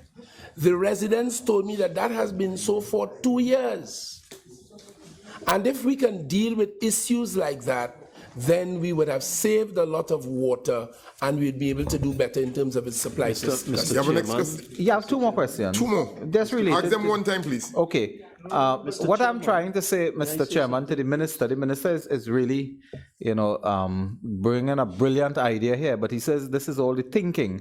How will you translate thinking about the Mandamas River into I don't know if that is relevant to what the line item is. Okay, members, Mr. Chairman, may I come in here, please? Okay, hold on. At this time, member for Oropouche, we need to move on. Mr. We need Chairman. to move on because when I say it's on the same point, in the thinking and the thought of the minister and both of you, I think we need to move. What's the next question?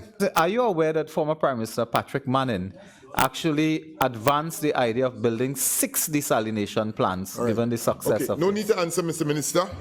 I will now identify member for Cumuto Manzanilla. You still want to ask a question? Yep. Proceed. Line item. Thank you. 06004. Thanks. 0600451. It states here funds are required to meet outstanding payments to the Salcott of $137,815,000. Just wanted to know, I know that would be in TT dollars. What is it in US? Member, hold on. No. Member, you really want him to answer that? Yes, because I would like to know, yes. Well, we need to know what the rate, he needs to know what the rate today at least. No, this would have worked out at a rate. I would like to know what Minister, rate worked out. you want to answer the question? Mr. Chairman, Mr. Chairman, I must object. This is the Finance Committee. We can provide that information to the member. Yes, we can. Right. It's easy. We just have to get the rate of exchange for today and we'll do the calculation. Okay. None of us here know what the rate is today. Honorable members, the question is that the 2017 appropriation for Head 39, Ministry of Public Utilities, be varied by an increase in the sum of $275,015,000. Those in favor say aye. Those against say no. I think the ayes have it. Head 39, Ministry of Public Utilities, has been varied by an increase in the sum of $275,015,000. Head 48, Ministry of Trade and Industry. Thanks for coming, Mr. Pierce. Head 48, Ministry of Trade and Industry, $8 million. I will now invite the Minister of Finance to make a brief opening statement for no more than 5 minutes. Thank you, Mr. Chairman. As the Minister with the responsibility for finance for the time being, I am responsible for all the variations of appropriation, and I will deal with this particular one. As the Minister, I am also familiar with all of the reasons for the variation and can answer all and every question. With respect to Head 48, we are allocating an additional $8 million to deal with additional sums required for salaries and expenses for these two companies, Creative Industries and Investiti. Honorable members, the question is that the 2017 appropriation for Head 48, Ministry of Trade and Industry, be varied by an increase in the sum of $8 million. Point of prayer. Member Chairman, to the Minister of Finance, could the Minister indicate how many persons are employed at both the Creative Industries and Investiti? You provide that information on or before Wednesday. Honorable members, the question is that the 2017 appropriation for Head 48, Ministry of Trade and Industry, be varied by an increase in the sum of $8 million. Those in favor say aye. Aye. Those against say no. I think the ayes have it. Head 48, Ministry of Trade and Industry, have been varied by an increase in the sum of $8 million. And we move on to Head 61, Ministry of Housing and Urban Development. Head 61, Ministry of Housing and Urban Development, $376,837,045. I will deal with this. These are all loan payments. One second. I'm coming to it. I will now invite the Minister of Finance to make a brief statement for no more than 5 minutes. Yes, Mr. Chairman, these are loan payments. If you look at it, funds are required to facilitate principal and interest payment. Mr. Chairman. Members. Thank you very much. If members look at the documents, you will see these are financing issues. Funds are required to facilitate principal and interest payments on an Answer Merchant Bank loan taken out by the last administration. And in addition, funds are required to deal with a debt obligation organized by the last administration. These are purely financing issues and are required to pay loans. Honorable members, with housing. Thank you, Mr. Minister. Honorable members, the question is that the 2017 appropriation for Head 61, Ministry of Housing and Urban Development, be varied by an increase in the sum of $376,837,045. I recognize the member for Oropouche East. Line item. Mr. Chairman, I have several questions on this matter. I just want to take my time. I want to ask the Minister of Housing a question, if the Minister of Finance will permit such a dastardly act. The Minister of Housing, the Housing Development Corporation, indeed, entered into arrangements for this loan. Unless I'm mistaken, I think this loan was also approved by the Cabinet of the Republic of Trinidad and Tobago, unlike the Maxie TSTT business. But could I ask the Minister, and you're free to make the statement that you were prevented from making earlier, could I ask, in terms of the loan, my question... Oropouche, come to your point, which one of the loans you're I'm speaking on 04000901. Right. Yes. Question. In terms of this loan arrangement, could the Minister remind us of the purpose of this loan, whether it was to facilitate the accelerated housing program, the amount of money drawn from the loan so far and expended, and specifically monies used from this loan arrangement to facilitate the construction and distribution of housing programs at specific estates in Trinidad, particularly outstanding monies owed on projects such as Union Hall, Victoria Keys, Egypt, Chaguanas, and elsewhere, where the funds here were identified as funds to support those housing estates. So essentially, I would like to get an appreciation of what has been done with the money, how much is owed to contractors where their payments have been certified by the Housing Development Corporation. Mr. Chairman, we are here to approve money to pay on a loan. All I want to know is have you been using the money and for what purpose? And if you can outline for us, as my first question, the expenditure on the drawdown on the loan arrangement for the HDC and specifically what it has been used to do. That's my first question. No? Minister of Finance, Minister of Housing, which one? Let me deal with the financial issues first. Minister of Finance. If the Minister of Housing is so disposed to deal with the other questions which are wholly irrelevant, this appropriation, this variation. Minister. Yes, sir. The member asked a question. Let's proceed with answering it, please. Yes, I will answer the relevant part. Mr. Chairman, this variation is simply to facilitate principal and interest payments on loans taken out by the previous administration, not by this administration. And it has nothing to do with things taking place in this fiscal year. Mr. Chairman, could I repeat the question? I think the Minister of Housing understands the question. I don't think you would need to, Minister of Housing, you have anything to add? I think he understood well. Could you provide the information? Yes, I can provide the information. What I can say right now is that the loans were taken for the accelerated housing program. 1.5 billion was borrowed by your government. It was borrowed to finance the following projects: Oasis Gardens in Chaguanas, Fairfield Housing Estate in Princestown, Victoria Keys in Diego Martin, and Eden Gardens in Freeport. All the other pieces of information I can provide to you at a later date. I just want to clarify with the Minister, you're making a commitment that on or before Wednesday next, you'll provide a breakdown of how this money was spent vis-a-vis those housing estates, the outstanding amounts owed on those estates to contractors that have been certified for payment and not paid, how much money has been drawn down from that loan, how much is yet to be used by the Housing Development Corporation. That is the data we require for next week, and I'm getting a commitment from you that you'll present that data. I will give you that information. I can tell you that all the money was drawn down prior to September 2015. Precisely. That is not correct. That is not correct. But could I follow up my next question? The next question involved the second item here, which is the 04011. 04. Let me get my glasses. 04000105 UDCOT. It's again an interest payment.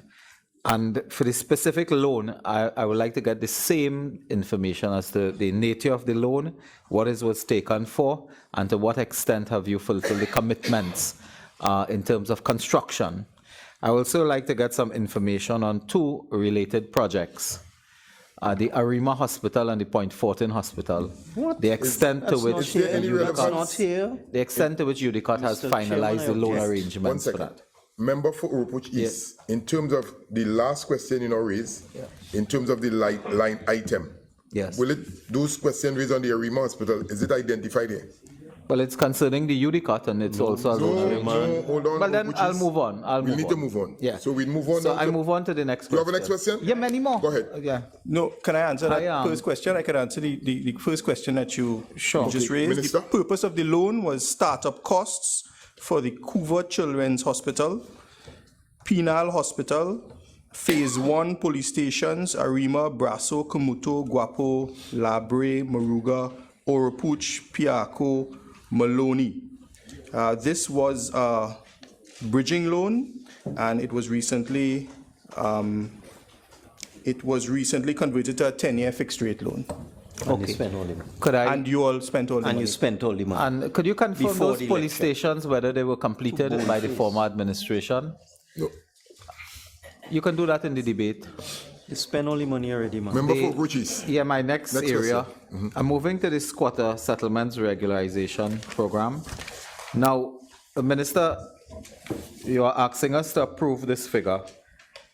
In May, we're in the first week of May, you're asking us, I imagine, next week, to approve $75 million to the squatter regularization program, settlement program, and you have outlined the expenditure. Is it realistic that in 4 months you will get this money approved and you will expend money as you indicated here? Or is this money to pay bills that you have already have in hand that have been certified for payments on this program? Minister of Finance, Minister of Housing. Thank you, Mr. Chair. This is for, with respect to the squatter settlements regularization, this is for pre-construction works, land surveying, infrastructure and construction supervision, electrification of sites, corrective drainage and water works. These are for past bills and for ongoing works. Could I ask the Minister in relation to this, those sites that you are going to undertake infrastructure work and so on, could you tell us whether or not those persons on these sites will now be asked to pay property tax? That is not Chairman, relevant to this this is not relevant. line item. Could I continue? Proceed. The sites have been identified. Could I ask you to put in writing the sites that you are going to do undertake construction, infrastructure work, and utility works on, so that we can receive that on or before Wednesday? I can tell you now. Okay, sure. La Savanne in Guayari, Gomez Trace, Moruga, Western Trace, Moruga, Kangali Village, Valencia, Nurse Trace, Guayagari, Arena B, Freeport, Arena C, Freeport, Pro Village, Moruga, Sunrise and Ramlal in Penal. All sites, let me just remind you, all sites under the last administration, constituencies of the government, the then government. Could I ask you why 2 sites in particular have been left out? Golconda and Siparia Road in San Fernando East. Hold on. Sorry. Siparia Road is San Fernando East. Minister? Being left out. Mr. Chair, those sites have been completed. No, they have. You're telling me that Siparia Road adjacent to the housing development, Pleasantville, that has been completed. That has not been completed, is overrun by bush. Well, All right, thank you. Mr. Chairman, the 9 sites that I've just called, those are the sites approved under the NUP program to be upgraded. Sure. Member for Point of View, you still have a question? To the Minister of Housing, 090. Could you talk in the mic, please? Your mic. The Home Improvement New Housing Subsidy Program of $5 million. Could the Minister state how many families would benefit from this subsidy? Minister of Housing. From the $5 million, approximately 400 families will benefit, 400 beneficiaries.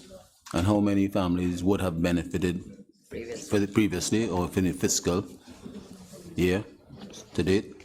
Throughout the program, 4,000 families are expected to benefit. Member for Kearney Central. 2 quick questions, really. Weren't the 9 sites that you mentioned included in the 2017 budget for allocations? And I'll ask you quickly because the second one is related to that. Is this $75 million to allow you to complete? I mean, is the work ongoing with this? The work is ongoing and the $75 million is expected. We're expected to complete all those sites by the end of the fiscal.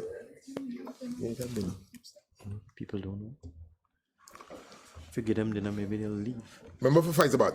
That's serious. I'm not joking. Chairman, Minister, can you give an idea of how many citizens will benefit from this?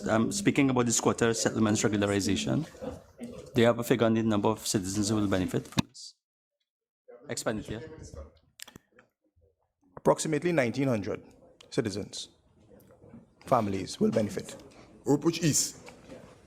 A quick one, the Minister can put it in writing. Could you indicate to us the list and names and addresses of the recipients of the home improvement and new housing subsidies line item? program? 09004088-005, page 18. Could you indicate for the first 6 months of the fiscal year the names and addresses and quantum paid to recipients of this home improvement and new housing subsidy program? I can do that. Right, will be provided. Cumuto Manzanilla, last member. I think member has asked a question already, so I'll await that response. Thank you. Honorable members, the question is that the 2017 appropriation for Head 61, Ministry of Housing and Urban Development, be varied by an increase in the sum of $376,837,045. Those in favor say aye. Those against say no. The ayes have it. Head 61, Ministry of Housing and Urban Development, has been varied by an increase in the sum of $376,837,045. Thank you. Thank you for coming, madam. Head 68, Ministry of Sport and Youth Affairs. Head 68, Ministry of Sport and Youth Affairs, $250,000. I will now invite the Minister of Sport and Youth Affairs to make a brief opening statement for no more than 5 minutes. Minister.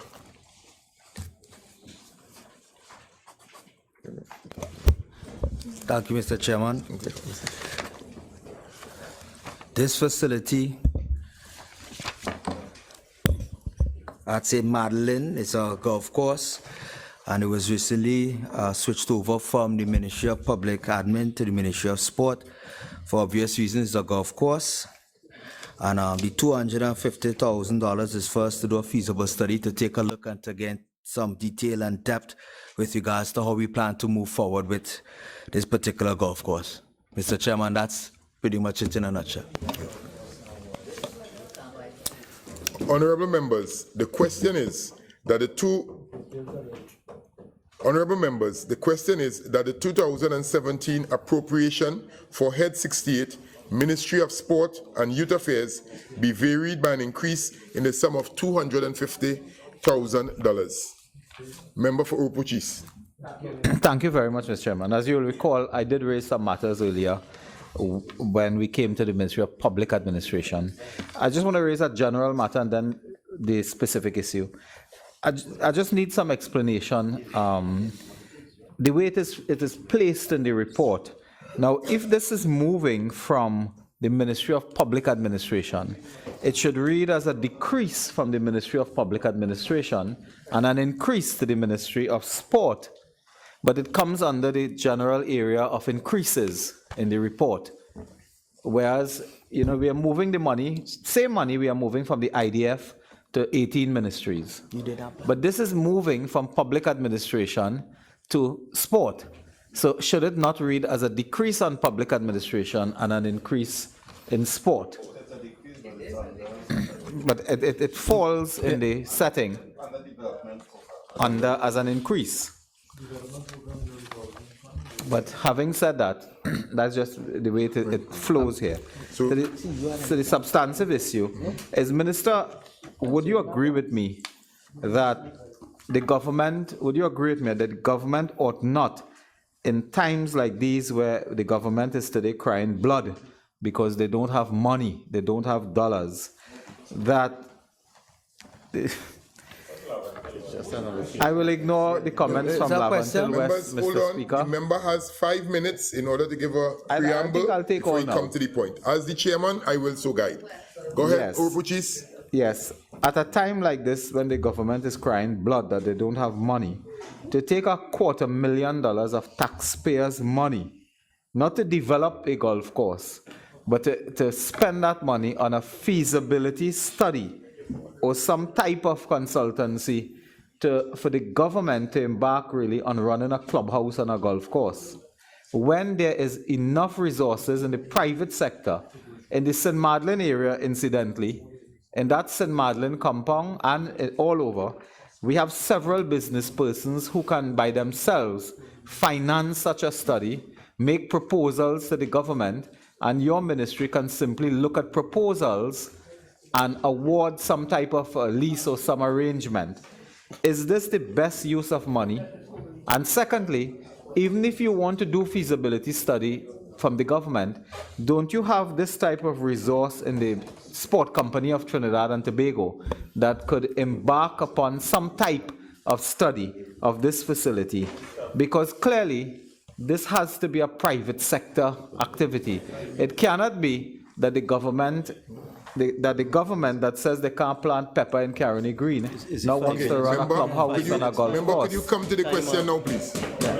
Right, so the question is, go ahead, Minister of Finance. My question is, would the minister agree that this money ought not to be spent from the taxpayer, but the private sector should do their own feasibility at their own cost, bring the reports to the government, and you decide what best could be done, and this is essentially a private sector development and not a government development. Minister. Mr. Chairman, it's very fitting that the member for Oropouche East will bring this up because he has been hounding me to get this project going. If I get strange now. Nevertheless, taxpayers' money. Nevertheless, because he has been hounding me. Nevertheless, just to educate, let the member for Oropouche East know, there's also a golf course in Sevilla where the former Minister of Sport, Manuel Roberts, spent $6 million on a wall. And if they had done this feasible study then, we wouldn't have wasted taxpayers' money then to do that. So this is it. Well, so I think the member for Oropouche East should welcome this with open hands, because I know this is his constituency and he plays at that golf course.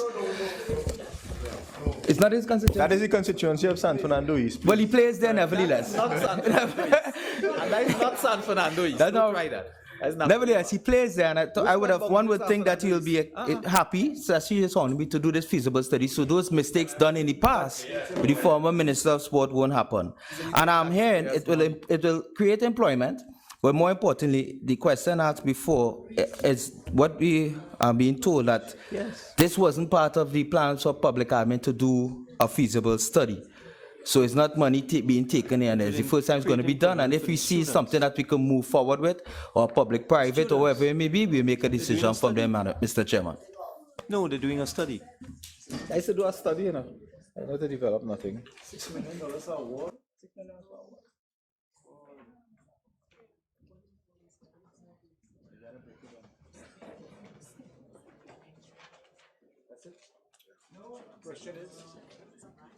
Princess Down?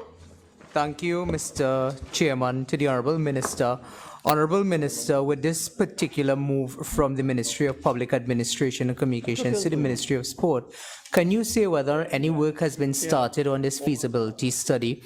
And also, what are your projections in terms of a long-term plan? Because I myself have actually visited that property and there's a substantial amount of work that needs to be done there. So is this also a priority project of the government? And also, has this feasibility study commenced under the Ministry of Public Admin, or any work at all has been commenced with respect to this feasibility study? Again, what are your projections in the future as a priority project of the government? Minister? Mr. Chair, this facility was handed over to the Cabinet a few weeks ago. So my team at the Ministry of Sport and Sport Company is now looking at it. And the member for Princess Song is absolutely right. It is extremely rundown, similar to how the Brian Lara was left to be run down, and we don't want that to happen. Golf is a growing sport in that area especially, so we want to go in there, see what we can do to enhance it and get people, young people, and people in the area utilizing the golf course again, especially as we are pushing the Sports Tourism Trust. But Honorable Minister, you would recall when Carney Limited was closed down, it was left by your administration to be run down, and for many years it was left unoccupied. And unused. Yeah, and it started the member of Oropouche East was being the member of parliament there, left it there for additional 5 years. But again, Mr. Corrected, Chairman, it is San Fernando East constituency and not Oropouche East. Okay, all right, members, I think the point has been made. Member for Siparia, you still have a question? Yes, you say that a feasibility study will be done at the tune of this $250,000. Have you contracted for someone to do it already? And if so, what process and who may that be? Or which company? Mr. Chair, as I said, a few weeks ago, this was transferred to the Ministry of Sport, so we're now ventilating that to get plans to move forward. Okay. Mr. Deputy Chairman, I think I made the point that no work has been done, no money has been spent, it's simply an allocation. Sure, but an allocation is to be spent. Thank you, Thank you, Deputy Speaker. Chairman for today. Deputy Chair, I am... Not chair, not deputy chair. Well... Is Let's go, let's go. It's 9:27. Let's go, Madam. Okay. Madam Siparia, let's go. Sir. That was all the problem.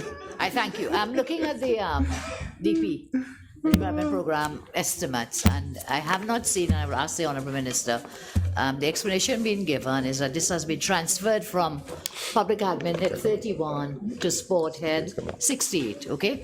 Now, the facility may have been transferred. My question is this.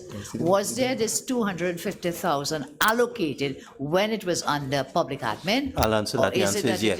This is a new The answer is allocation? yes. Yes. Which one? It Yes was to which allocated one? I'm under not finished with the question. It was allocated I have not under finished with the Public question, Admin. Sir. Minister of Finance, 1 second. Continue, Member for Thank you very Siparia. much. I'm asking either or, we could jump and answer. Right. So let's get the or now. The question is whether in 2017, $250,000 was allocated for this purpose under Public Admin. Yes. So it means for 18 months, Public Admin did absolutely nothing. There's no money. 2017. 17 months. Not 18 months. We're only 6 months into 2017. What do you kill me for? Siparia. It's a few days. Member for Siparia, you finish your question, you got your answer. It answered? No, it's not answered. So for the Minister of Finance, let Member for Siparia finish your question, for the please. 17 going on 18 months,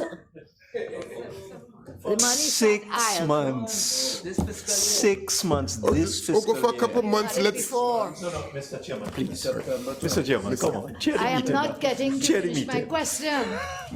Let her finish her question and then you'll have the opportunity to make the correction. Go ahead. Good night. Go ahead. Let her Thank finish. you.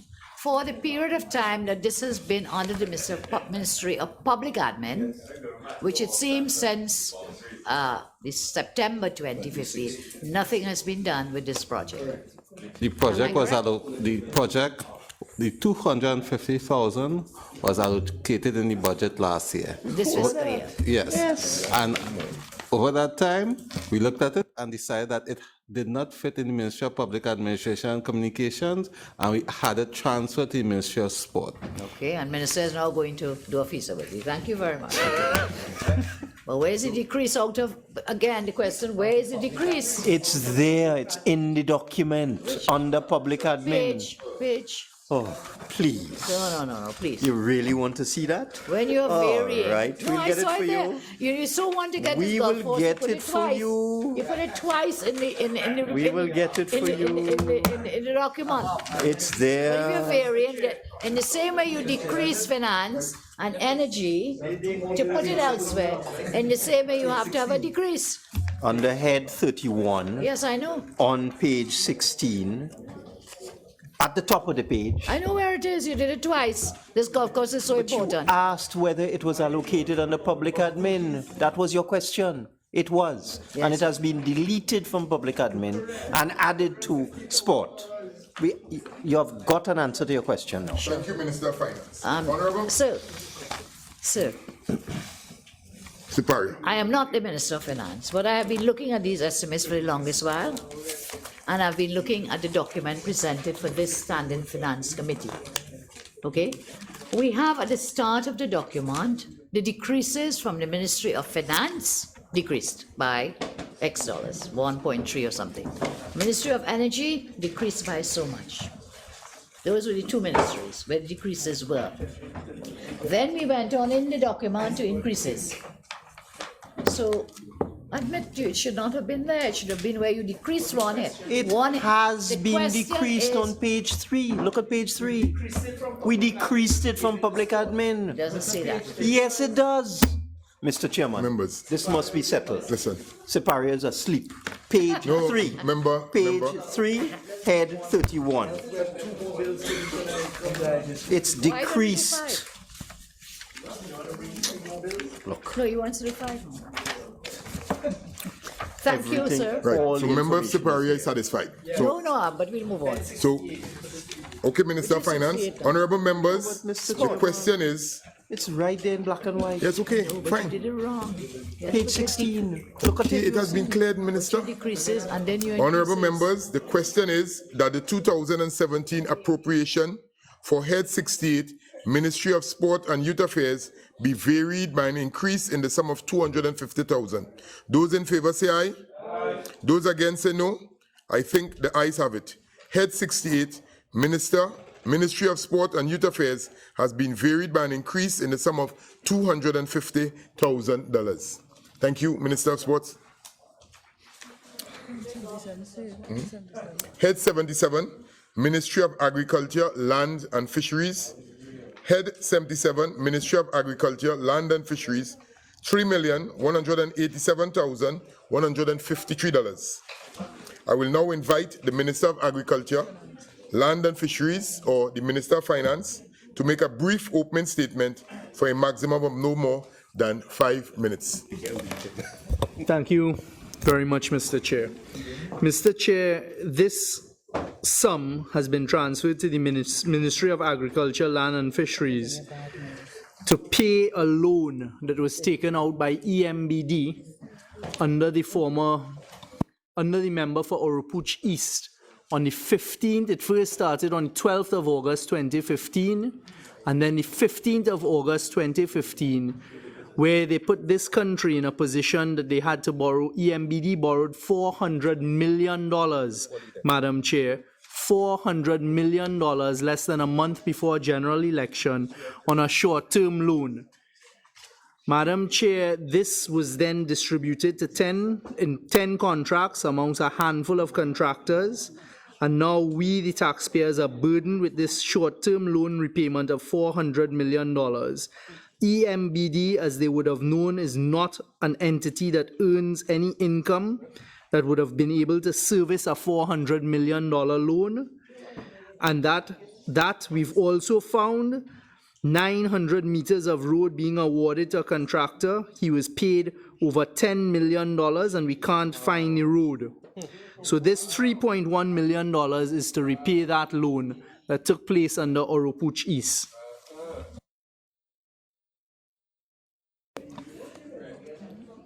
Honorable Minister, are you finished with the statement? Yes? Okay, honorable members, the question is that the 2017 appropriation for Head 77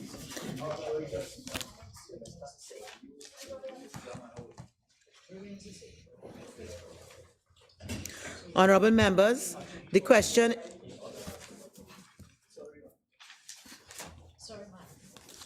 Honorable members, the question is that the 2017 appropriation for Head 77, Ministry of Agriculture, Land and Fisheries, be varied by an increase in the sum of $3,187,153. Member for Oropouche East. Thank you very much, Madam Chair. And I want to thank the Minister for his full explanation, to which I have several questions to ask him on his explanation for the one line that is in the report.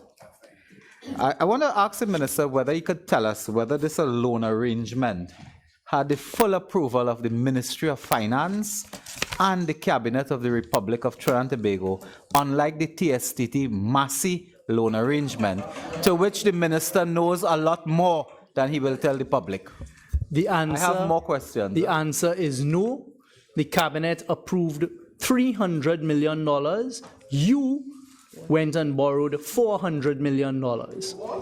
Madam Speaker, I invite the Minister to get evidence to support that. But I would like to put it on the record that the Cabinet and the Ministry of Finance approve loans, not a Minister of Housing. So those insinuations are not a chairman of a board. So those insinuations, you should go and say it outside.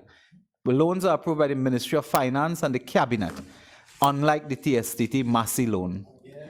Could I also ask, you claimed in your opening address about a contractor building 900 meters of road, or claiming that for $10 million, and you couldn't find the road.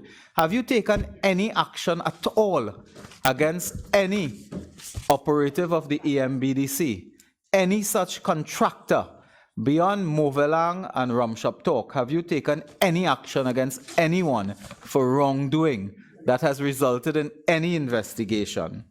My Yes. next my next question, the minister talked about contractors billing up loans, billing up payments, The and answer in to your previous particular, question was yes. and could I ask the minister if he's aware that the contractor that sued the government for $1 billion, $600 million of work was undertaken under the Uttara Rao and Christine Sahadeo EMBDC under the Prime Ministership of Mr. Patrick Manning. $600 million in work was undertaken out of the $1 billion that the contractor is suing this present administration for. All right, member, Madam Chair. refer to your statement. Is this under the Yes. head under recurrent expenditure of the 3,187,000? The minister make a statement? Okay. Madam Chair, the answer is that the sum is disputed. However, as if what the former minister said for Oropouche East, over the period 2010 to 2015, that would have fallen under him for payment. Once again, he has personally saddled this country with any of that such indebtedness. Could I repeat the question to the minister who didn't understand? Is he aware that the debt owed to contractors was contracted under Uttara Rao and Christine Sahadeo under PNM administration? Madam, he said it was a certain contractor. And again, my answer is that that debt is being disputed and defended in the courts.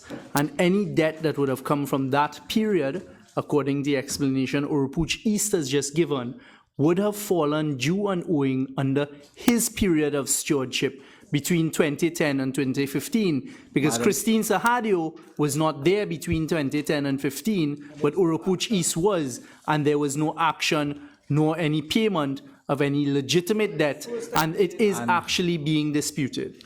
Member for Is the member aware that the debt built up to contractors prior to 2010 involved payment for works that were not done in terms of infrastructure development, underground electricity, water lines that were simply not there, and contractors built up a debt at EMBDC under the former PNM administration? And Madam Chair, if in fact what Oropouche East has said is true, I think the public of Trinidad and Tobago should ask him about dereliction of duty on his part, because he seems very familiar with it and took absolutely no action against the contractors. Is the minister aware that the contractors reduced their bills to the EMBDC by $400 million because of investigations undertaken by the former administration? It is And if you are not amazing. aware, you It can is find the amazing. information. If that is true, Madam Chair, it is amazing that this is the first Trinidad and Tobago is hearing of it, and I do dispute that. Madam Speaker, could I ask now on the substantive issue? Could you undertake, because the Minister of Agriculture is not here, could you get an update on the projects in the EMBDC, particularly projects in Cedar Hill, Picton, Couva, where they have stopped completely infrastructure development work, and those lands are now overridden by bush and debris and are now unusable for further work to be done to distribute. We would also like to know whether the EMBDC has been indeed distributing the lands to Caroni workers, agriculture and residential sites in the last 17 months or so. Madam Chair, as we started off on line item under head 77, this is a simple allotment of $3.18 million to repay a loan undertaken under the stewardship of Oropouche East, where the country was burdened for $400 million. Nothing he's just requested falls under this particular item. Madam Speaker, let me clarify very thing. The loan was taken for a purpose. It was to develop the lands and distribute to the Caroni workers, residential and agriculture. All I'm asking is the minister aware whether in the last 17 months 1 square foot of land has been distributed to Caroni workers, how much distributed, how much outstanding, and whether work on the estates have continued or ceased. That's all. Madam, the full amount of the sum borrowed, this $400 million, was actually fully distributed in a period of less than a month. All of the works were not done, and those matters are currently have been investigated and action is currently being taken. So the minister is admitting that the current administration has done absolutely no work on those sites. I think, That's the Madam point. Chair, the answer is no. This current administration has actually sought to protect the taxpayers for the burden that you imposed on them. Have you done infrastructural development work at any site in Trinidad in the EMBDC, or is that company just established on paper and doing absolutely nothing? After all of the money was drained just before September 7th, 2015, the company is now trying to recover. Is the company bankrupt? Members, in terms of I've allowed a certain line of questioning, but I would like members to really confine themselves to precisely what the line item is. It's just for the repayment of the loan. Okay, so that I would not allow any questions with respect to the company. Member for Siparia. Thank you very much, Madam. When you finish this line item, I think we would have completed, and I seek your guidance as to the way forward. Today, many questions that were asked, honourable ministers undertook to provide answers on or before Wednesday, before the debate. But Madam, I know that through the committee that you chair about assurances, if the words assurance is not given or certain words are not used, then there is no way we can seek to enforce the undertakings given. And therefore, through you, I seek your guidance as to whether we could ask to the Minister of Finance that the undertakings given are in fact assurances that these matters will be provided to members. Madam Chair, just before you go, in keeping with the spirit of the question raised by Siparia, I did undertake before the conclusion of this sitting to give the following answers, which I do have. I was asked how many more legal staff were needed at the DPP's office. The answer is Senior State Counsel 1, 34, Senior State Counsel 2, 11, Senior State Counsel 12, Assistant DPPs 3, Deputy DPPs 3, a total of 63. I was asked for the position of when the vacancies will be finished. I've been informed by my permanent secretary that she's awaiting. When the vacancies will be filled? Yes, forgive me, filled. The process would be finished. We're currently awaiting the feedback from the DPP as he must guide his selection of which offices he wishes to have filled first. We were also asked we were asked by Oropouche East whether we could provide all the matters that the SG and Chief State Solicitor are involved in, and they have confirmed that that would be an impossible exercise to confirm before the sitting on Wednesday. So I've completed the list of matters that were asked of me, which would at least ease any undertakings now requested. Madam. Leader of the House. Madam Speaker, Madam Chairman, sorry. In like manner as the AG has reported, I would like to report on the number of persons who are employed at the Labour Consulate in Toronto, and that number is 6. Thank you very kindly. Now, my understanding is that the Committee of Assurances has no jurisdiction under what happens at the Standing Finance Committee. And I'm asking therefore, members, the Parliament would write the relevant ministers with respect to what undertakings were given as a reminder. Madam, please, I crave your indulgence. My question is, having not used the words that of undertaking or guarantee or assurance, this whole exercise today for I don't know how many hours, 10 hours or more, would have been an exercise in futility. And therefore, without those undertakings from Minister, I'm asking if the Honourable Minister of Finance, as the person really in charge of all of this, that he says that they undertake to provide it. Else we've wasted the entire day here today. Minister, through you. Minister of Finance. Madam Speaker, the government will seek to provide as much information as is possible. So the ones that, through you, madam, the ones that you said that you would provide, we take that also as on ice.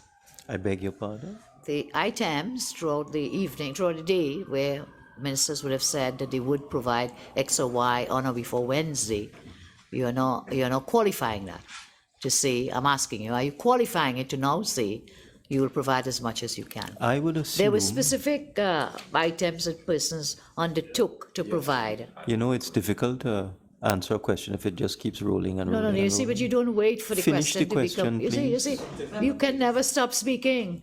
Members, please. You listen sometimes. Would you kindly ask the question? Minister of Finance. I will regulate this meeting, please.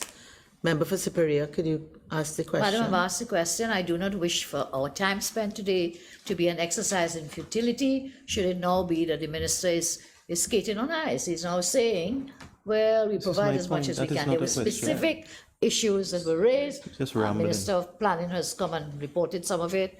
AG has reported some, and there are others, many ministers. So I'm in your hands, madam, and I'm guided. All right. No.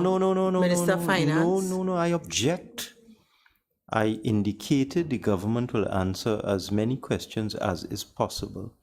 With respect to individual assurances given by individual ministers with respect to specific questions posed to them and answered by them, I would expect that the ministers who gave these commitments will fulfill these commitments. Madam Speaker, I realize the member of Siparia wasn't listening. So I will say it again.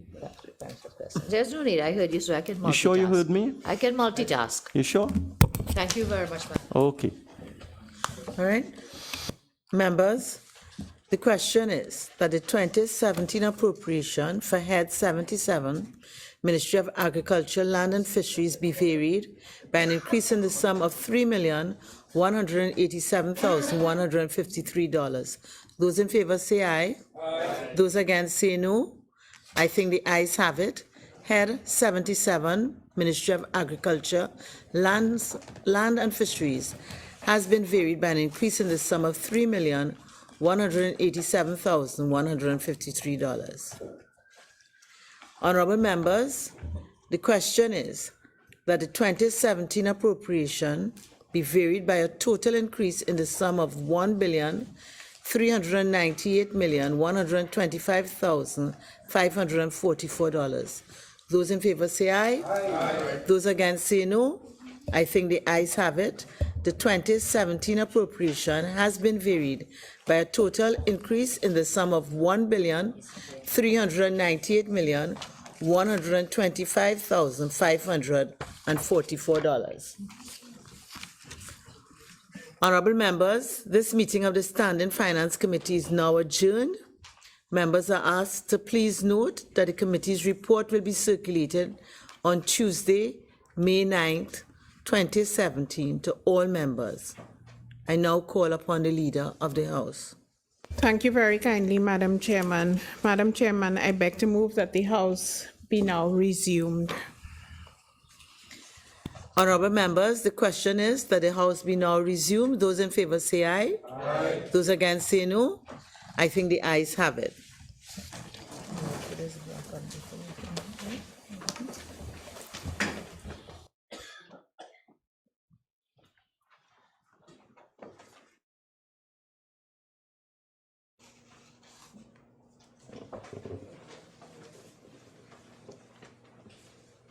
Leader of the House.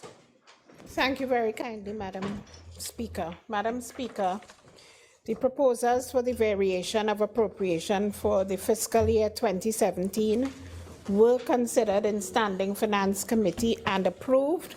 I wish to advise that the debate for the adoption of the committee's report will take place on Wednesday, May 10th, 2017 at 1:30 p.m.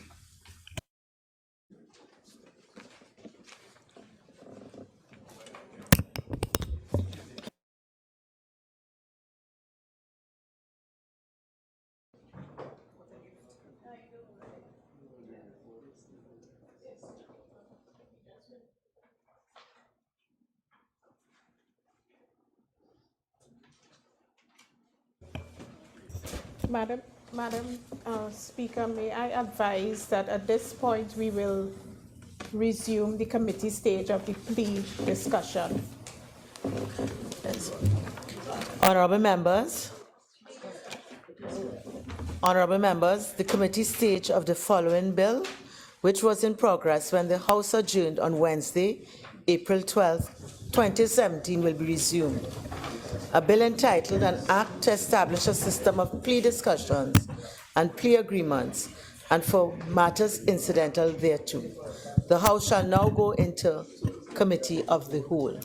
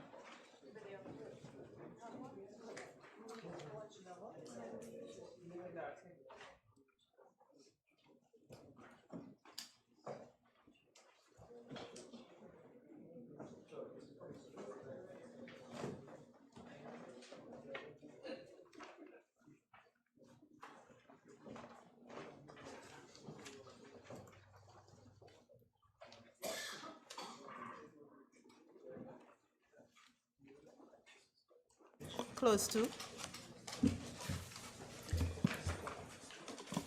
The question is that close to stand part of the bill. Madam Chair, may I just for housekeeping inform and ask, my counterpart is Siparia, whom we've been having some discussions for a couple of days. Before us, and I hope just to ensure we have the same papers, Siparia, I've provided a matrix, a tabular form, where I've given consideration to proposals made by the government and the opposition, and then I've provided responses as a working draft to indicate for pre-reading where we are.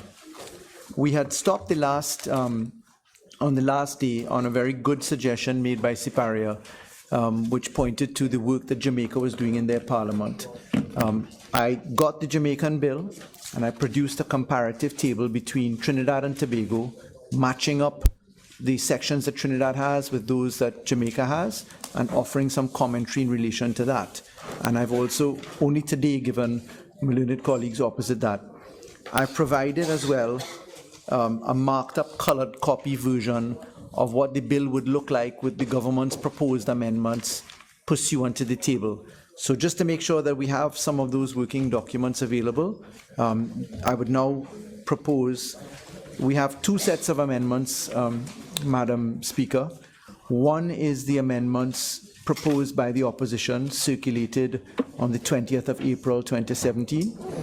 And secondly, there's an updated circulated amendment list by the government, which takes into account matters which we agree with from the opposition's circulated amendments, as well as amendments which we have proposed, and further amendments which we've proposed arising out of a consideration of the Jamaican position.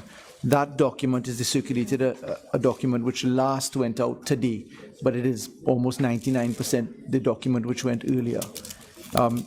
Would that run up to the wicket? And unless Siparia wanted to make any opening observations on some of the paperwork that we have, we could then proceed to clause 2. For Siparia. Thank you, Madam. We have been here from 11 this morning, and whilst we were very busily engaged, I was very much involved in the committee stage, the finance committee, and thereafter in the motion. These documents kept appearing on my desk. So I'll be very honest with you. We haven't had much time. I don't know if anyone else has had a chance to read them. Should you wish to pursue this matter, we will go along with you. But I do so under duress because I have not been able to read your very pretty red, white, and black documents. I thank you for providing the track changes on this one, but we have not even had the chance to study them. I think at different points the Chairman Whip was passing documents to us. So that is my state of play. I do it, as I say, under duress, but if you want to go ahead, it's your house. Members of the committee, please, it's late, and I'm really having difficulty hearing the contributions by the various members of the committee. Attorney General. Madam Chair, bearing in mind that there are effectively 9 weeks of parliamentary time, including the debate, including private members' day, we have very scarce room for parliamentary opportunity, and we're already sitting almost twice a week. In those circumstances, I'd ask my learned colleagues opposite to make as best a stab. I mean, we've all been involved in the matters that preceded this event now, so perhaps we should start and see if we can make our way through. Yes. This is AG's amendments. Member for Princess. Yes, thank you, Madam Chair. Honorable Attorney General, with respect to the track changes that you spoke about when you looked at the Jamaican legislation as opposed to Trinidad and Tobago legislation, and you had prepared this document with that table, with that track change, members on this side do not have that document before us, and therefore we would not have had the opportunity at all to have perused it. Okay. Madam Chair, if I could indicate, I passed to the leader of the Chief Whip opposite. Usually this sort of courtesy is not exercised. Not that I don't mind breaking the manner in which things are traditionally done, but what we did was to take a look at as requested by Siparia, we took a look at the Jamaican law, and there are only two things that really stand out, and I'm prepared to work it through. They're not really complicated issues because the Jamaican law is very similar to the Trinidadian law as proposed, but it's technically not before us. Perhaps if we just start the process, maybe it will flow a little bit quickly and we can get into the meat of it. Madam Chair, you had asked about Clause 2. We had a proposal by the opposition, and we also have a proposal by the government. If I could be permitted to look at the two side by side, the opposition in their circulated amendments asked for the definition of accused person to be modified by the deletion of the words means a person suspected of committing a criminal offense. We have proposed that we stick with the word as it is. We are specifically including the definition of suspect of criminal offense because the policy behind the bill is that we treat with both persons who are charged and persons prior to charge but who will eventually be charged. What we proposed was that we would modify the definition by removing the definition of suspect, but making provision for it later in the bill, as we do in a new clause 10. So we've taken on board the observations by the opposition that it would be neater to treat with the two species of persons involved, that is suspects and persons who are charged, in a more organized fashion. Therefore, what we propose in the amendments which we have circulated is that we define an accused person to mean a person against whom a complaint is made or information laid.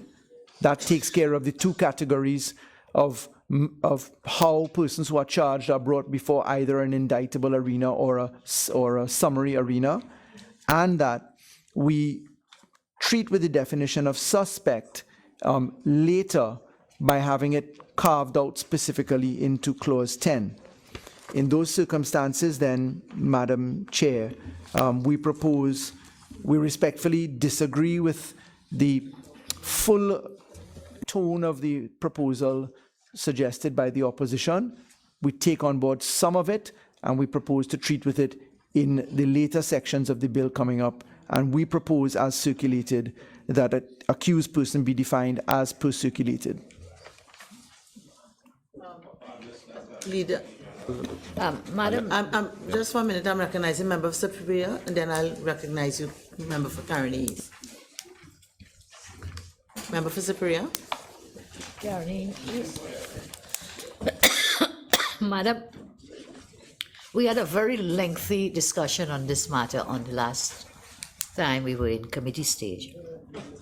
And our concern was that the way we were defining an accused person, that there was no judicial oversight of anything to happen later down in the law. From what the Attorney General is now suggesting, we are separating fish from fowl. In other words, we are putting the accused as those rightly in law, as somebody who is a defendant, somebody against whom a complaint is made or an information laid on indictment. So it is clear accused means a person who is charged. And the AG is now suggesting that we have a new definition of suspect. Yes, we would include a definition of suspect in clause 2 and treat with it in 10. Sure. Now, in principle, that seems fine because you would have a different pathway for each to follow. In terms, I had identified at least 8 or 10 clauses of the bill where the suspect would not have had any part in the pathway to reach into a courthouse and so on. Now, my concern is, AG, as I've said, in principle that seems fine, but I don't know what you've done with this suspect now throughout the clauses of the bill, so we'll have to walk it through. Sure. So in principle, it appears to be something we can live with, but it will now depend on what you do with that suspect later down in the bill. If I could indicate, taking avail of the comments made. But can we do it as we go through? Yeah, it's in the track, not that I ask you to dive into that immediately, but I can point out that what we've done, cleaved suspect from definition of accused, inserted suspect as a separate standalone definition, then added the cleaved species, accused and suspect, so that when we talk about plea agreement in clause 4, that we treat with them separately, so we divide it and refer to them separately. When we talk about plea discussions with represented persons accused, we cleave it again in clause 9. When we come into clause 10, we again treat them separately, and that's where they were dealing with the procedure for plea discussions. In clause 11, we deal with them separately for the prosecutor's duty to disclose evidence to them. We also, in the victim impact statement at clause 13, again treat them separately.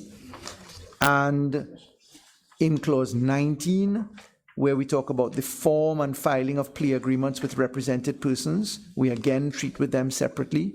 If I may, yes, we may save some time. What is the end result? The end with the people charged, we know we go to court with the agreement. Sure. With the suspect who is not charged, what it is you're going to do with him down the road? The discussion happens with the suspect. The approach by the police happens to the DPP. The DPP considers whether this person is going to be charged at all or not, and also whether a plea discussion can happen. The person who is in that discussion with the police as a person of interest, if we call them that, and the DPP giving advice, they agree in principle to what they intend to do, including what the charge is going to be. They enter into discussions. They approach the court with a charge being offered then, not expressly stated, but that's the manner in which senior counsel Mrs. Elder advised that it is done. So you literally take them to court and charge them. So the person will be charged? Person will be charged. But that was a long argument we had here last day. Well, it's so the same procedure actually stands as on the last day, and then we had the reference to the form, etc. Sure. And so what we did is specifically the reason for cleaving them was so we can actually get whether you have a representative or not. That's where it was a little untidy, and you had observed that. So we tidied that up in clause 10. So they will be charged. What I can say as well, insofar as clause 2 is an omnibus clause, a definition clause, we agreed with the proposals of the opposition for the modification of the definition of court. We agreed with the opposition for the modification of the definition of where the tagging comes in for the Director of Public Prosecutions, and we remove the Constitution reference.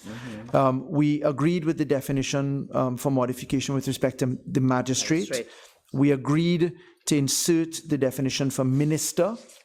We didn't agree with removing with treating with offense in the definition section, and it came out of case law which suggested that you had to have it in a standalone section, and I saw you had Thornton's Book of Legislative Drafting. It's actually there. That was my week's reading when I was out of the country. Described as one of the 10 commandments. So it was on the advice offered in Thornton's that we took that approach, and we did not agree with inserting a definition for particular course of action, again on the back of Thornton's advice.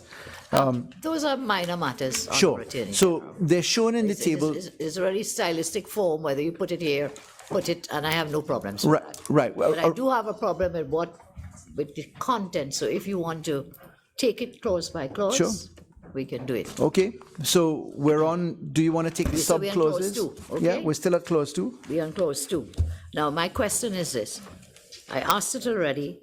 There were many references, clause 18, 19, 20, 21, 22, 23, 24, 5, 7, 27, and so on, which talked about plea agreements concluded, and therefore the stream that would be followed, or the pathway that would be followed with an accused that did not fit with a suspect who had not yet been charged. How are you getting before the court? Are you going to charge him and take him to court? Yes. Because you mentioned earlier that there was something about a proposed charge. Yeah. So suspect, DPP has to agree. Person is then charged once they've agreed, suspect and DPP and the police. Charge happens in court. Then the discussion is brought to the attention of the court, either the summary court or the indictable court, in the filings with registrar or clerk of the peace, and the system flows. Well, that's a major concession.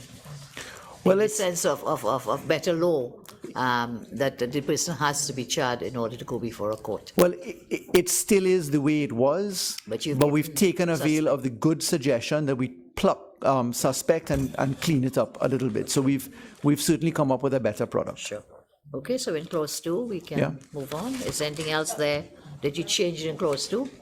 Sorry, ma'am. No, that's okay. Yeah. I thought we were moving on for clause 2. I just, there's a, so I'll let you, Member Siparia, finish with your comments and questions, and then I'll go on to the other members who have comments and questions on clause 2. Sure. Just now, member. Mr. can go ahead. MP can go ahead. Okay, member for Caroni East. From a layman's perspective, I am not clear about this issue of an accused person being a suspect. And the AG is now saying that a suspect basically means the person will be charged. But from a practical perspective, the police goes to a person A and says, you are suspected of committing a criminal offense. And therefore, the fine for that is 15 years in jail. You now have an opportunity for a plea bargaining process, which can probably give you a less sentence of 5 years. Now, how was the person who is now being told you have a charge coming up, how would that person know that that is an authentic charge, or whether the person is trying to coerce that person to say something when you might not be charging the person? You tell the person he's a suspect, he or she is a suspect. Sure. So could you explain that to a layman like myself? Good question. If I could rephrase the position, I think you're concerned about what is the safeguard for someone in the position of being a suspect. Yes. And the safeguards are you facing a trumped up charge? Is somebody coercing you into this course of action? Would you be unwittingly caught? If I'm rephrasing it into what is the mischief that can be caused? You're reading me correct. Right. And those are all spot-on balancing of rights issues. The first way in which this is treated is that we don't include a suspect in the definition of accused. We've cut that out, and we have a separate definition for suspect now. And what we propose specifically is that a suspect will now be described as a person who a police officer with reasonable cause suspects has committed an offense but who is not charged. So we've defined it separately. Coming to the potential for mischief now, the first safeguard to be found is the fact that nothing can happen without the involvement of the Director of Public Prosecutions. So a policeman can charge, that stays the same. The DPP still has the same constitutional right under Section 90 to come in and say, well, look, you've been wrongly charged, get rid of that, as the DPP has done on umpteen occasions in our history. You're concerned now that somebody could be unwittingly put into the slipstream and find themselves agreeing to something. Mm-hmm. The first safeguard that comes up is that the DPP must agree to a plea negotiation, plea agreement. How does this suspect see that or become aware of that Good. the DPP? So these are the second lines that are coming in now, because there are actually several safeguards. I've just given you one. So the person must be informed of the right to legal representation. If the person refuses legal representation, the person must indicate that in writing in the form that is scheduled out in the bill. That is done in the presence of a third party. The judge's rules kick in. It is video recorded, which is a step of certainty to make sure you didn't beat the person, etc., etc. You then progress to the plea discussion being formalized, and then you must go in front of a judge. Then the judge says, let me look at the facts, let me look at the positions, let me see if there's a bona fide and sustainable charge. Was this person coerced? Was it of their own free volition? Did they have independent legal advice? Were they advised of their rights? Was it signed off in law? And then the judge has the discretion to agree or disagree with the plea agreement. Then there's a further safeguard that the accused can then step in and say, well, hold on, there was a misrepresentation. They told me something, it didn't turn out. Even though I signed that, I want to exit out of the plea agreement. That's provided for in the bill. Then there's a further safeguard where the person can appeal to the Court of Appeal and say, hold on, I was duped, I was beaten, they didn't give me the true facts, I now have advice, and then the Court of Appeal considers that. And then there's a further safeguard that the DPP can actually intervene as well and say, well, look, we were duped, etc., etc. So there are multiple safeguards right through the system. Of course, I don't need to remind you that the Privy Council is the final Court of Appeal in this jurisdiction. So there's a, well, I think we'd more likely be thrown out of the PC rather than have it abolished, because to move to the CCJ requires a constitutional majority. But now that's anchored in the Constitution. So there are multiple safeguards carrying east, and they're all sequentially and logically set out. In fact, when you compare this with the latest version of the Jamaican legislation, which is now at their House of Representatives on its way to the Senate, it follows in almost exact fashion to what we're proposing now. So if I'm to get you correctly, forgive my lack of information on that criminal aspect of the law.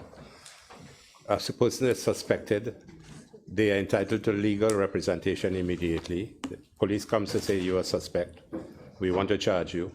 So the person then says, well, I have to have legal representation. Or refuse. And then the legal representation has to see what the DPP has marked off against that person.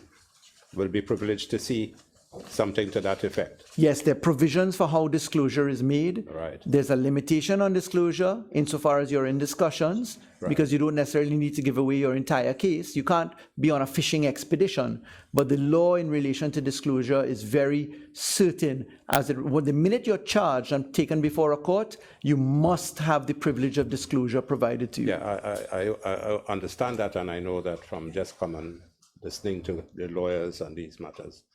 So, to clear up my doubt, is that a suspect can only be dealt with when the DPP signs off on the matter, that person could be charged. So the Yes. DPP must be on the matter. Yes, sir. Thanks, I appreciate it. Member for Oropouche. Thank you very much. Just a couple quick questions, really small ones too. With this definition of suspect, you're enlarging the net for those persons who can bargain in your plea bargaining arrangement. Could you just enlighten me the elementary differences or the elements of reasonable cause that is being used here as opposed to reasonable suspicion? Sure. And secondly, related, of course, is that under what circumstances would a suspect not be charged? If I could perhaps deal with the latter first. A suspect will not be charged. Primarily, the principal safeguard and stopgap is if the DPP says not only that you shouldn't be charged, but that even if you're charged, that the charge should be lifted, as happened in the several anti-gang cases, for example. So the filtration exercise of the DPP's discretion under Section 93 is the ultimate safeguard there. So a suspect who is not charged is not a party to a bargain? A suspect who is not charged can become a party to a bargain once the process begins and the DPP then approves it, and then that bargain then makes its way into the process of becoming an agreement which is judicially approved. So a suspect can be a party to a bargain? Yes. Okay. A suspect can be a party to the discussion. But once we go into agreement, that's how I understand. Yes, then you become charged and then you go. You have to be charged. Correct. So if someone is not charged, they cannot be part of a plea bargaining agreement. That's correct. They could be part of another clandestine Another arrangement. business, but not part of a plea bargaining agreement. That's correct. And there are circumstances in which a suspect may not be charged. Perhaps so. Sometimes someone may turn to be a state witness. They may go into the judicial protection system. So there are circumstances certainly in our country where that can happen. But you could also find circumstances where the information they're giving is proven to be false, inaccurate, malicious, Yes. and unworthy. Yes. Could you then indicate this fundamental difference between reasonable cause and reasonable suspicion? Sure. We've kept with the language as is described in other legislation, and what we've done there is to lift for the issue of reasonable cause. Reasonable cause is on two platforms of support here. One is the common law, the case law, which is well defined in respect of what reasonable cause is. In other words, then, you cannot be capricious in bringing a charge for someone. Certainly that finds itself into the elements of malicious prosecution and ultimately associatedly false imprisonment. But really the term reasonable cause as used here is indicated to be a reflection of common law, and then there are of course statutory examples of the use of that language, and so the drafters have elected to use it. So the police officer takes the reasonable cause to who? The police officer, the suspect is a person who a police officer with reasonable cause suspects has committed an offense. Yeah. That person who is brought into the station, if ever you bring somebody in there unreasonably, you can find yourself answering malicious prosecution and false imprisonment. So that's why reasonable cause is there. It's to bring in that element to allow for malicious prosecution. That suspect continues in a state of suspicion until he's at the proximity of a charge, and if he's going to have a plea discussion where they tell him, listen, we consider charging you, you have the ability to have a plea discussion with us. Do you have a lawyer? Your lawyer is present. If you don't have a lawyer, there's a certain process. That then goes to the DPP. The DPP considers everything, as he always does in most instances, and says, right, proceed to charge, and okay, proceed to have a plea discussion, move to the court with your agreement. I find that very scary. Very difficult. Member for Naparima. As a layman, a suspect, you're saying that a suspect cannot enter into a plea discussion? No, a suspect can enter into a discussion, but a suspect can't enter into a plea agreement, because then the Yes, to be suspect becomes charged. somebody who's charged. Right. Are there any examples in Commonwealth jurisdictions where a suspect could enter into a plea bargain without being charged? Yeah, the United States, Australia, New Zealand, the whole Commonwealth. England. In Australia and in England? Everywhere. No, they don't have it statutorily, but suspects do have this off-the-record sort of event which finds its way into court. It doesn't happen all the time, but where in the Commonwealth do we have statutory sanction for what you're proposing here? Certainly off the record, Canada does have. Jamaica in its bill has. In Canada doesn't have a statutory No framework. suspect, yeah. I recall that Canada and the US would be the only two. I- Yeah, the USA for sure and Canada. Commonwealth jurisdictions. The US is Commonwealth. Really? Yes. Since when? Well, they're not part, yes. They broke from the Commonwealth, the whole American War of Independence. Their system of law, no, I'm not talking about strict acts, I'm talking about the common law. Sorry, if you've said Commonwealth, I mean the common law. Commonwealth jurisprudence. Yeah. So, Mr. Attorney General, a suspect has to agree to be charged to be part of a plea agreement. Yes. A suspect is being given for the first time the privilege of finding himself with the opportunity for a plea agreement, but a suspect can and always has the prejudice of being charged. So what you're doing is you're allowing the suspect at the very earliest opportunity to negotiate his way out. In the common law jurisdictions, they have something which is even further, and I can tell you that I'm looking at it now, which is a no contest system. A no contest system is one which is a neat associated one to plea bargaining, because it allows you the privilege of agreeing that you will be sanctioned, but that you offer no contest and you may have a lesser sentence, community service or other things, etc. So that's something that we're actually considering actively right now. One question. Member for Carrie Central. Yeah, one question. I just want you to clarify, I think you made the point, but I just want to understand clearly, that the plea discussion process can only be triggered on the say-so of the Director of Public Prosecutions. Yes. Okay. It's in clause 6. A prosecutor shall not enter into a plea discussion or conclude a plea agreement unless the prosecutor first obtains the written permission of the Director of Public Prosecutions. Okay. Anything else on clause 2? Member for Siparia. Madam, I am not very comfortable with suspect. I will leave it up to the senators thereafter, because again, I haven't had a chance to go through the entire thing to see how you deal with the suspect. And that's why I asked you in the Commonwealth jurisdiction, because I searched and I have not been able to find. Australia? My team is just referring me to the 2014 policy, the reform of the criminal procedure plea discussion paper, which was an exercise produced under your leadership, Siparia, specifically at page 19 there, at paragraph 316. In the USA and the United Kingdom, plea negotiations can begin as early as before charge. It is footnoted, Principles of Federal Prosecution, US 927, Attorney General Guidelines on Cases of Serious or Complex Fraud. Okay. Again, that very document, yes, it was prepared under our time, but the document was not converted into the passage of law. And you are well know many documents can be prepared. They come up for debate, we look at them, we accept, we may not accept. I know that Senior Counsel Elder in that document recommended that we include suspects. Yeah. And your first draft really had the suspects really totally could not be dealt with here. Well, they could have, but you've I took on board your advice of let's make it more apparent, but it certainly was there. In that very document, Senior Counsel Elder also spoke about what obtains in Canada what obtains in the United Kingdom, and you just clarified it.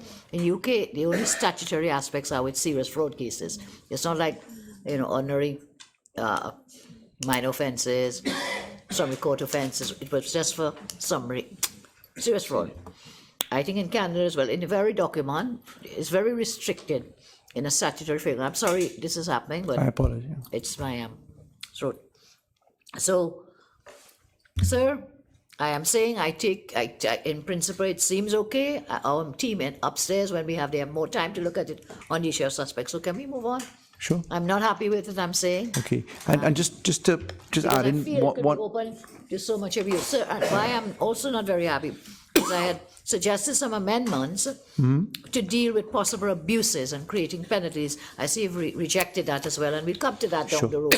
But that's another reason why, I am not comfortable that we bring in suspects. Look, let's be real in our society. You bring in a man, you terrorize him enough, policeman, whatever, he's willing to sing on his friend. Yeah, he will sing like a bird, knowing that he could get off scot-free, and that's why we had put the balance in for the abuse, but we'll get there. So, sir, you want to go with it? I am not comfortable with it, but you don't need my vote on this one. But it seems a possible way. So the next one in this clause 2 would be with the definition of prosecutor. Prosecutor, you've kept the original, means the DPP or an attorney authorized in writing by the DPP. Now, you would have seen other kinds of definitions for prosecutor. Senior Counsel Elder in her document, I can't remember the page number now, I don't even have it in front of me at the moment. She had said she was not very strong. The Senior Counsel was not very strong, and she suggested we take out police officer, which was in the original, which is in the existing law. This is still on clause 2 on the definition of prosecutor. Definition of prosecutor. Pamela Elliott suggested we do something different with the existing definition of prosecutor. Remember, the Senior Counsel was looking at the existing law. The existing law included a police officer specifically. And the idea was to remove police officer because there was a mischief exactly along the lines that you had referred to a little while ago. So what we did is the definition is modified by removing police officer. Certainly. Now, what Senior Counsel Elder said at pages 37 to 38 on prosecutor, and she says a police officer is included in the definition. It is potentially dangerous for police officers to enter into plea discussions with accused persons, especially those who are unrepresented. Allegations can easily be made that improper pressure exerted and so on. She continues in paragraph 323.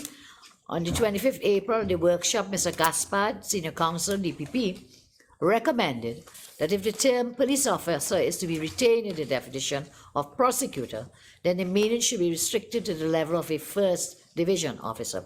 So there was no hard and fast rule that you should not have them, but if you do have police officers acting as prosecutors, which is what is happening now in our courts, the majority of the prosecutors are police officers. And I'll come to say why I think this may be retained, or should be retained. It is because what you're now proposing is an attorney, the DPP, and we already know how short-staffed that office is. And I know by DPP you don't mean the man, the DPP, but the office. And then you say, and an attorney at law authorized in writing by the DPP. Now that is perfect. But how are these lawyers are going to be selected? What is the criteria we use that I'm selecting this person and not this lawyer? I'm selecting Faris attorney Faris, but not the attorney, Mr. Hinds. What is the criteria? And thirdly, the shortage of persons even in the DPP's office. I know you want to staff it. You've told us how you're moving. It will still be too few. So if this is to work, and it comes and it's centralized back into that office of the DPP, as a prosecutor to hold these plea discussions throughout the country, I think you may be spinning top in mud and make it far less of these things taking place when it is so totally centralized. Again, I don't feel strongly about it. If you want to keep it as a lawyer, authorized by the DPP, I just have concerns how these lawyers will be chosen. Already in your own experience, you see the former administration hired all their friends and family, and maybe when you move out, Others will say that you hired only the firms of friends and family. You know, all the questions about this election process, how is it to work? That is my concern, why I'm asking, given the fact that the majority of our prosecutors in the summary courts are police officers, that we up the ante and we put a rank of, which was suggested by Ms. Elder and by DPP Gaspard, above the rank of First Division. Sure. If I could reply, thank you. I understand the point. It's a balance between common sense, practicality, and who we are as Trinidad and Tobago, in addition to the potentials for abuses. The fact is that, well, let me address the points that I've held on to in my mind. First of all, the person to select attorneys at law is always the DPP, and he does so by fiat, which has been his privilege, again, from constitutional springboard. That has been the practice time immemorial without prescription as to who qualifies for fiat or not. Secondly, you're right, the cadre of persons available to provide the body for prosecutor may be limited currently. I can tell you that we are literally building out the attorneys at law complement at the police service. I'm literally building up case management centers in the police service now from an architectural point to allow them to move from 8 attorneys at law, whereas there are 53 prosecutors, including 8. So they're based, they have the positions to hire, but they haven't. That's being pushed right now. The position of including a police officer is that, in fact, many members of the criminal bar, in discussions on this bill, Mrs. Elder herself included, strongly advised against the inclusion of any form of police intervention. Sir, I just read paragraphs 3223. Yeah, but that was 2014. Oh, so she's now changed yes, her mind. I can confirm that it is her recommendation, standing on the pack of others, indicating that the police officer should be removed. And again, it was specifically to avoid any potential for coercion or the allegation that somebody may have been browbeaten into this scenario. In any event, the flavor of it really works its way to a judge. And so we've sought to balance it out. If you look at Form 1, which springs from Section 10, where the accused indicates, for instance, that he doesn't want to have representation, and you look at the safeguards that come about there, the need to have an attorney at law who's approved by the DPP is a very significant one. The resources are not incapable of being had, they just need to be had. And that's why the build-out has been moving as quickly as it has at the DPP's office. So we expect that situation. Again, the JLSE is on its second round of appointments right now. There's 64 more bodies to be appointed, and I expect that to be done. Sure. Well, I had suggested 2 options, and you've gone with one of them, which is that we excise the police officer and we define it in the way the Jamaicans have done it, which is what I see that you have kept in your definition. So we can move on. Yes, Member for Laventille, where's your intervention? Thank you. Just to follow on what the Attorney General just said, I understand the concerns by Senior Counsel Pamela Elder in respect of police. The member for Siparia is right. The large majority of prosecutors in the magistrates' court are actually police officers. I suspect what Mrs. Elder was suggesting is that you don't have these very prosecutors who are police officers, given that police officers are the ones charging, arresting, and charging, to be the ones entering into the plea discussions. Not that they should not prosecute, but that they should not be the ones entering into the plea discussions. And if they are entering into the plea discussions, it should be from the rank of assistant superintendent, also someone outside of the fray, so to speak, a level of distance. Yes. And insofar as the fiat is concerned, insofar as the fiat is concerned, there are occasions, of course, where in a private criminal prosecution, an attorney can apply to the DPP for a fiat. So the DPP is not choosing him. Once the DPP concurs. I think these matters are more not for private prosecution. It's criminal matters. It's criminal matters. It's criminal matters with criminal sanctions. What Minister Hinds is referring to is that you can bring a criminal complaint under a private indictable. We know that, Yeah. but I don't think this. Yeah. No, but it's criminal Correct. matters. It's criminal matters generally. Because where you have where is a private complaint against each other, you two could always fix up your business, you know. Yes, And and this therefore particular so the bulk of and it, therefore the this definition. is designed, with due respect, not for those, unless I am very wrong. No, you're right. This You're is right. for. And the matters definition found. You're perfectly right, and it fits in because of the operation of the DPP giving written consent. Because in a private indictable, it's up to the DPP to actually discontinue or not. So yes. AG, you know what is my concern here? Yeah. That we may create a little elitist group of lawyers who trot around the place, and they are the only ones. You know, it's like a little elitist group. 1, 2, 3, 4, 5. Nobody else. This is it. You can't get in. Look, I want you to remember. Maybe you're a little younger than I am. Maybe the honourable speaker, without bringing her into the debate. But I don't know if you know what this profession is like, or was like, and still is. You know how hard it is when you come out of law school to break into it, because it's closed. It's an elitist profession. Of course I do. And it is kept elitist. And I'm concerned that we get a cadre, the TPP selects 5 or 10, I don't know how many, if you could even find 10. And they are the men of business now. They are the only ones. Siparia, can I tell you elitist this? group. So much in agreement am I with you, and so do I recall the Police above the experience rank of police. that I have gone to the United Kingdom, I have met with the Public Defenders Department and the DPP of the United Kingdom, and we are actively building out this year a public defender system. So we are looking to cause the amendments to the Legal Aid Advice Authority specifically to break. Siparia, let me underscore your point. There are 20 lawyers only that control the criminal bar. Sir, today you were here at Finance Committee, you have no money. Please remember. Yeah, Please remember. but All these they will not happen. But there are some things happen. that you have to do. I wish you good luck. If you want to have a cadre of attorneys do it, we give it a shot. We have all these very qualified persons. I mean, why don't we go, as Pamela suggested, above the rank of a certain, and we've done it in other pieces of legislation now. I remember in this parliament over the 25 plus years, many pieces of legislation, we say, okay, you need a police officer, but given the sensitivity, we take a rank. Were you ever a police prosecutor? Through you, madam, to Mr. Hinds, I know you were a policeman, not a, okay, sorry. So we can move on, I mean, but if you take a rank, sorry, so you don't create an elitist group. Yeah. You know, people walking wrong. All humility. Yes, sir. That fear of an elitist group doesn't obviate the power of the law for plea discussions.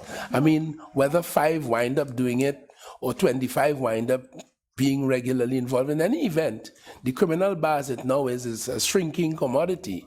And there are a limited number of criminal practitioners. The Attorney General has made that very clear. Yeah. So while you have that fear, I don't see how it immediately bears in on the validity of the law as it now is offered.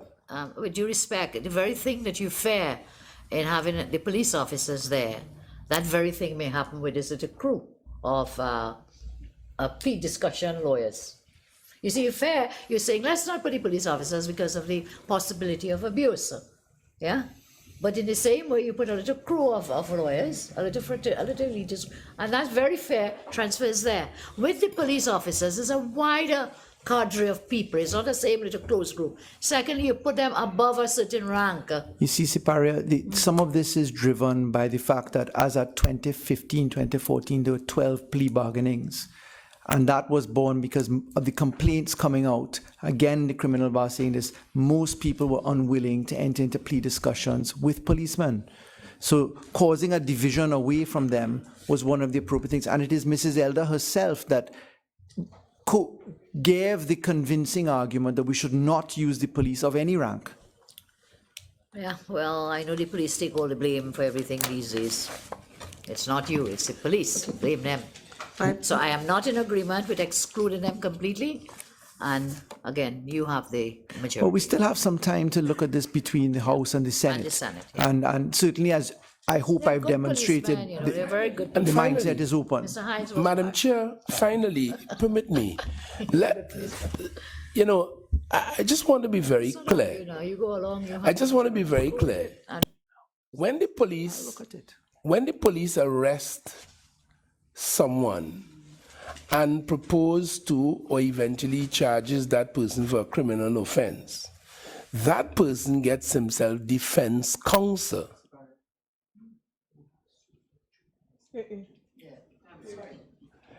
That person gets himself a lawyer to protect his legal interests in this process.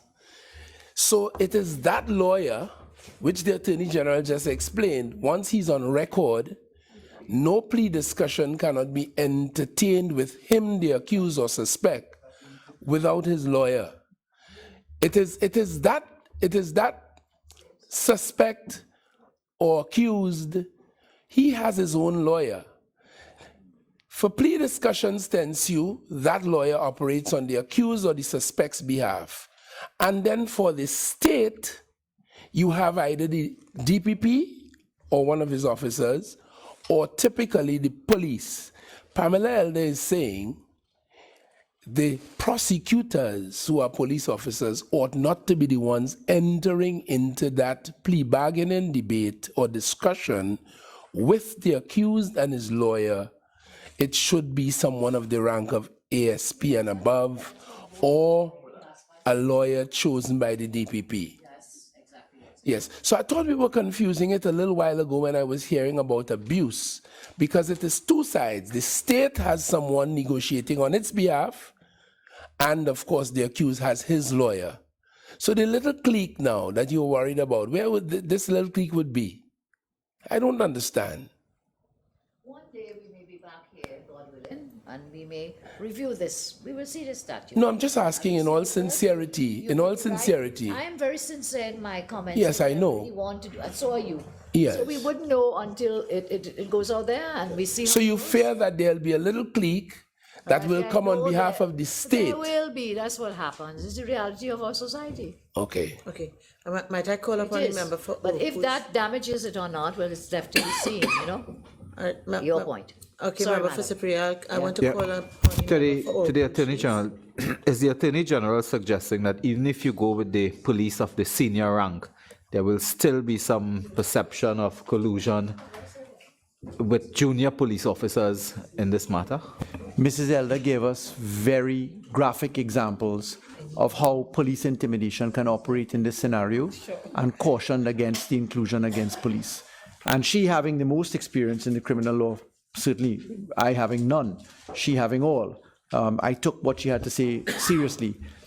We had the positive recommendations as well from other persons at the criminal bar who gave in comments and reflections. Rajiv Persad, Ravi Raj Kumar, several of the practitioners, and the move was away from police prosecutors. Do you have any other examples in the Commonwealth by the use of senior police officers? And what would have been the result of that over a period of time? No, regrettably, I don't. I catch your point, but Trinidad and Tobago finds itself in a situation much unlike some of the Commonwealth or common law jurisdictions right now. And the difficulty that we had is that when the criminal bar raised its head up, most of them, and said to us from the bar's representative, who Mrs. Elder was, and who certainly has been in constant engagement in this bill up until just yesterday, the advice given was stick with the attorneys at law. But I mean, clearly you will understand that the association is in a sense advancing the interests of their members. But you must remember the attorneys at law that we're talking about are state attorneys. Minister Hinds had given a very good example of how the counsel of choice on the suspect side could limit the operation, that the pool would be small there. There are about 20 senior or well-established criminal attorneys in this country, and they have all of the matters. But the DPP's department is much larger than that. And what's been missing is, in fact, the operationalization of the permanent staff inside of there. They have contract staff. What they want is permanent staff. So the recruitment exercise is moving. The overseeing from the Public Defender's Department and the UK DPP is also filtering in so that they can give their experience by way of actual case trials. And we intend to bring that forward. But don't you see a situation where a pool of lawyers, state lawyers, on contract or not, at the DPP's office, become involved in this process of bargaining? They become the professional experts almost as bargainers.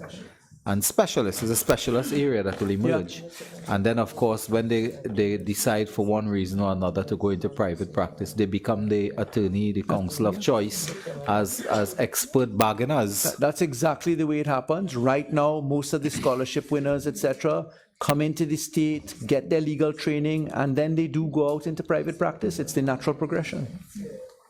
So you're right. Because I would have liked to hear more if you had any comparative study or any research material on why it is that you are so adamant that the police of the senior level that we suggest, why it will not work. But if you could find some research, it'd be good. If not, well. We did certainly look at multiple jurisdictions. Some are rather informal in perspective. Some have better function and different divisions of separation for police officers. I can't give you a hard and fast example, but it's not that I'm personally wedded to this view. This is the advice given to me by the leading members of the criminal bar. What I was saying to Siparia a moment ago, just sort of voce or across the floor, was we still have a passage of time between here and the Senate, and my mind is open to the issue, so I will certainly be looking at it broadly. Might I call upon the member for Princestown? Thank you, Madam Chair. Honorable Attorney General, you spoke about the limitation of the Commonwealth jurisdictions, and we had spoken quite a lot about this when we had the debate. And then you spoke about the informal perspectives that had been advanced in some of these Commonwealth jurisdictions. With respect to the whole definition of suspect, and just going back to that a little, you spoke about Canada with respect to what they have in their law there. I recall with respect to the definition of suspect in the Canadian legislation that there was a disparity when it came to provinces in Canada. Have you taken a look at that? Because there is a disparity that exists there. And again, you spoke about the informal perspectives and so on. But from my research, I believe that in some instances, when you refer to Canada and the United States being your benchmark, when you really look at Canada being the main Commonwealth jurisdictions in terms of the jurisprudence, you will see that there's a huge disparity in terms of the provinces with respect to many of these definitions. You're right. You're right. There is a disparity. Your research is correct. The thing is that there's no one cast in stone view to hold on to say, here's a good, perfect legislative example. What we do know is that the previous version didn't work from 1999, 2000 come forward, 17 years later, 12 cases. And part of the odium expressed was that policemen were involved, and also that there was a criminalization for undue influence, which caused most people to be wary of the entry into plea discussions or plea bargaining. So we took avail of those. Thank you, AG. In light of that, I think we have to be very careful in terms of identifying, when you said that there was statutory support for some of these definitions in other Commonwealth jurisdictions, that we may be advancing perspectives that in reality we are not taking into consideration disparity, and as according to leader of the opposition, maybe in the other place it may be ventilated more, but I would like that you take a look at that. I certainly will. Right now the issue is down to, can we broaden the pool of persons available by considering policemen of a certain rank, and I've certainly noted that carefully. Well, thanks. I don't know if to believe it. I just want to make one other point.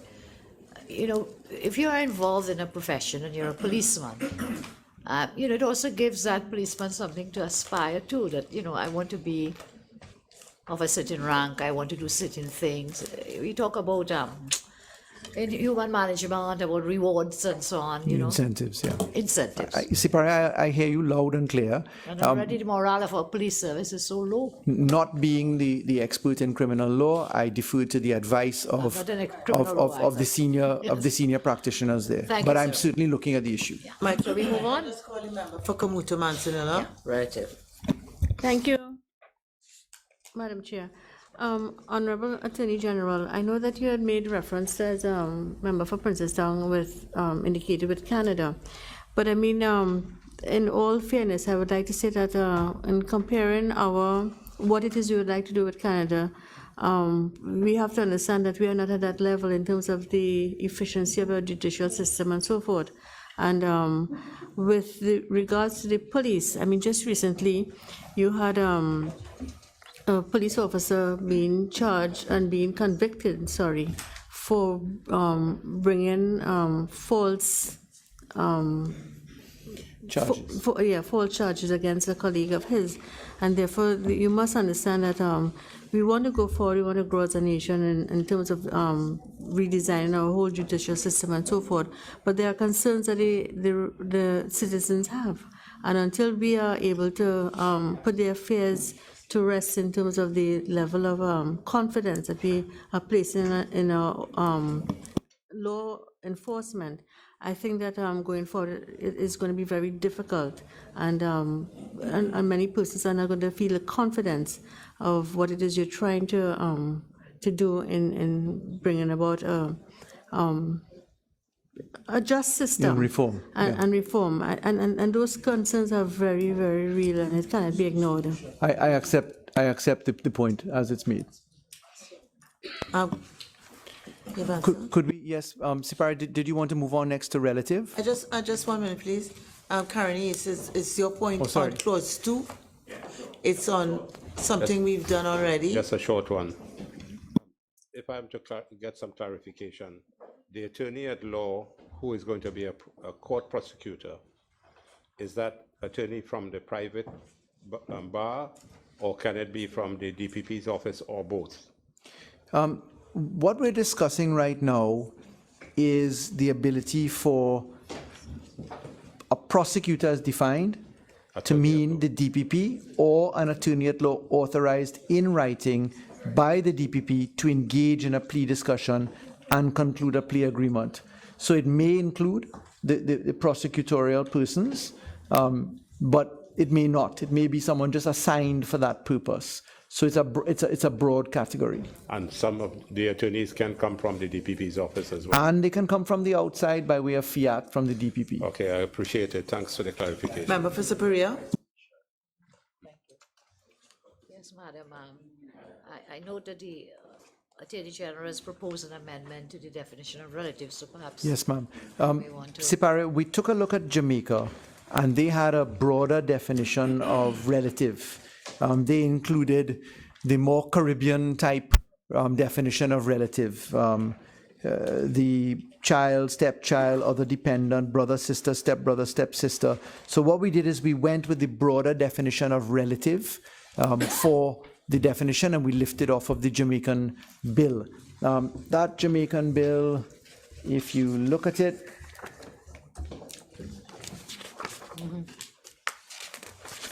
It's okay. I've had a look at this. okay, so we lifted from the Jamaica bill and went with their broader definition, which they had under the definition of member of the victim's immediate family, and the suggestion that there be a broader approach. I think it takes care of our non-formalized relationships in a better, more realistic sense. And this is only to be utilized in the later clause. For the victim with impact. respect to victim impact. Yes, So yes. I think So that you get a wider cross-section of views from the victim's perspective. I have no objection to this. Yeah, this is for the victim impact statement. Is there is there another definition for when you make an agreement, part of the plea agreement? Clause 4. Suggested an amendment. So we'll Okay, discuss great. it So we'll deal at with that clause later. 4, yeah. Fine. That's why I'm clarifying this is only with respect to Yes. victim impact. Yes, yeah. you're correct. Okay. Yeah, Do you so have so any other that's definitions? essentially no. That's what we're proposing for clause 2. No, you have no definition of suspect. Suspect. Sorry, I thought we had treated with that Well, when we were discussing the cleave away from accused. I suspect we have not yet. I'm in your dealt hands, with it. Siparia. I'm in your hands. Suspect means a person who, a police officer, I think the grammar there may be wrong. I think we would want to say, check it, who, not who, a person who. I think it's who. run a spell drama check. You're probably using the American word version rather than the British. Anyway, so suspect means a person whom, a police officer, I would think it's whom, but I'll be guided by your drafts paper. A police officer with reasonable cause suspects has committed an offense but who is not charged. I think, Dr. Moonilal, you had some concern about this suspect, the definition of suspect. Yes.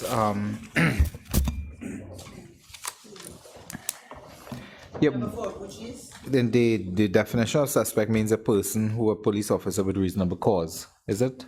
Yeah. Yeah, but I had asked a couple of questions before. Yes. To you. So I don't know. I don't really need to repeat it because we had asked it earlier. It was really that issue of a reasonable cause as opposed to reasonable suspicion. And you had said you were using a language that you got from somewhere, and that was well established. Was it? Yeah, we lifted from the Criminal Law Act, Section 3, which used that language. So I had suggested earlier two things. One, it's the term which is used in the case law, and two, that there's legislative springing for it. And specifically, the drafters are reminding me, it's the Criminal Law Act, Section 3. Okay, sure. But could I, given I mean, since this plea bargaining arrangement was, business started in the 90s and so on, given where we are today and all the facts and the culture and everything, which we don't need to repeat everything, would you consider just removing the suspect and creating a situation where you enter into plea discussions and plea agreement with someone who's charged, full stop, as opposed to someone that a police officer merely says to you as you take them to the station, I have reasonable cause to believe that you have committed a criminal offense. If we remove suspect, then you move strictly to charge, and then you must have somebody charged right away. The difficulty with removing suspect is that you're removing a larger category of persons who may otherwise be persuaded with the necessary safeguards that I described to Carney East a little while ago. You remove a larger cadre of people from the ability of easing the judicial system and themselves. So the experience, in particular, the informal approach which the United States and the United Kingdom dealt with, what we saw India was now moving towards, China moving towards, multiple jurisdictions say, start with as wide a base as possible, because this person, once released, would never be in the park. This suspect is going to be charged to get a plea agreement. No, but what I'm saying is that when someone is charged, you have more than reasonable cause to charge. Well, sometimes you're right. It is but way beyond reasonable cause. But the number of cases and the amount of damages that the Attorney General's office pays for false imprisonment and malicious prosecution, which I am quantifying right now to the tens of millions of dollars a year, demonstrate that they say they have reasonable cause and the courts say otherwise. And could you imagine that happens now with persons charged? What could happen now with persons who are suspects? It's the same risk. Because what happens is that any member of the public, a policeman, takes them to the station and says, listen, I have reasonable cause to suspect you committed an offense. And immediately the police officer immediately allows a situation where that person enters into plea discussions. Again, with the safeguards of DPP, High Court, Court of Appeal, Magistracy, High Court, Court of Appeal, Privy Council, appellate functions on both sides. So there are multiple layers of protection for the mischief, and it's a genuine mischief you're pointing out. I don't want to diminish the fact of the mischief that you're pointing out, but we balanced it by at least 5 layers of protection. AG, Madam Chair. AG, come back to it later if it's necessary. Yeah. I understand what Member for Oropouche is saying because I have been a victim of that in 2002 when I was charged because somebody said they suspect me for doing something, but I had to spend close to $1 million to engage 4 attorneys to fight in the magistrate's court. Thank God I had money then and my wife was an attorney, a senior attorney. All of you are juniors to her. Yeah. I mean, she was the first graduate from the Hugh Wooden Law School in 1975, and thank God she was around. Gopi Singh, Edwards, and Martino. After I was freed by the chief magistrate, Mr. McNichols, and he said, I don't know why you have Dr. Gopi Singh in this court, a man of integrity, being for 2 years here. Dr. Gopi Singh, you're free to go. Mr. Martino cried in the court. He was my defense as well. But politically, it was appealed to the High Court. So in the lower court, it was said no charges known to law. It went to the High Court. The judge said no charge known to law, but I had to spend money there again. Mr. Martino is my best friend. He didn't charge me, but I had to pay money again in the High Court.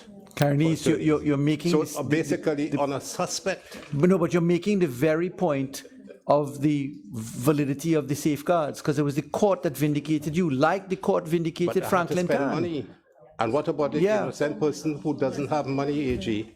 Yeah. And anybody say, look, I suspect you. Which is why, fortunately, we also have the right of legal aid described inside of here. Oh God, who want to go to illegal aid? Listen, Yes.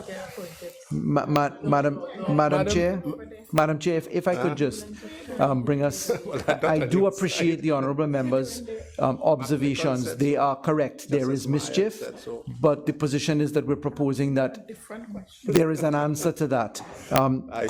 Could I respectfully ask that we move along if members are okay, because the discussion is a good one, but it can continue for a while. Just a final point on this, and then we move. You can look at it after. With respect to suspect, we have concerns about it, and perhaps some of that may be saved because of the offences that we are proposing be created. But if one goes without the other, I don't think we feel comfortable with this, because we have had people we know who have been the butt of. It's like you're creating an industry of people who will frame people for all kinds of purposes. So we've seen it. No, Madam Chair, in fairness to the citizens of this country who are listening to this discussion, I am obliged. When, based on the suggestions of the member for Oropouche East, when the police arrest someone, they must do so on the basis of some reasonable cause. That is to say, they anticipate that an offense has been committed, was about to be committed. These are, right. So the police arrest someone and they bring them to the station. That person is a suspect. And the member for Oropouche East is fearing that any police officer just having a suspect can enter into plea discussions with them. It's not going to be like that. Because this question of reasonable cause, while we use it and the police officer has to have it, it is going to be determined by some court or some tribunal at a later stage, looking at his conduct on the day to determine whether it was reasonable or not. That's really it. So that this fear about, and the example given by the member for Carneys, it really doesn't bear in on this directly, in my view, because the police, they have the suspect, and they can only enter into plea discussions if they have some level of evidence. Otherwise, it would be improper in accordance with this very law.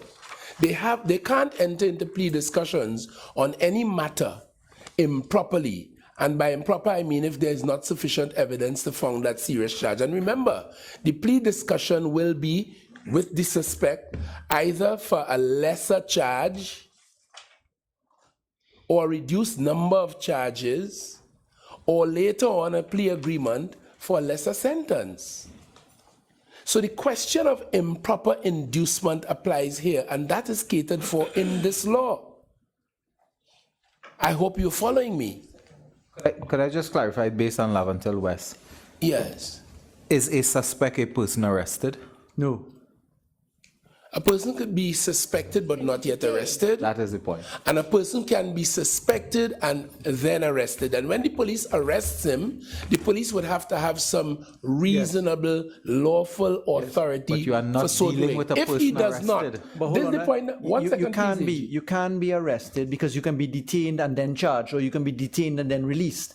There are actually judges' rules, and there are other prescriptions as to how long you can hold someone without charging them. But there is detention, yes. I just want to be absolutely clear that a suspect is not a person arrested. No, it can be a person who's arrested. It can be, but Yes. it is not.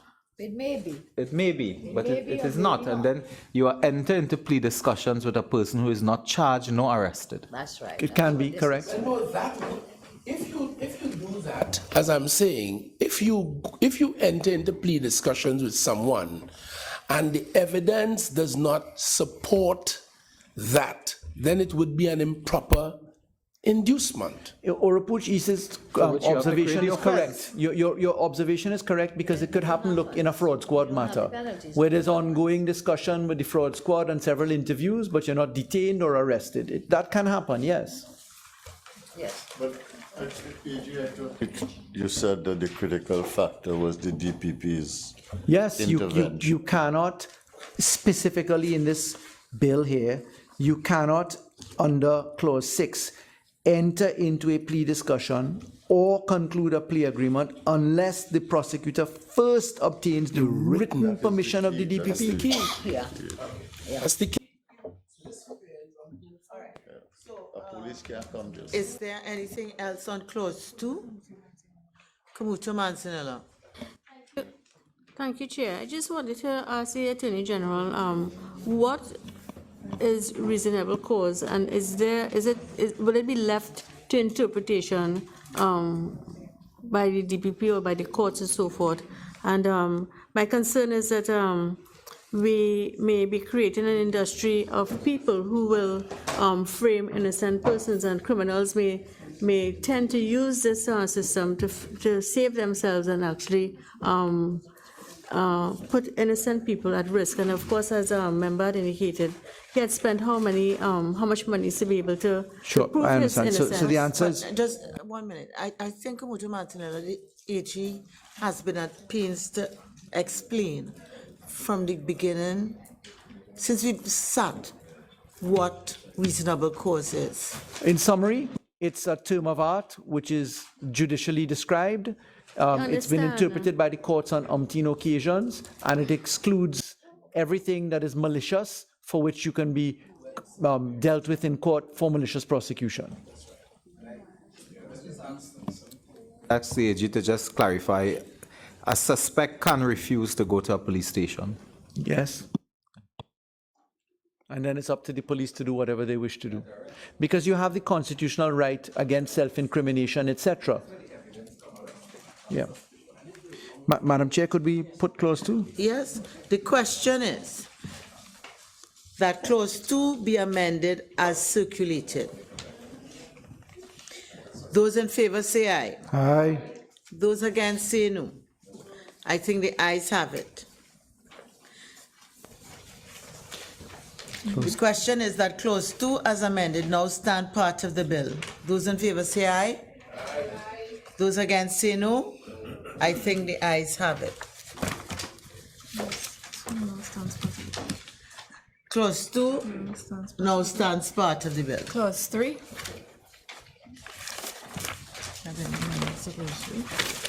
Yes.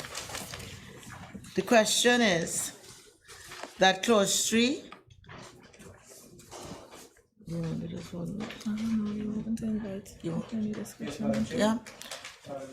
Madam Chair. Can I ask then that the question is that clause 3 be amended Yes, please. as follows? Yes, ma'am. As circulated. As circulated. Yes, please. Madam Chair, the Leader of the Opposition proposed an amendment to clause 3, which I have agreed to, and so the version which I have circulated factors the amendment proposed by the opposition, that we delete the word suggested, which was effectively words indicating a retroactivity. So we now have that this act applies to both summary and indictable offences, full stop.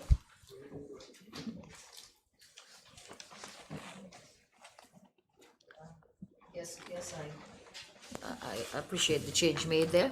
3.1 has been deleted and reworded. 3.2 as well. Nothing is wrong with it, but I think we are here statutorily recognized in the MSI, and I think this is a good thing. This has been a good move by the judiciary with their practice direction 90 of 2015. Yeah. I mean, they have a practice direction. Yes. They have the common law with the Goodyear case. But And a sentencing handbook. yes. So, Yes. so this is a statutory recognition. Yes. I think of a great initiative undertaken by the judiciary with the MSI. So I just want to put that on the record. And one of the drafters of the handbook is sitting to our left right there. Well, a good initiative. Yes? Yeah. Madam Chair? Okay. All right, so that the question is that clause 3 be amended as circulated. Those in favor say aye. Aye. Those against say no. I think the ayes have it. The question is that clause 3 as amended as a circulated now stand part of the bill. Those in favor say aye. Aye. Those against say no. I think the ayes have it. Clause 3 now stands part of the bill. Clause 4. The question is clause 4 as Be amended as circulated. amended as circulated Thank you, Madam. stand part of the bill.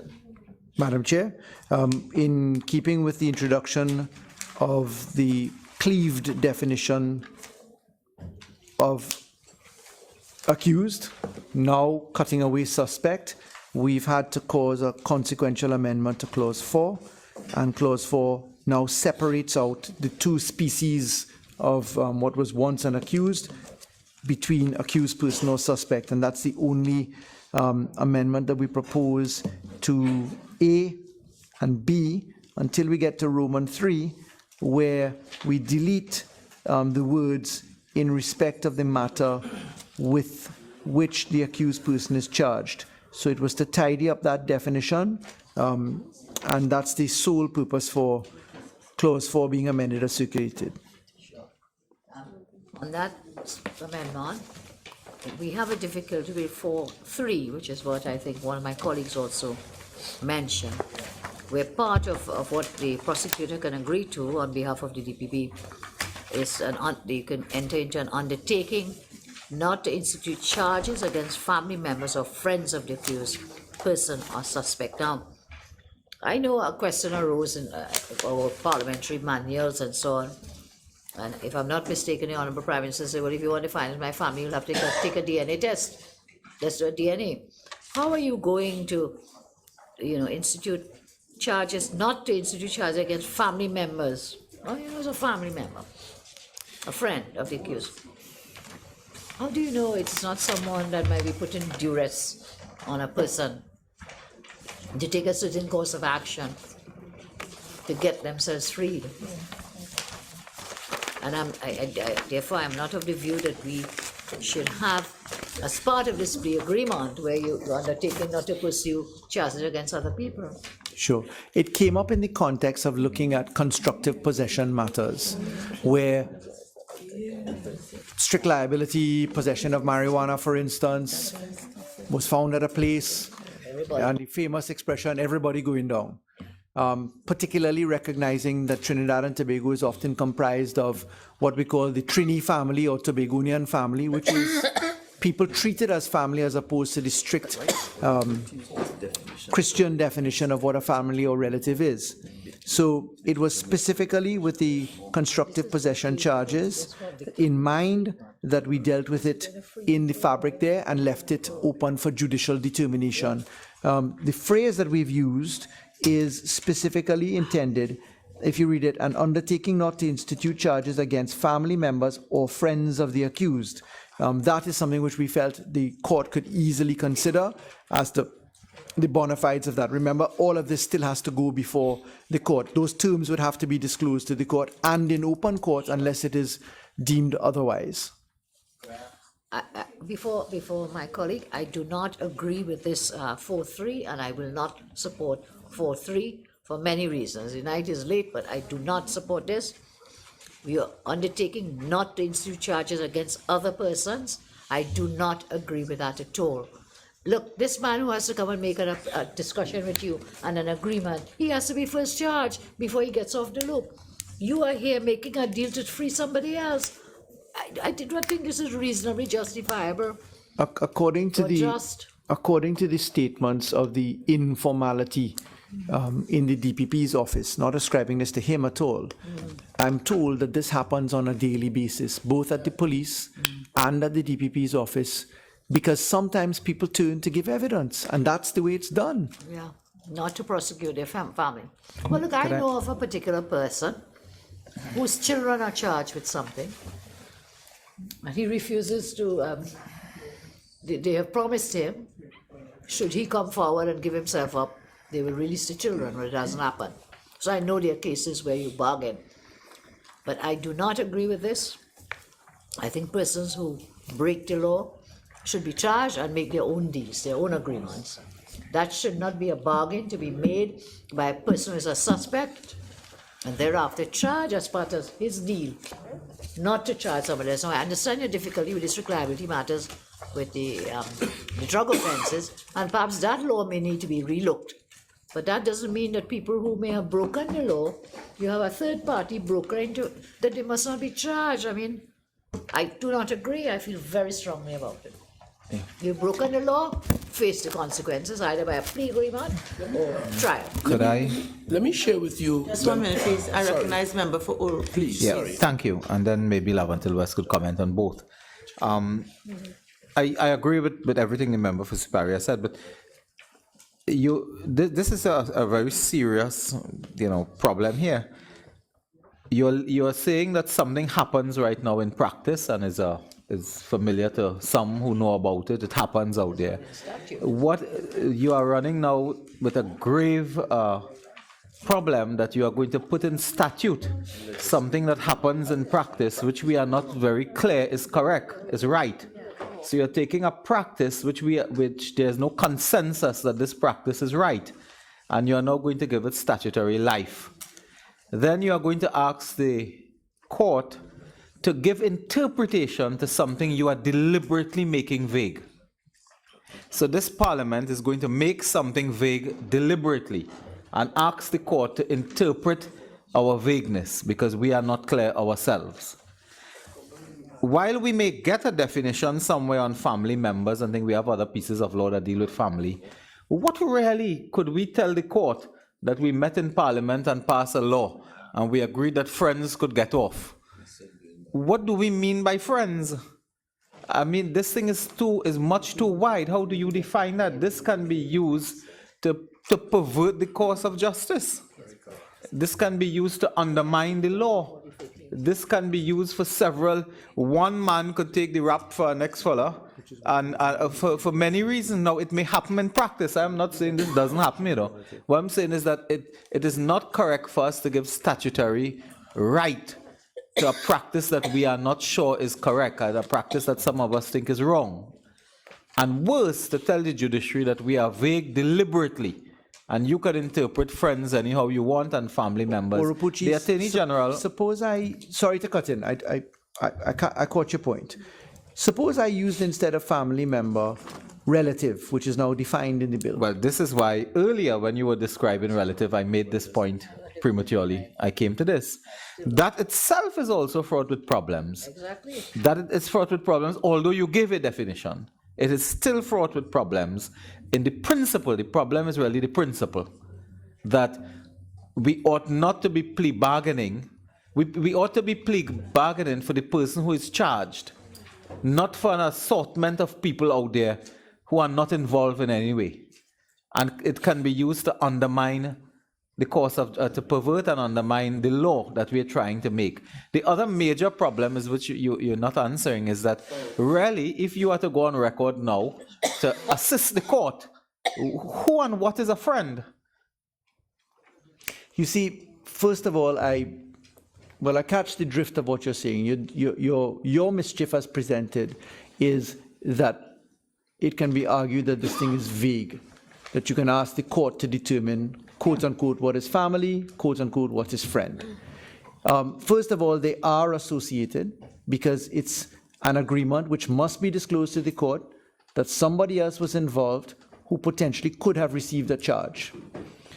The construction offered by the criminal bar, because this came from them, and it came from the wide consultations, including the foreigners who came in from the US Department of Justice, etc., was that this is the reality of what happens every single day in terms of the practice at the DPP's office and also at the police, particularly when one is looking to state charges. So it is within the parameters of every court to consider the definition of what something is intended to mean.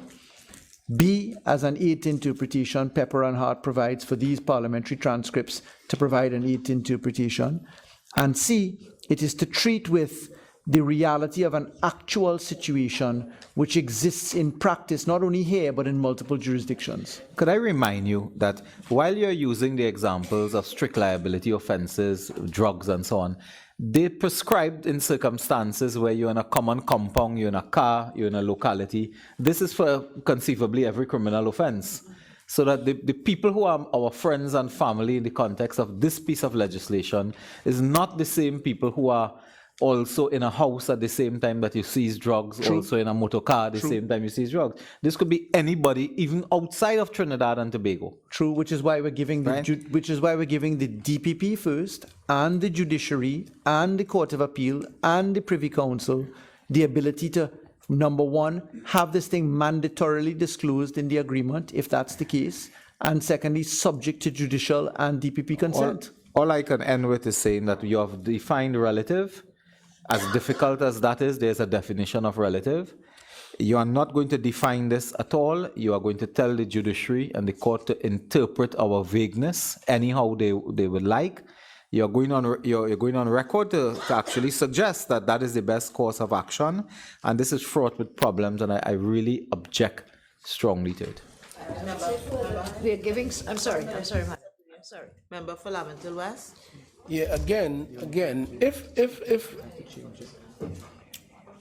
Oropouche is correct, it would be an absurdity. This cannot be, and the intention of Parliament in this, and from the recommendations of the practitioners of the criminal bar, it cannot be for wholly unconnected matters. It typically has to do with connected matters, people in the same car, in the same location, in the same building. It can't be for something it could never be, otherwise it would be improper, that you are entering into a plea discussion or an agreement on a matter where you were held with marijuana in a van in Marval, with three people where you're saying, you see my cousin and them who have guns in Toko, or it doesn't work like that. Typically, this is a situation where sometimes the suspect or the accused is very happy and he wants to be able to exonerate his family or his friends. I'll give you a quick example. I defended a man. He had marijuana in his van. He stopped in the gas station to gas up, but he had a girl in the car. Turned out to be his girlfriend. The police came in the gas station. Don't know if they smelt it or if they had some information, but they got on him. Of course, they charged both of them. He was insisting from the start that, look, this was mine. And you see, in that offense, Madam Chair, knowledge. So while it is in the van, you still have to have, and this is where we bring the question of strict liability. It is not necessarily strict liability, because to prove a marijuana charge, whether simpliciter or for trafficking, depending on the quantum, you have to have knowledge. So the question was, she was in the van with him. The marijuana was in there, but did she know it was marijuana? Issues of whether the bag was transparent or whether it was an opaque bag and you couldn't see in, all of that arose. So she, in order to convict her, the prosecution would have had to prove that she had knowledge that the thing in that black bag was marijuana. He was saying, I knew it was marijuana.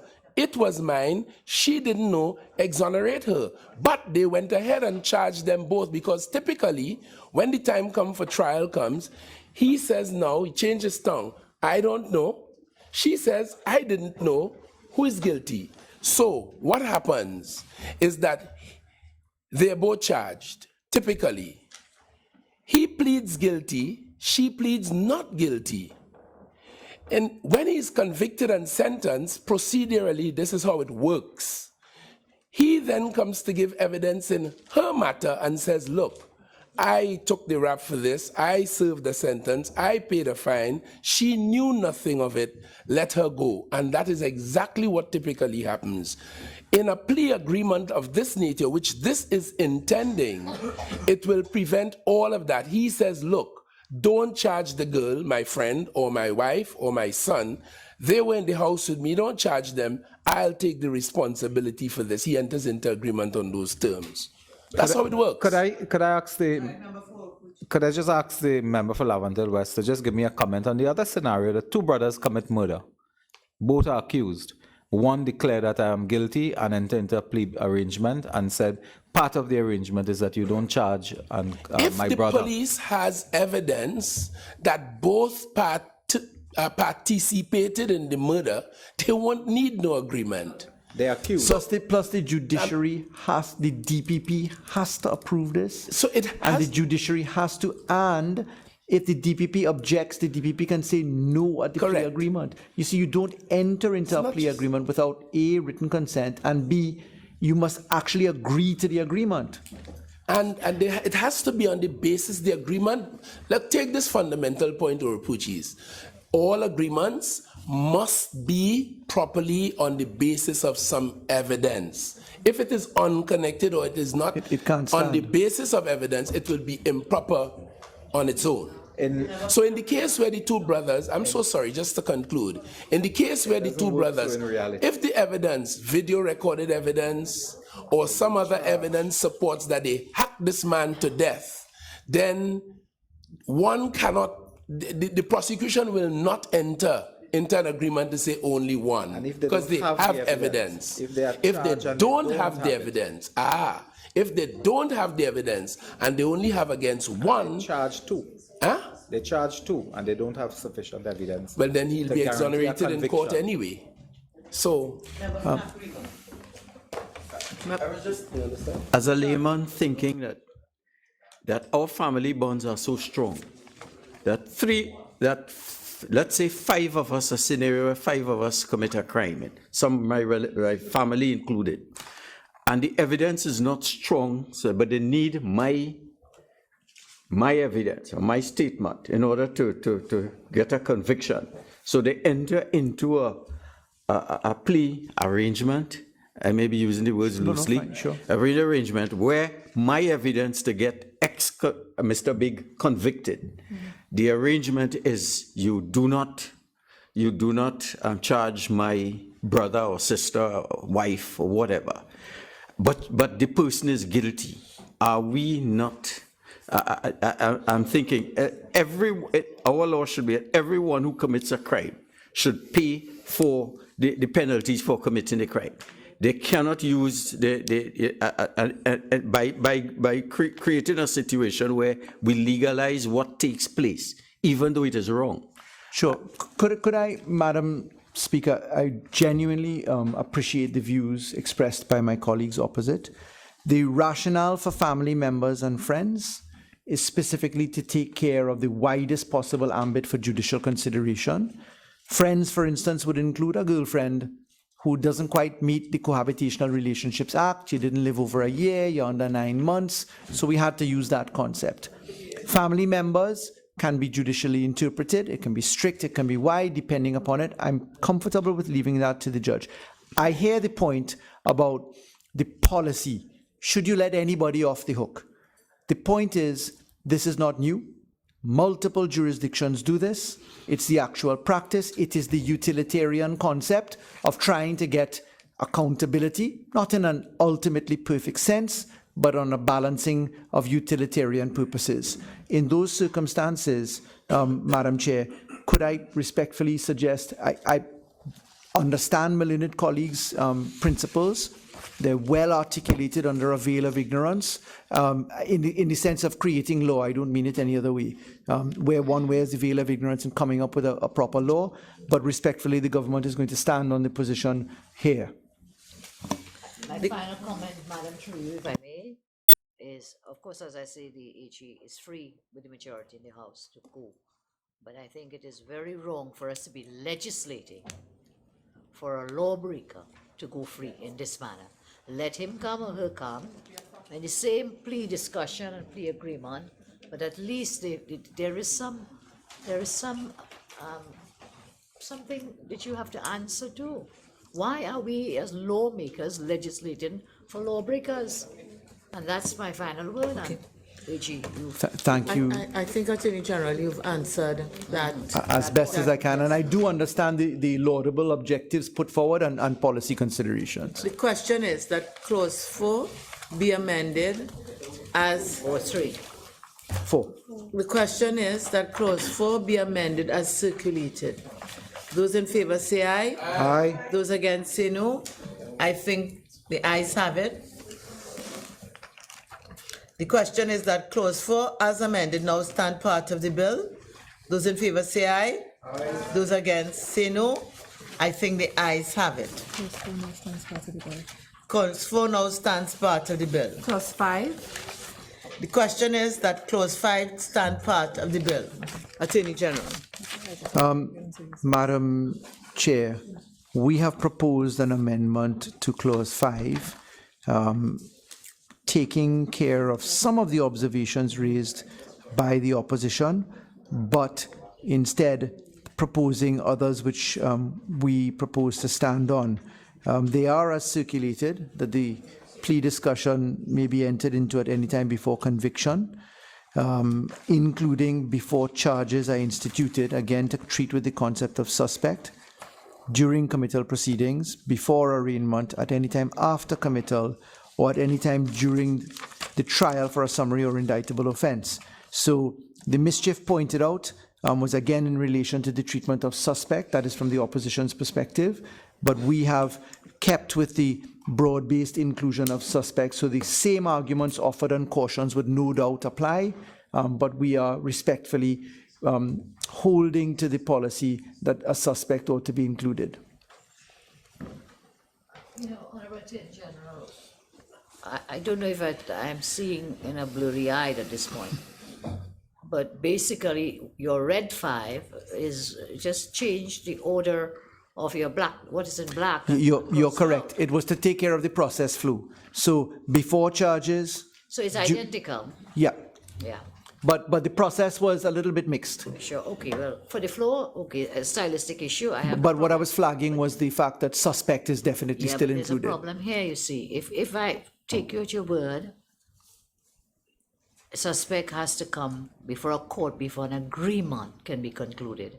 But here you have a plea discussion, may be held, so we have no problem before charges, that's okay. But you have in a plea agreement concluded before charges are instituted, that can't be right. We just made the distinction. The agreement cannot be until you're charged. So, Huh? so I catch your point. Your point that you're raising here, yeah, You're cleaving. I catch your point. Just give me one moment to speak to the drafters. So the point It's really an issue of suspect. and a plea agreement concluded at any time before conviction. Madam Chair. So, Huh? no, I understand. Yeah. The point is that Madam Chair. should not apply to that. That's all. It's just everything else is fine. Madam Chair, I sincerely crave your indulgence. There was an issue that had been bothering me since this thing came up on plea discussion, but I missed it altogether on clause 4, which is the issue of the seal. And we Remember, we have already passed. I know, but we've not just only passed it in terms of time. We've already passed I'm just asking for consideration, but that's and maybe you in some other part of the bill you may get an opportunity to ask it, but I can't return to clause 4. all I'm right. sorry. Well, I tried, but Let's look at the process of agreement. I missed that point altogether. So, Yes. Should be rearrested. Have you ever scheduled? We have schedules. He'll be here till Sunday. And Mr. Lee, you told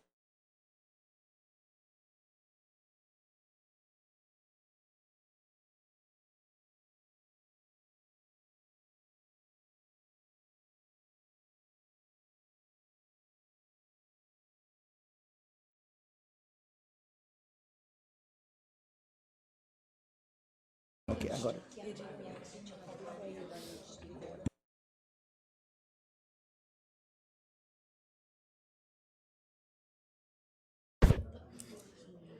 Sunday.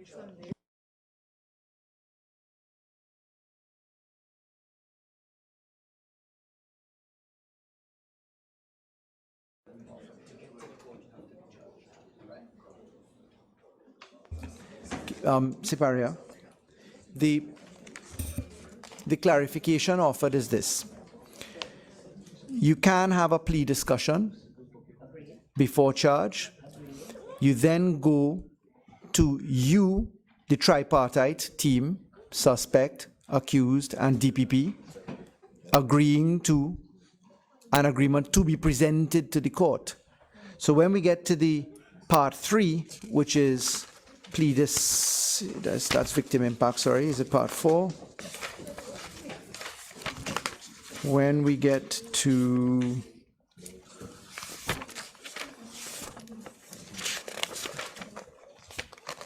get the original bill.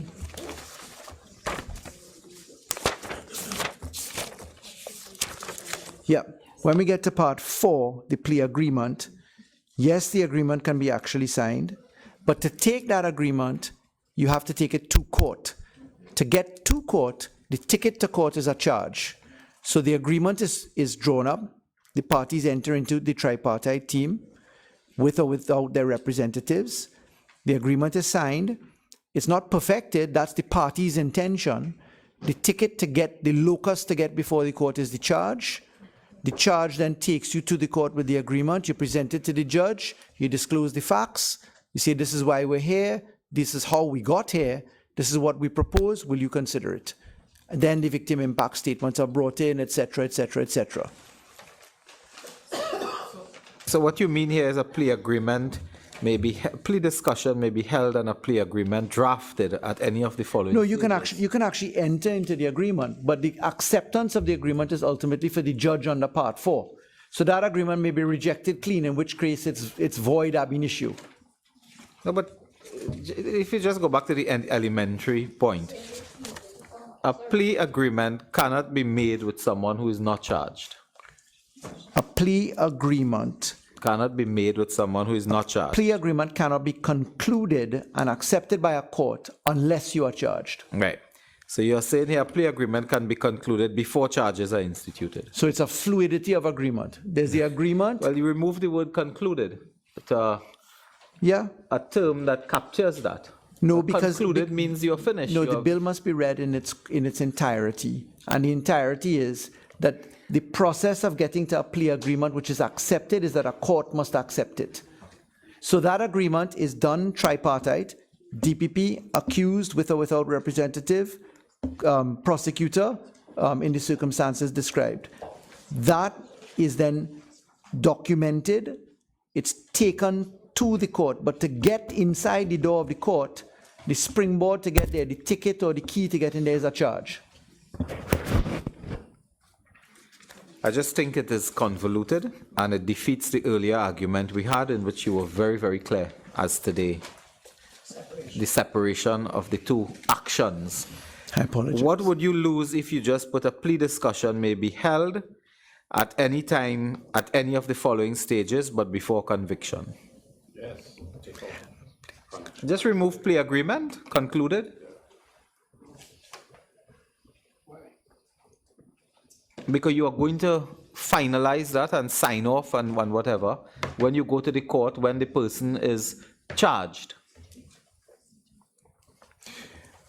The rationale is, again, the flu. So if I read it the way you've proposed, a plea discussion may be held at any of the following stages. At any time, but here is a plea discussion may be held and a plea agreement concluded. Let's get to plea agreements. No inducement, prosecutor shall not initiate.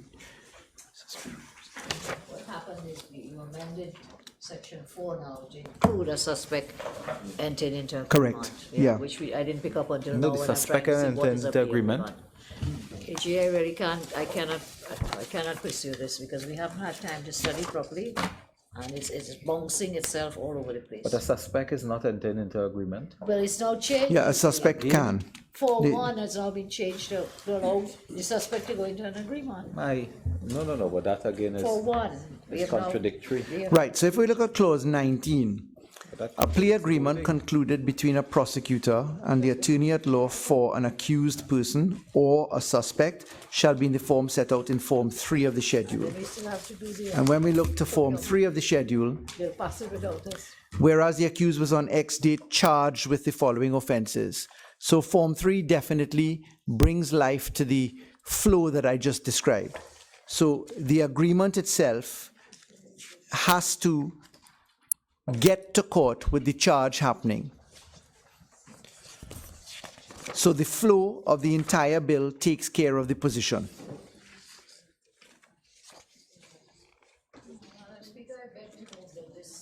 Be adjourned to a more reasonable hour. Madam Speaker, Madam Chair, would you do me a, I'm looking for the leader of the House right now. He's probably sleeping somewhere. Yes. 5 minutes. I am going to propose that we suspend for 5 minutes, and therefore the government will decide where we go from here. Madam Speaker, it isn't that there is any difficulty in my mind, but I do recognize that members have had a very long day, and I'm seeing a genuine effort on the part of the opposition. I personally have sorry, Laventille West, 1 second. I personally have no difficulty with this, but I would appreciate if members are in fresh mind, of course. And we have been here for 12, 13 hours straight right now. So if you just facilitate a short break, perhaps we need to stretch our legs, and just let me speak with the leader of the House on the issue. Might I just ask Attorney General, just not this, but the entire business of the day? Yes, Because I have calculated, and so this is so that I can get the cooperation of all members when we come back here. I have calculated we have at least 9 hours and 20 minutes of the day, of today's sitting. Okay, whatever day of the week you call it. So,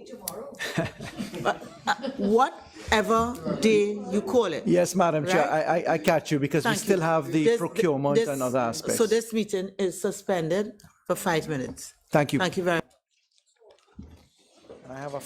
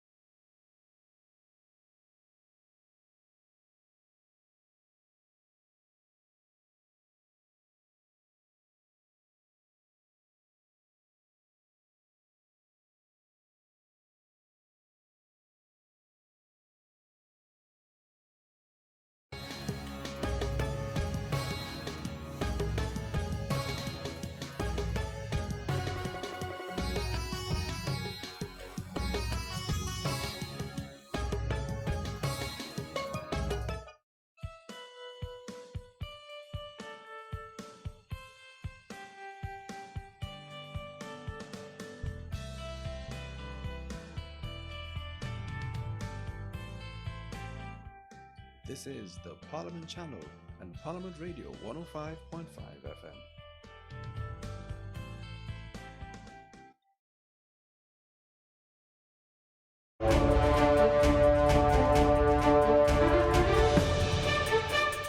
The 1946 Legislative Council election, TNT's fifth, marked the first time liquor sales and election day propaganda were banned during polling hours. It was also the first time that employers were required to give employees time off to vote.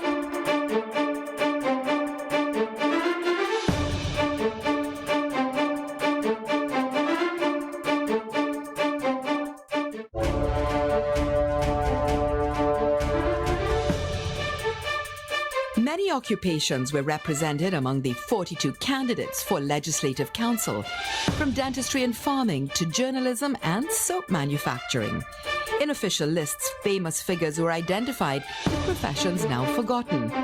Uriah Butler, who had been at the forefront of labor activism for over a decade, was identified as printer and truckage contractor.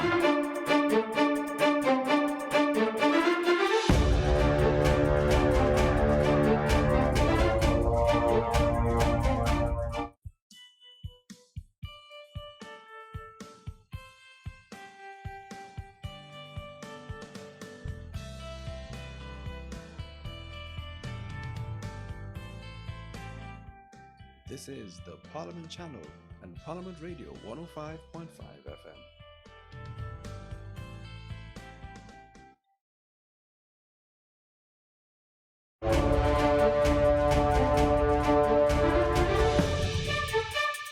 The introduction of universal suffrage brought over 200,000 new voters into TNT's electoral process, requiring a new elections infrastructure to be built from scratch.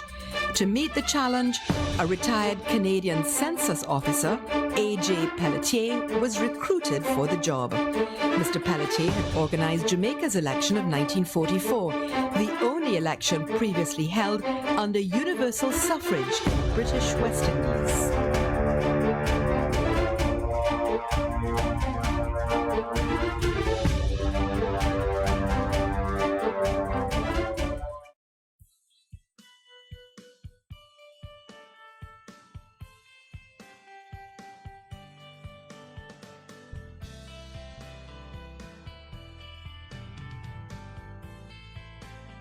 This has been a presentation of the Parliament Channel and Parliament Radio 105.5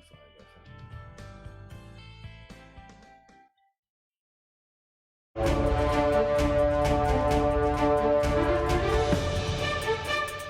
Voting was scheduled during the rainy season on July 1st, 1946, and Election Day was indeed a stormy one.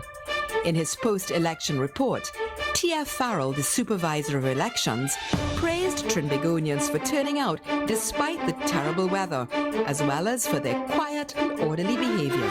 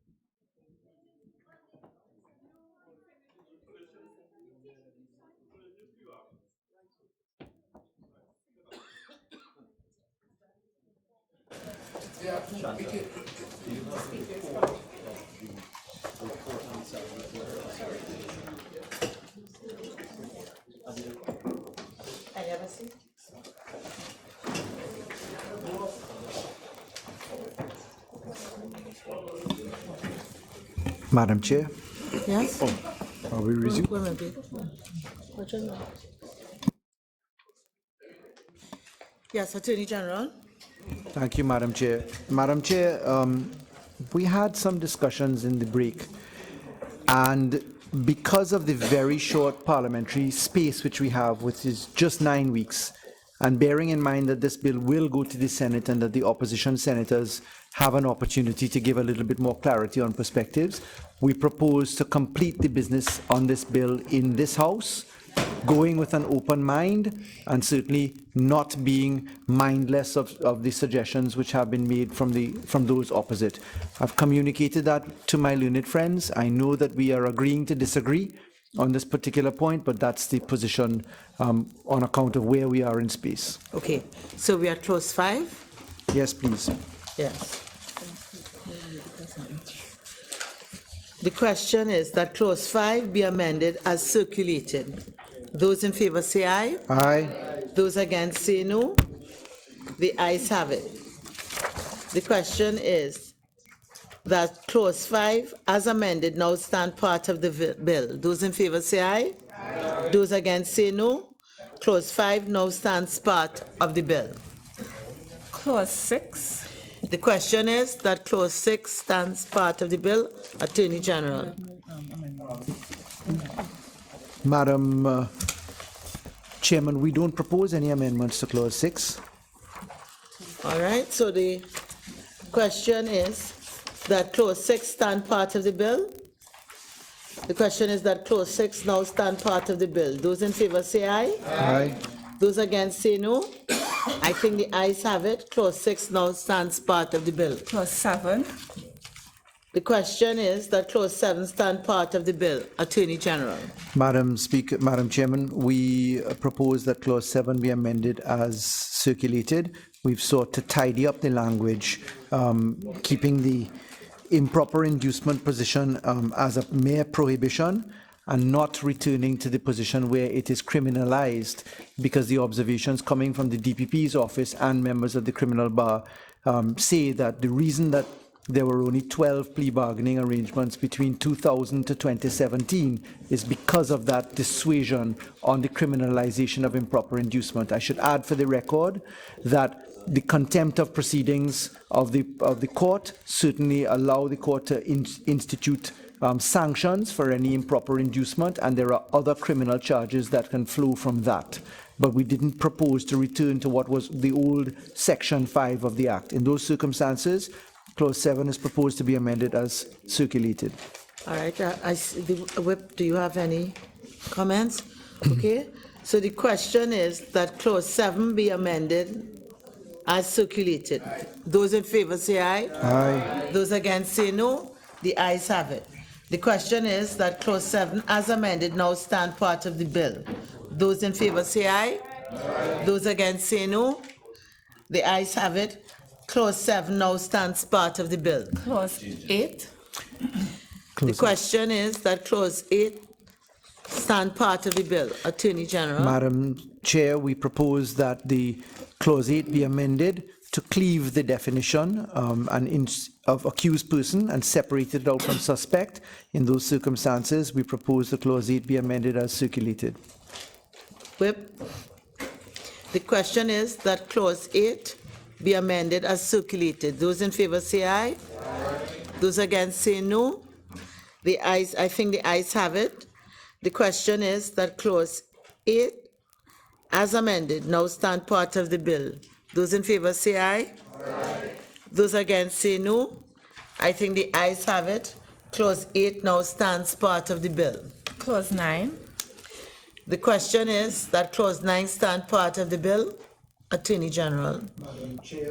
For the same reasons offered in clause, with respect to clause 8, we have cleaved again suspect out of the definition of accused person. In those circumstances, we propose that clause 9 be amended as circulated. Member for Point of View. The question is that clause 9 be amended as circulated. Those in favor say aye. Aye. Those against say no. I think the ayes have it.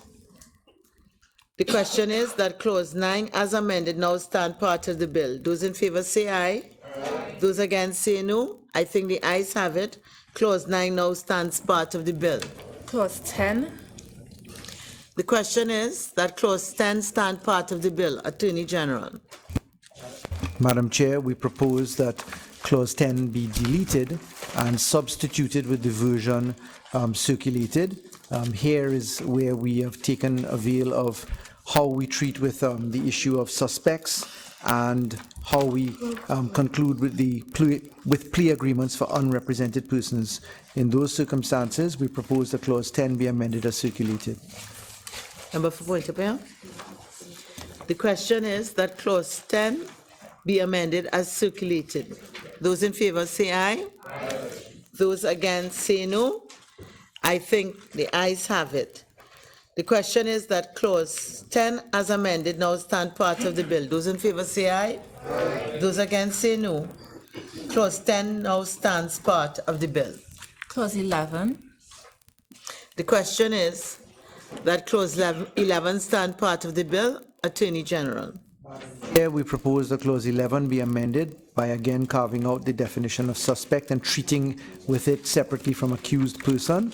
And in those circumstances, we recommend that clause 11 be amended as circulated. Point of order. The question is that clause 11 be amended as circulated. Those in favor say aye. Aye. Those against say no. I think the ayes have it. The question is that clause 11 as amended now stand part of the bill. Those in favor say aye. Aye. Those against say no. I think the ayes have it. Clause 11 now stands part of the bill. Clause 12. The question is that clause 12 stand part of the bill. Attorney General. There are no proposed amendments to clause 12. Point of order. The question is that clause 12 now stand part of the bill. Those in favor say aye. Aye. Those against say no.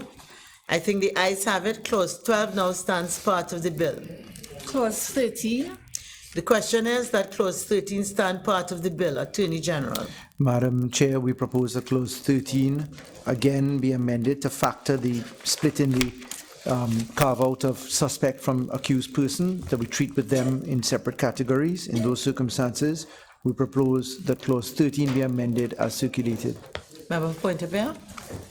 The question is that clause 13 be amended as circulated. Those in favor say aye. Aye. Those against say no. I think the ayes have it. The question is that clause 13 as amended now stand part of the bill. Those in favor say aye. Aye. Those against say no. I think the ayes have it. Clause 13 now stands part of the bill. Clause 14. The question is that clause 14 now stand part of the bill. Madam Chair, we propose that clause 14 be amended specifically to limit the inclusion of victims' opinion about the type or severity of sentence to be imposed, in keeping with the philosophy as it comes out of the case law and from multiple jurisdictions. And in those circumstances, we propose that clause 14 be amended as circulated. The question is that clause 14 be amended as circulated. Those in favor say aye. Aye. Those against say no. I think the ayes have it. The question is that clause 14 as amended now stand part of the bill. Those in favor say aye. Aye. Those against say no. I think the ayes have it. Clause 14 now stands part of the bill. Clause 15. The question is that clause 15 stand part of the bill. Attorney General. Madam Chair, we propose that clause 15 be amended by the deletion of the words "the prosecutor with," just to tidy up the clause as proposed in the draft circulated. Member for point of order. We propose that clause 15 be amended by deleting in clause 15(1) the words "the prosecutor with." The clause will now read, "A relative of the victim may provide a victim impact statement on behalf of the victim," and it continues as was, and that's as proposed in the draft circulated.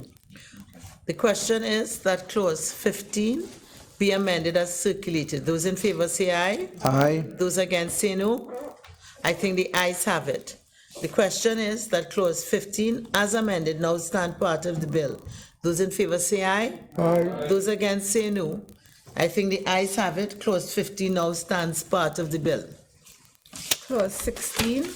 The question is that clause 16 stand part of the bill. No amendments proposed, Madam Speaker, Madam Chair. The question is that clause 16 now stands part of the bill. Those in favor say aye. Aye. Those against say no. I think the ayes have it. Clause 16 now stands part of the bill. Clause 17. The question is that clause 17 stand part of the bill. Attorney General. Madam Chair, consonant with the amendments proposed to clause 15, we propose similar amendments to clause 17 to remove the provision to the prosecutor, that is the victim impact statement. It's just really stylistic to clean up the language expressed there, and in those circumstances, we propose that the clause be amended as circulated. Member for point of order.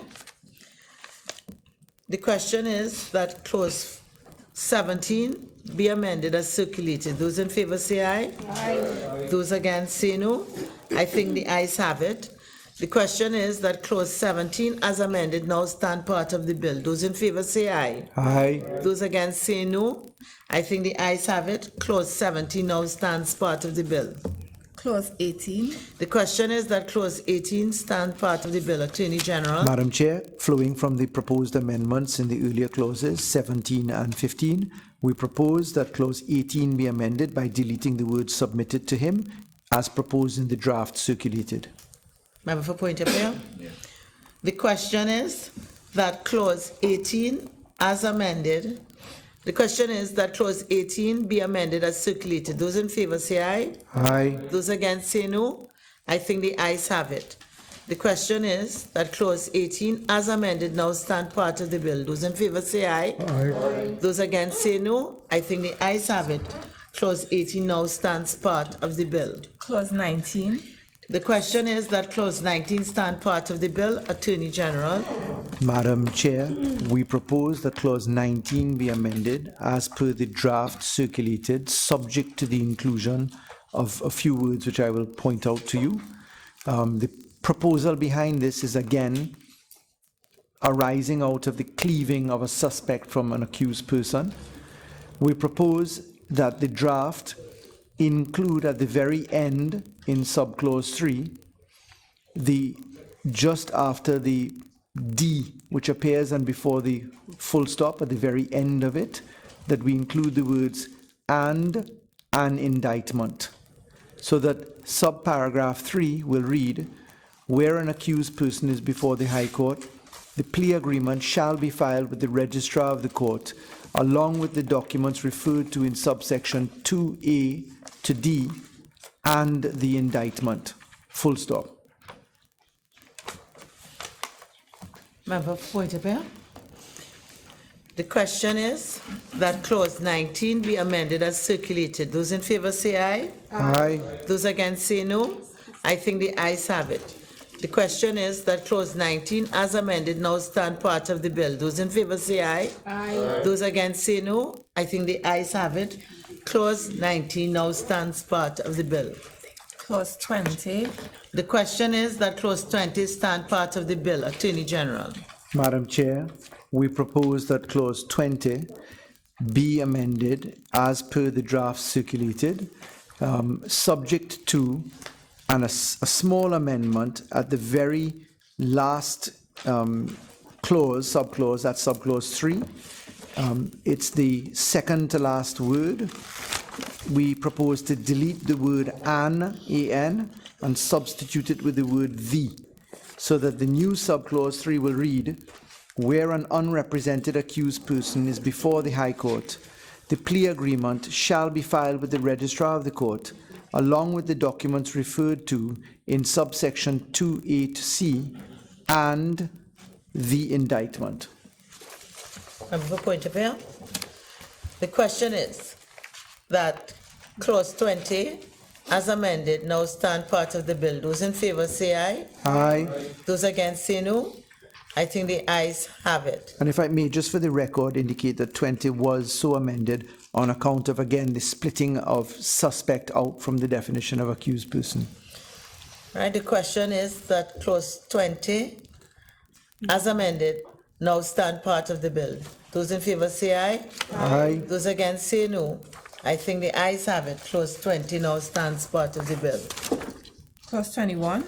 The question is that clause 21 stand part of the bill. Attorney General. Madam Chair, we propose that clause 21 be amended as per circulated draft. Again, we are including in this clause, in subclause 2, the words "the accused person" as per the draft circulated, and this is to take care of the flow of persons who are actually involved in this matrix. Member for Point of View. The question is that clause 21 be amended as circulated. Those in favor say aye. Aye. Those against say no. I think the ayes have it. The question is that clause 21 as amended now stand part of the bill. Those in favor say aye. Aye. Those against say no. I think the ayes have it. Madam Chair, Clause 21 now stands part of the bill. I'm so sorry, clauses 22 and 23 are unamended. Okay. Clauses 22 to 23. The question is that clauses 22 to 23 stand part of the bill. The question is that clauses 22 to 23 now stand part of the bill. Those in favor say aye. Aye. Those against say no. I think the ayes have it. Clauses 22 to 23 now stand part of the bill. Clause 24. The question is that clause 24 stand part of the bill. Attorney General. Madam Chair, we propose that clause 24 be amended as per the draft circulated, and we do so specifically to take account of, one, an amendment to subclause D, so that there isn't an expression that there is in fact a right to trial by jury where applicable. We're deleting that Roman 1. Instead, we're putting that his trial, that the accused understands that his, or the accused person or suspect would have understood that the trial shall be conducted by a judge and jury where applicable, to take care of the proposed amendments for the election of judge-only trials. And in those circumstances, we've also removed subclause F, because that's taken care of by a further clause dealing later down in the logical flow. So it's not that we're losing F entirely, but it's picked up at the further stage of process. In those circumstances, we propose that clause 24 be amended as circulated. Oh, I should add that we have also taken avail of the suggestions raised by the opposition, that we include the ability to cross-examine a victim on the context of the victim impact statement, to the extent that the court should allow. In those circumstances, we propose that clause 24 be amended as circulated. Member Point of View. The question is that clause 24 be amended as circulated. Those in favor say aye. Aye. Those against say no. I think the ayes have it. The question is that clause 24 as amended now stand part of the bill. Those in favor say aye. Aye. Those against say no. I think the ayes have it. Clause 24 now stands part of the bill. Clause 25. The question is that clause 25 stand part of the bill. Attorney General. Madam Chair, we propose that clause 25 be amended as circulated. Specifically, we have included the fact that the court may, further to rejecting a plea agreement, also make a determination, and this is contained in the subclause 2 that we propose, that the court may make a determination that where there was an improper inducement offered to a suspect or accused person, the court shall reject the plea agreement. This is to take care of some of the suggestions that there needed to be a balancing and a frowning upon improper inducement, particularly in light of the removal of the criminal offense, which featured at section 5 of the existing law, and this is one of the safeguard protections there. Of course, it is without prejudice to the other powers which a court would have to condemn certain activities. In those circumstances, we suggest that clause 25 be amended as circulated. Member for Point of View. The question is that clause 25 be amended as circulated. Those in favor say aye. Aye. Those against say no. I think the ayes have it. The question is that clause 25 as amended now stand part of the bill. Those in favor say aye. Aye. Those against say no. I think the ayes have it. Clause 25 now stands part of the bill. 26 and 27 are Clauses 26 and unamended. 27. The question is that clauses 26 and 27 stand part of the bill. The question is that clauses 26 and 27 now stand part of the bill. Those in favor say aye. Aye. Those against say no. I think the ayes have it. Clauses 26 and 27 now stand part of the bill. Clause 28. The question is that clause 28 stand part of the bill. Attorney General. Madam Chair, we propose that the language be properly reflective of the actual process. It's not the decision to reject that should be dealt with, but rather it is the reasons for rejecting. In those circumstances, we propose that clause 28 be amended as circulated. Member for Point of View. The question is that clause 28 be amended as circulated. Those in favor say aye. Aye. Those against say no. I think the ayes have it. The question is that clause 28 as amended now stand part of the bill. Those in favor say aye. Aye. Those against say no. I think the ayes have it. Clause 28 now stands part of the bill. Clause 29. The question is that clause 29 stand part of the bill. Attorney General. Madam Chair, again, we propose that the language be reflective of the reality that it is the reasons for rejecting the plea agreement that must be demonstrated, and we propose, therefore, that clause 29 be amended as circulated. Member for Point of View. The question is that clause 29 be amended as circulated. Those in favor say aye. Aye. Those against say no. I think the ayes have it. The question is that clause 29 as amended now stand part of the bill. Those in favor say aye. Aye. Those against say no. I think the ayes have it.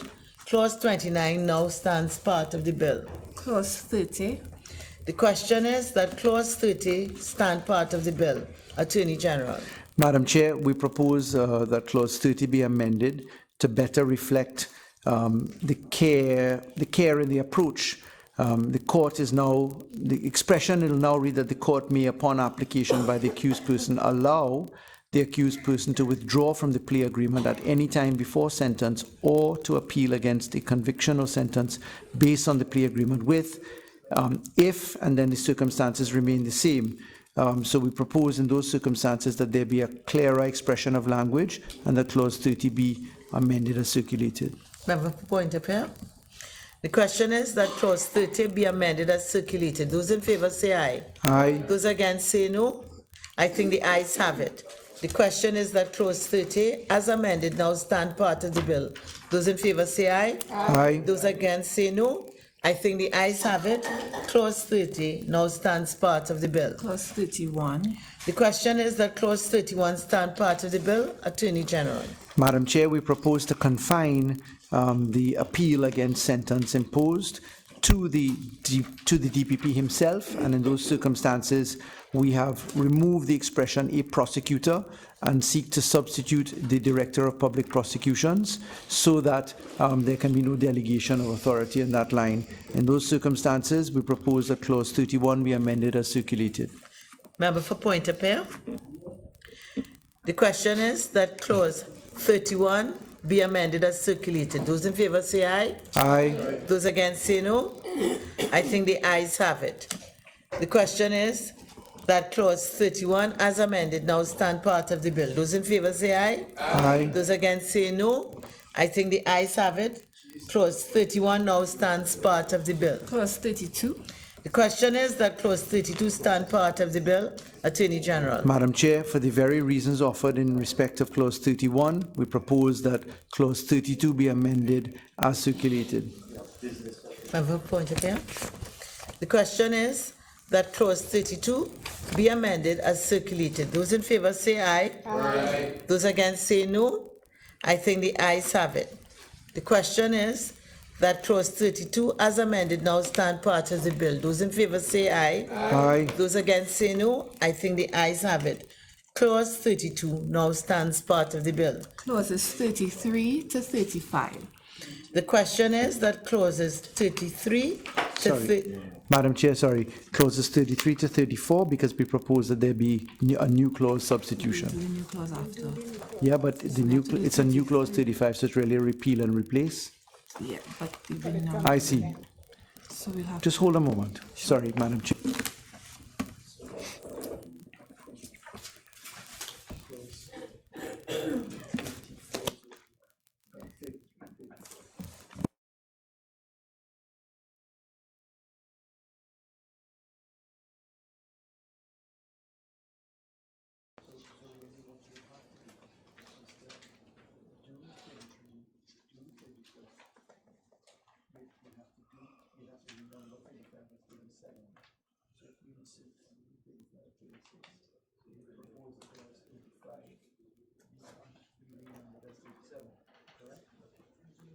Madam Chair, just for your advice, we propose in flow that there be no amendment to 33, no amendment to 34.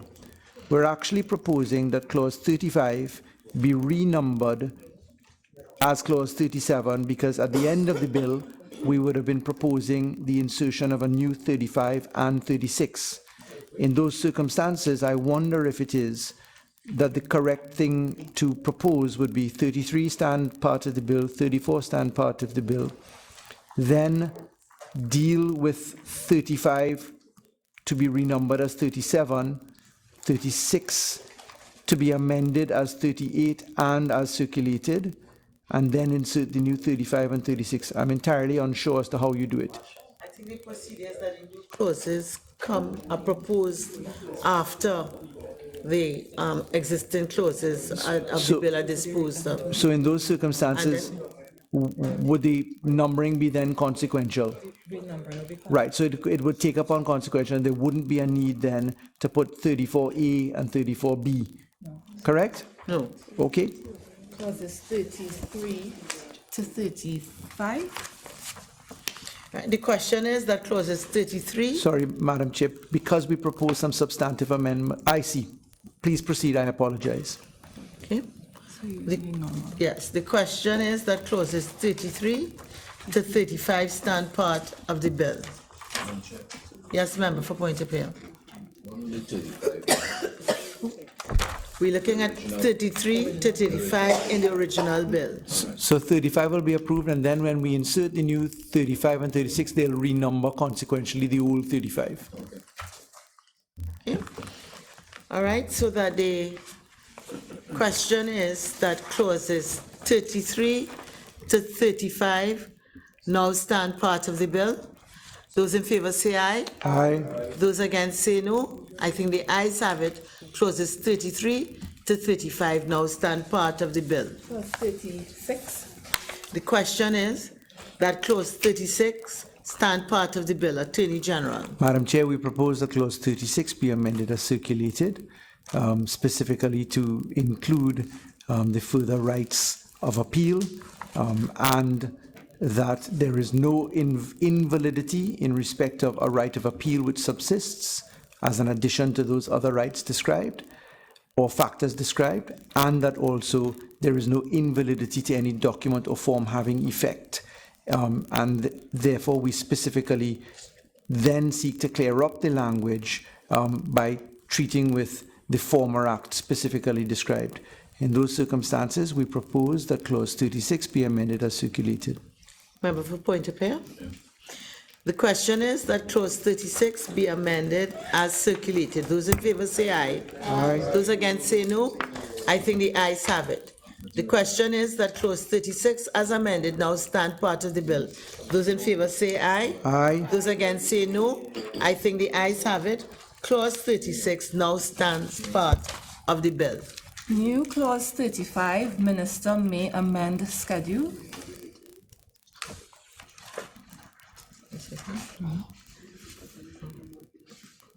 The question is that the new clause 35 be read a second time. Those in favor say aye. Aye. Those against say no. I think the ayes have it. The new clause 35 will now be read a second time. New clause 35, minister may amend schedule. The question is that new clause 35 be added to the bill. Those in favor say aye. Aye. Those against say no. I think the ayes have it. New clause 35 now stands part of the bill. Madam Chair, if I could just indicate for the record that we agreed with the opposition's submission that there should be a specific inclusion of minister and that the minister should have the power to make regulations and that regulations should be subject to parliamentary scrutiny, in this case by negative resolution. New clause 36, regulations. The question is that new clause 36 be read a second time. Those in favor say aye. Aye. Those against say no. I think the ayes have it. This clause will now be read a second time. New clause 36, regulations. The question is that new clause 36 be added to the bill. Those in favor say aye. Aye. Those against say no. I think the ayes have it. New clause 36 now stands part of the bill. The schedule 1. The question is that the schedule stand part of the bill. Attorney General. Madam Chair, we propose that the schedule be amended as circulated.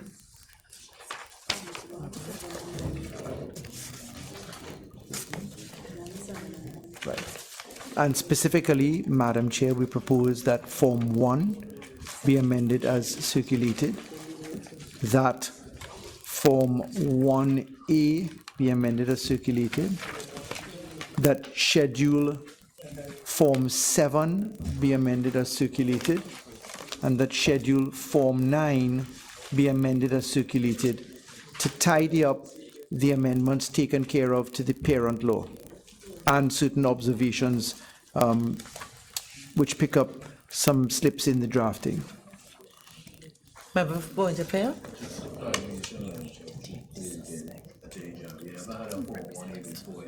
Right, thank you. I was just being reminded that there wasn't a 1A before, and the 1A is specifically the form to treat with a suspect as opposed in a different species and separate category. So the 1A is a new form specifically to treat with the person who is the suspect. Right. The question is that the schedule be amended as circulated. Those in favor say aye. Aye. Those against say no. I think the ayes have it. The question is the schedule as amended now stand part of the bill. Those in favor say aye. Aye. Those against say no. I think the ayes have it. The schedule now forms part of the bill.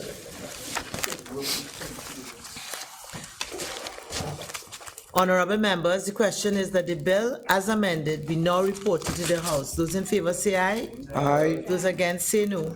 I think the ayes have it.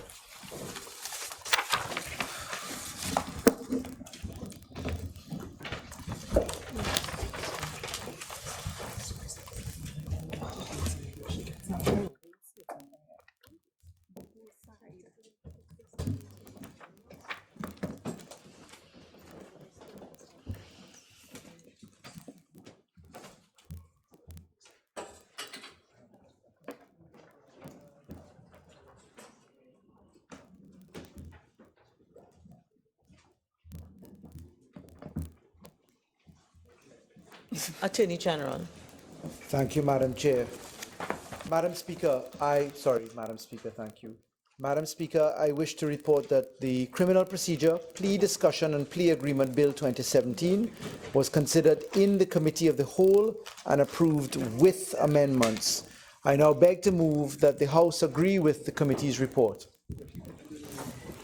Honorable members, the question is that this House agree with the committee's report on the Criminal Procedure, Plea Discussion and Plea Agreement Bill 2017. All in favor say aye. Aye. Any against? The ayes have it. Attorney General. Madam Speaker, I beg to move that a bill entitled An Act to Establish a System of Plea Discussions and Plea Agreements and for matters incidental thereto be now read a third time and passed. Honorable members, the question is that a bill entitled An Act to Establish a System of Plea Discussions and Plea Agreements for matters incidental thereto, be now read a third time and passed. All in favor, say aye. Aye. Any against? I think the ayes have it. Bill entitled, An Act to Establish a System of Plea Discussions and Plea Agreements and for Matters Incidental thereto.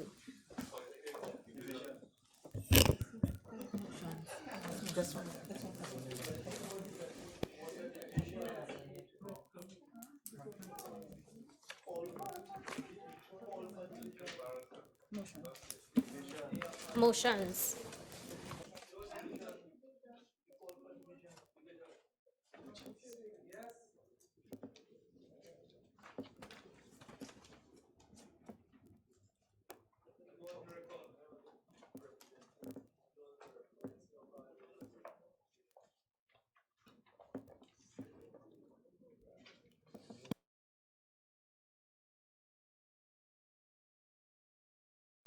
Mrs. Robinson Regis.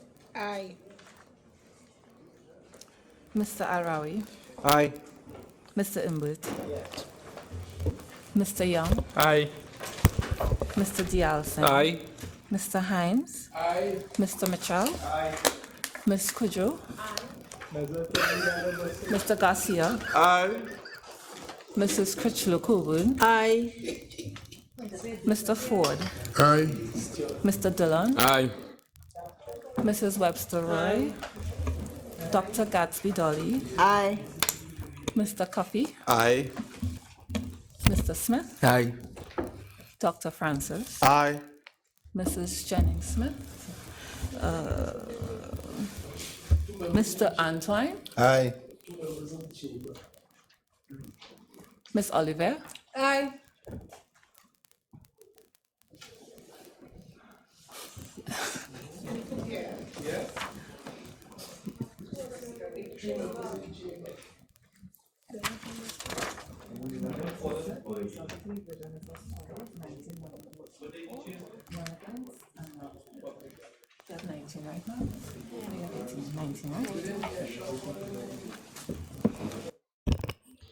Members, the result of the division, 19 members voted for. There are no abstentions and no votes against.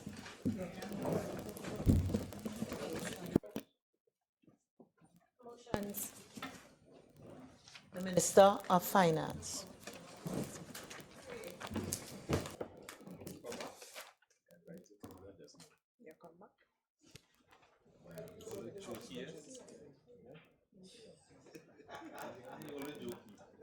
Thank you, Madam Speaker. I beg to move the following motion standing in my name. Whereas it is provided by Section 11(9) of the Public Procurement and Disposal of Public Property Act 2015, hereinafter called the Act, that the salaries and allowances of the procurement regulator and members of the Board of the Office of Procurement Regulation shall be determined by the Minister of Finance, subject to the approval of Parliament. And whereas the report on the determination of salaries and allowances of members of the Board of the Office of Procurement Regulation was laid in the House of Representatives on April 21st, 2017, be it resolved that the salaries and allowances contained in the report on the determination of salaries and allowances of members of the Board of the Office of Procurement Regulation be approved. Madam Speaker.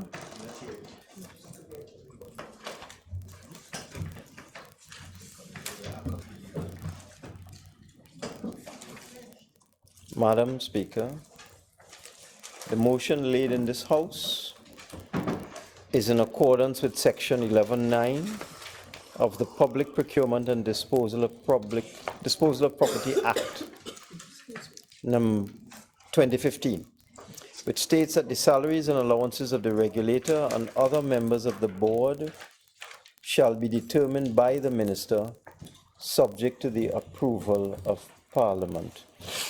Now, Madam Speaker, this Public Procurement Act has been the subject of a lot of debate quite a bit of passion among members of the national community. And it appears, Madam Speaker, that as a result, some of the clauses in this act, some of the sections, were not given sufficient scrutiny. This is one. I see no reason why we should be having a debate to determine the salaries and allowances of the members of the Board of the Office of Procurement Regulation. I do not believe this is a productive use of parliamentary time. What, in my view, should have been done is that the salaries should have been published by order, subject to negative resolution of Parliament. But be that as it may, this is what we have, and we have to go with it.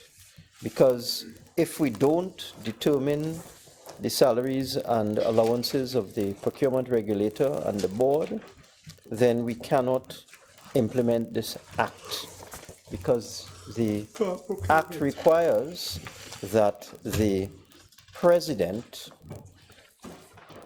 appoints the regulator, and the president would not be able to appoint the regulator until and unless the salary and allowances of the regulator are determined. So this is a necessary procedure. We must do it. It will also have to go to the other place, which is a further cause for delay, but it is something that we have to do. So the Ministry of Finance has looked at various salary levels across the public service and the quasi-public service, and it has looked also at the functions of the Office of Procurement Regulation. And according to Section 13(1) of the Act, the functions of the office are to establish a comprehensive database of information on procurement, set training standards, certification requirements, issue and review guidelines in relation to public procurement, prepare and update and issue model handbooks, standardized bidding documents, forms, and so on, approve in respect of each procuring entity special guidelines and handbooks, promote the use of technology in procurement, provide best practice advice in the conduct of procurement activities, audit and review, and this is a very important function, the system of procurement and disposal of public property to ensure compliance with the Act, harmonize policies, systems, and practices, review procurement practices and delivery systems on an annual basis to identify best practice, determine, develop, introduce, maintain, and update reliable system-wide databases and technology, promote the awareness of public bodies and the public to issues relating to public procurement, undertake research, investigate on its own initiative, another very important function, or upon complaint from any party involved in public procurement or disposal of public property, any alleged or suspected breach of the Act. Act 4, in the name and behalf of the state, to dispose of real property. Create and publish standard form contracts for procurement. Prepare and maintain a database of pre-qualified contractors and suppliers. Prepare and maintain a list of pre-qualified mediators, arbitrators, and experts for the purposes of alternative dispute resolution under the Act, and provide advice on best practice on the aggregation of the procurement or disposal of goods for the purpose of obtaining value for money. Section 13(2)(b) of the Act prescribes that the Office of Procurement Regulation shall not be subject to the direction or control of any other person or authority in the performance of its functions. Section 14(1) gives the Office of the Procurement Regulation the power to monitor the procurement of goods, works, and services, conduct audits and periodic inspections of public bodies to ensure compliance with the Act, issue directives to public bodies to ensure compliance with the Act, carry out such other activities, do other acts as it considers necessary for carrying out its functions.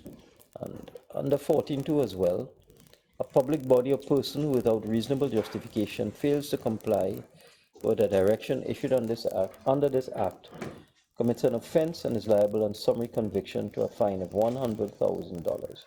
This again reinforces the power and authority of the Office of Procurement Regulation. And according to Section 49(2), challenge proceedings may be made by a supplier contractor by way of application for review by the office under Section 50, again emphasizing a very important function of the office and the regulator. The salary and allowances that we have looked at are drawn from the compensation package that is associated with the Auditor General and a puisne judge. Puisne, sorry. Puisne. Puisne. P-U-I-S-N-E.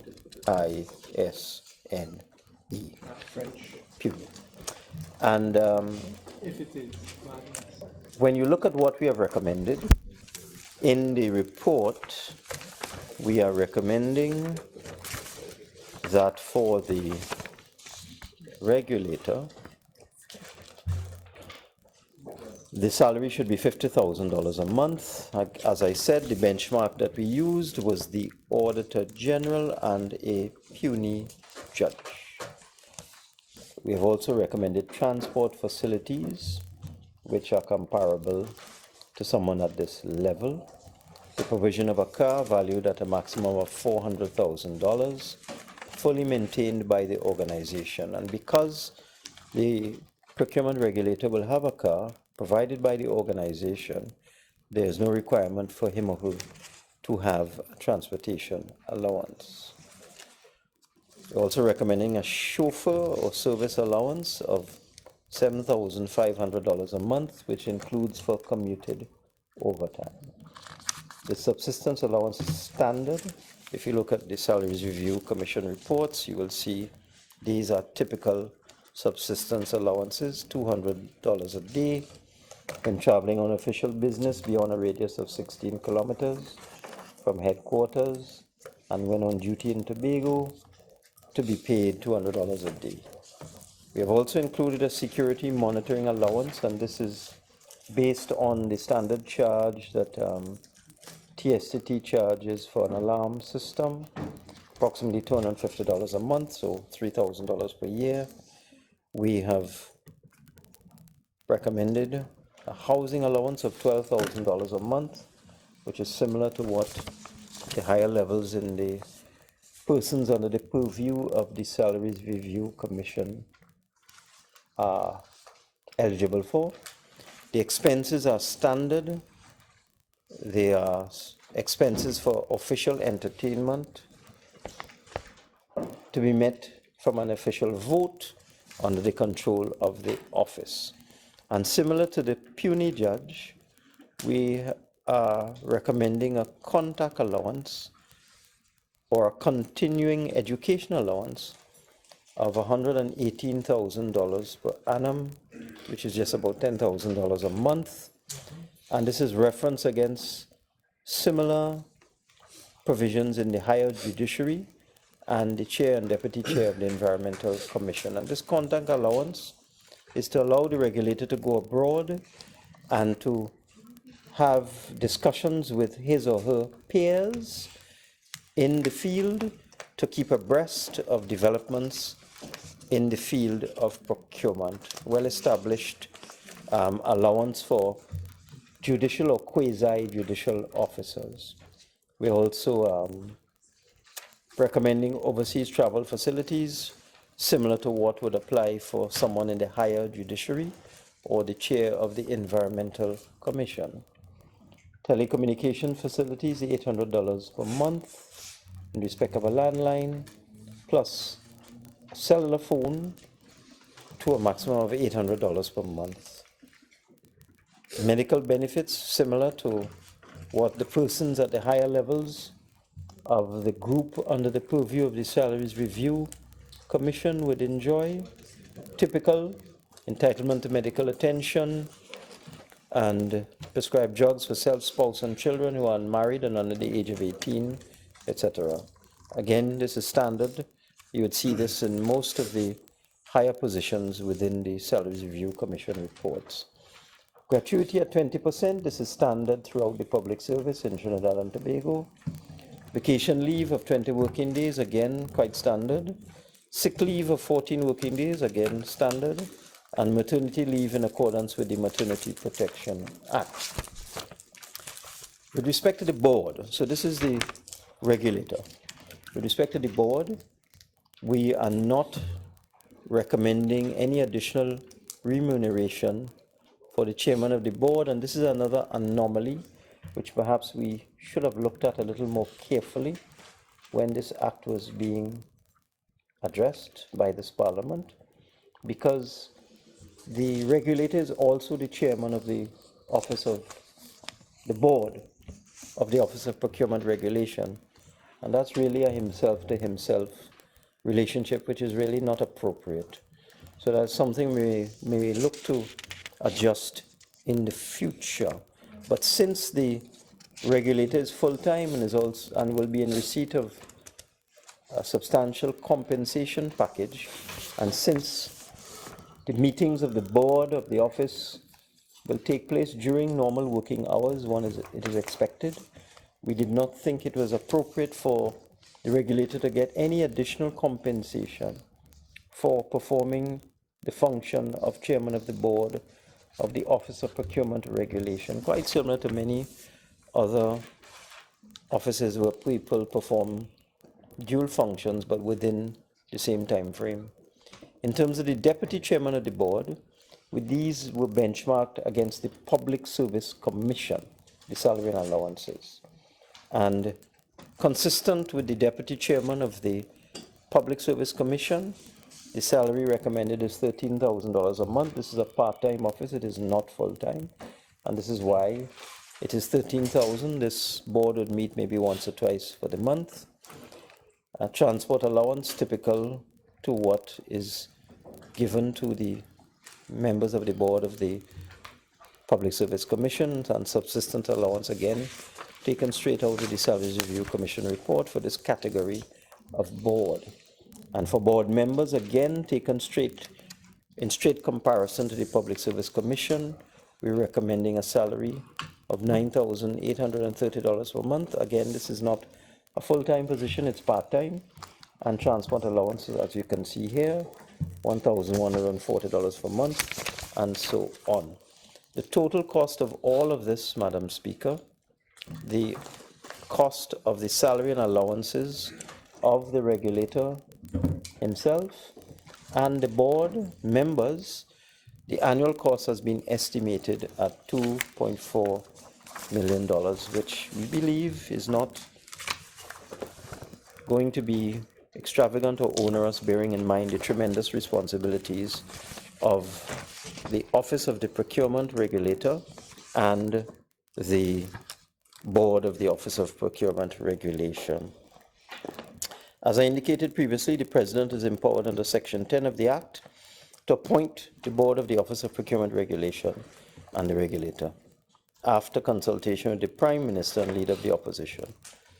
The President has requested the assistance of the Ministry of Finance, as he did in the past under the previous administration, and we have a team at the ministry, as was the case in the past, who are assisting His Excellency to build a pool of suitably qualified and experienced candidates from which he may move forward to make his selection. We are hopeful that we can present His Excellency with at least 10 suitable candidates ranked in order of merit for him to exercise his discretion. We would not, of course, be telling him who he should select. That is a matter entirely for the discretion of the President. And just by way of information, the original term of the regulator was 7 years, but we thought this was not consistent with the term of the life of the Parliament or the term of office of members of Parliament or the President himself, which is 5 years. So we made it consistent with the term of office of the President and the life of the Parliament. Just to give some idea of where we are with this Act, we're now going through this process, which is to get approval of the Parliament for these terms, so that His Excellency can proceed to appoint the regulator and the board. And on the other side, on the public service side, the government is in the process of establishing procuring entities for each ministry or department consistent with their procurement needs. For example, Madam Speaker, there are some ministries and departments which procure very little. They may procure water, paper, and things of that nature, but they don't get involved in large procurement exercises. On the other hand, you would have ministries such as the Ministry of Works, Ministry of Health, Ministry of Local Government, and so on, which national security, etc., which would have significant procurement responsibilities. And therefore, we have established a regime for large, medium, and small procurement units, and also basic, smaller units as you get into the departments which do not have any great demand for procurement. And each ministry and department is now looking at their needs on the basis of the volume of procurement they may be required to do, the risks and opportunities associated with each category of goods and service that they may procure. We are getting assistance from the United Nations Development Program. We have a consultant who is advising the various public officers in the system, training personnel, training accounting officers towards building capacity, and also assisting in the customization of a procurement and disposal handbook as required under Section 33 of the Act, and also assisting with the establishment of internal controls for efficiency, transparency, and effectiveness in the procurement and disposal process, preparation of guidelines as required by the Act. The UNDP consultants have met with key stakeholders in ministries, departments, and state agencies to make sure that all players have a proper understanding of the challenges faced by entities with the coming into being of this new Procurement Act, and also the challenges they will face with respect to significant construction projects and the allocation of money to state enterprises which would have the responsibility to procure on behalf of the state, and so on. We're also in the process of arranging for the training of internal auditors who would advise accounting officers on the necessary level of compliance with the internal procedures to be established for procurement. And finally, Madam Speaker, with respect to transitional arrangements for the Central Tenders Board staff, under Section 66(2) of the Act, members of staff of the Central Tenders Board can opt for voluntary retirement from the public service, transfer to the Office of Procurement Regulation, or they can remain in the public service and be redeployed into other departments. We have an interministerial team looking at the transition of the Central Tenders Board and dealing with the staff in determining whichever option they may select and assisting them to implement this option. The ministry officials have also met with the relevant trade union in February of this year, just before Carnival, and have agreed on the way forward with respect to staff who may be transferred, who may retire, or may be redeployed. In conclusion, Madam Speaker, I believe that the package of salary and allowances that we have put forward is appropriate, and I expect we would get the approval of this House so that we can move forward to implement this very important piece of legislation.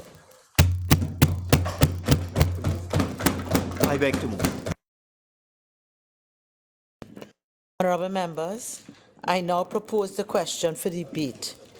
Be it resolved that the salaries and allowances contained in the report on the determination of salaries and allowances of members of the Board of the Office of Procurement Regulation be approved. Member for Couva South.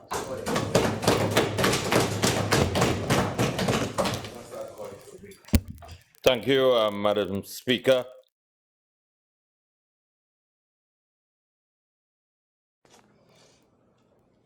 Dealing with a very important motion, and when I listened to the Minister of Finance in his presentation and attempting to justify the motion before us, I really got the feeling that there was not what I would call a very focused and wholehearted effort on the part of the Minister of Finance in presenting this motion for the benefit of all members and by extension Trinidad and Tobago.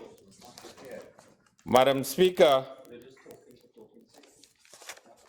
I listened to the Minister of Finance in silence, and we are here to continue the business of the people of Trinidad and Tobago, and I would expect that he would be very responsible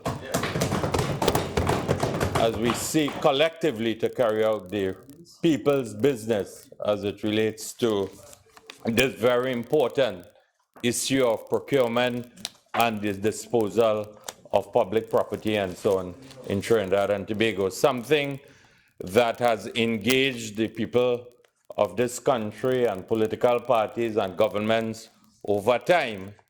But from a historical point of view, I really cannot say that the political party which the Minister of Finance has belonged to for quite a number of years has really given any sense of credible direction to say that they would have wanted to deal with this in any decisive and clear manner over the years, and hence the lackluster and lackadaisical approach in the presentation of this report, Madam Speaker. Madam Speaker, the motion before us says very clearly that it is provided by Section 11(9) of the Parent Act of Public Procurement and Disposal of Public Property, 2015, that the salaries and allowances of the procurement regulator and members of the Office of Procurement Regulation shall be determined by the Minister of Finance, subject to the approval of the Parliament of Trinidad and Tobago. And Madam Speaker, the Office of Procurement Regulator and the members of the Board of Office of Procurement Regulation is very important. It is very important as we continue to evolve as a democratic society.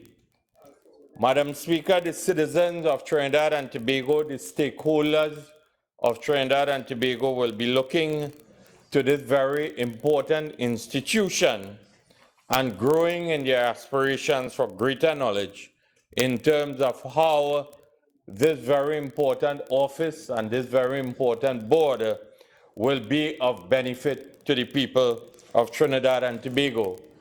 And therefore, it is important to get it right, and it is important to have what I would call a very attractive compensation package and a package that will give people who may want to serve or people who are desirous of serving in this capacity and at the level of the board, really the zest and the zeal of wanting to apply. And Madam Speaker, as we strive to practice good governance in Trinidad and Tobago, we must implement practice, policies, and procedures that will always ensure that there is transparency and accountability. Transparency and accountability and economic efficiency, Madam Speaker, in all of our operations. Public procurement, Madam Speaker, is one of the most vital components of a country's public administration that links its financial system with its economic and social outcomes. And, Madam Speaker, the execution of procurement policies and procedures, I'm just making some general comments and observations, that the execution of procurement policies and procedures reflects the degree of governance and performance with regards to the delivery of goods and services to communities and, by extension, the people. Madam Speaker, needless to say, public procurement deals with approximately 30 to 40% of the GDP. The Minister of Finance can correct me, I stand to be corrected, but public procurement deals with approximately 30 to 40% of the GDP of our country.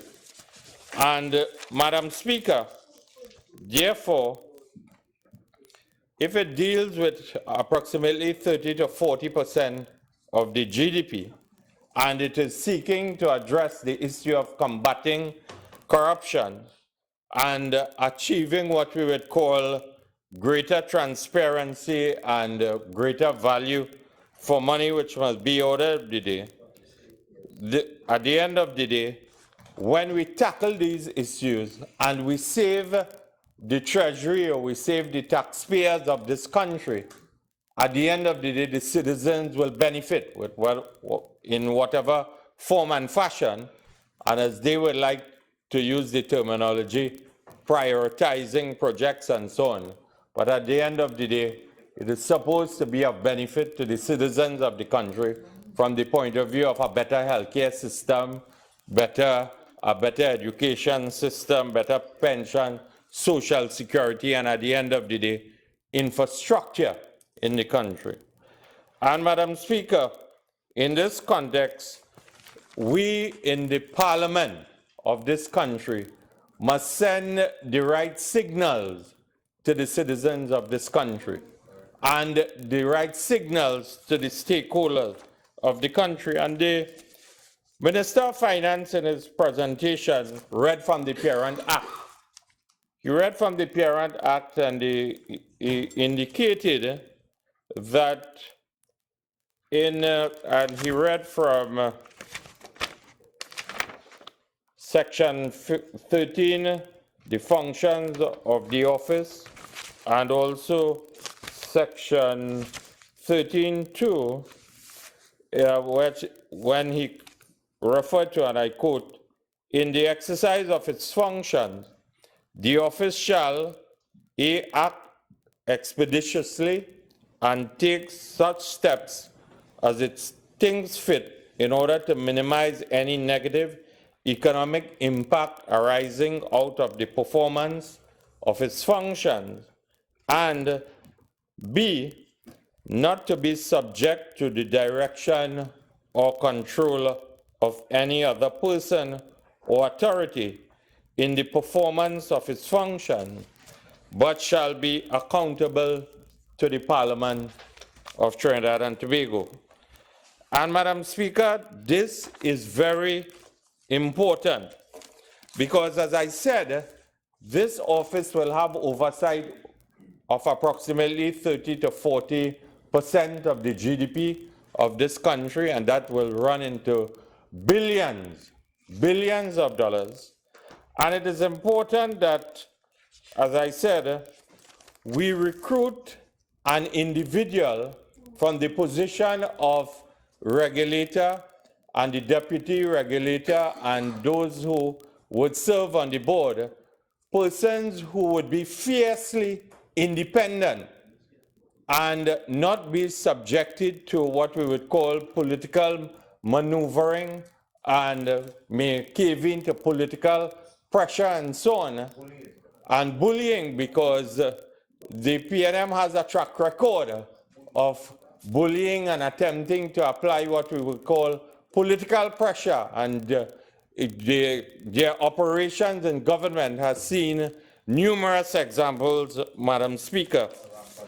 And in this regard, Madam Speaker, when I speak about the issue of being fiercely independent, I really want to ask the Minister of Finance and those on the other side, based on the compensation package that they have that he has presented here today, is that if the Minister of Finance, based on the base salary of $50,000 and benchmarking it against the Auditor General and a puny judge, if the Minister of Finance and by extension the government led by Prime Minister Dr. Keith Rowley is really interested in sending a strong message and signal to the population of this country that they really want somebody fiercely independent and objective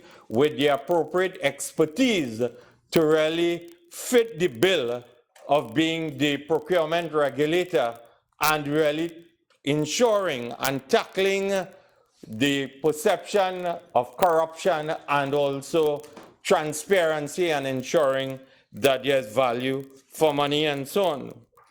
Because he indicated, and you read directly from the report, Madam Speaker, that the salary and allowances for the procurement regulator were benchmarked against the Auditor General and the puny judge as set out in the 98th report of the Salary Review Commission. And Madam Speaker, my colleagues, if they choose to contribute to this debate, Caroni East and Caroni Central, the distinguished members would have served on the Joint Select Committee as it relates to this particular piece of legislation when it was amended and so on. And they will indicate, and based on the verbatim notes and so on of that report, it was recommended, and even the independent senators who made their contributions and so on during that Joint Select Committee, there was a strong argument that the salary should not be benchmarked or linked to the Salary Review Commission. And I leave it to my colleagues, if they so, during their contribution, to elaborate on this.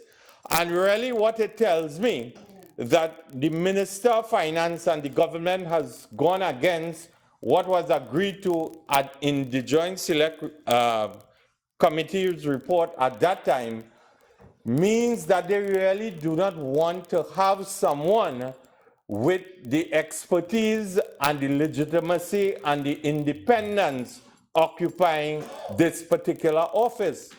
Because from the salary of $50,000, who will come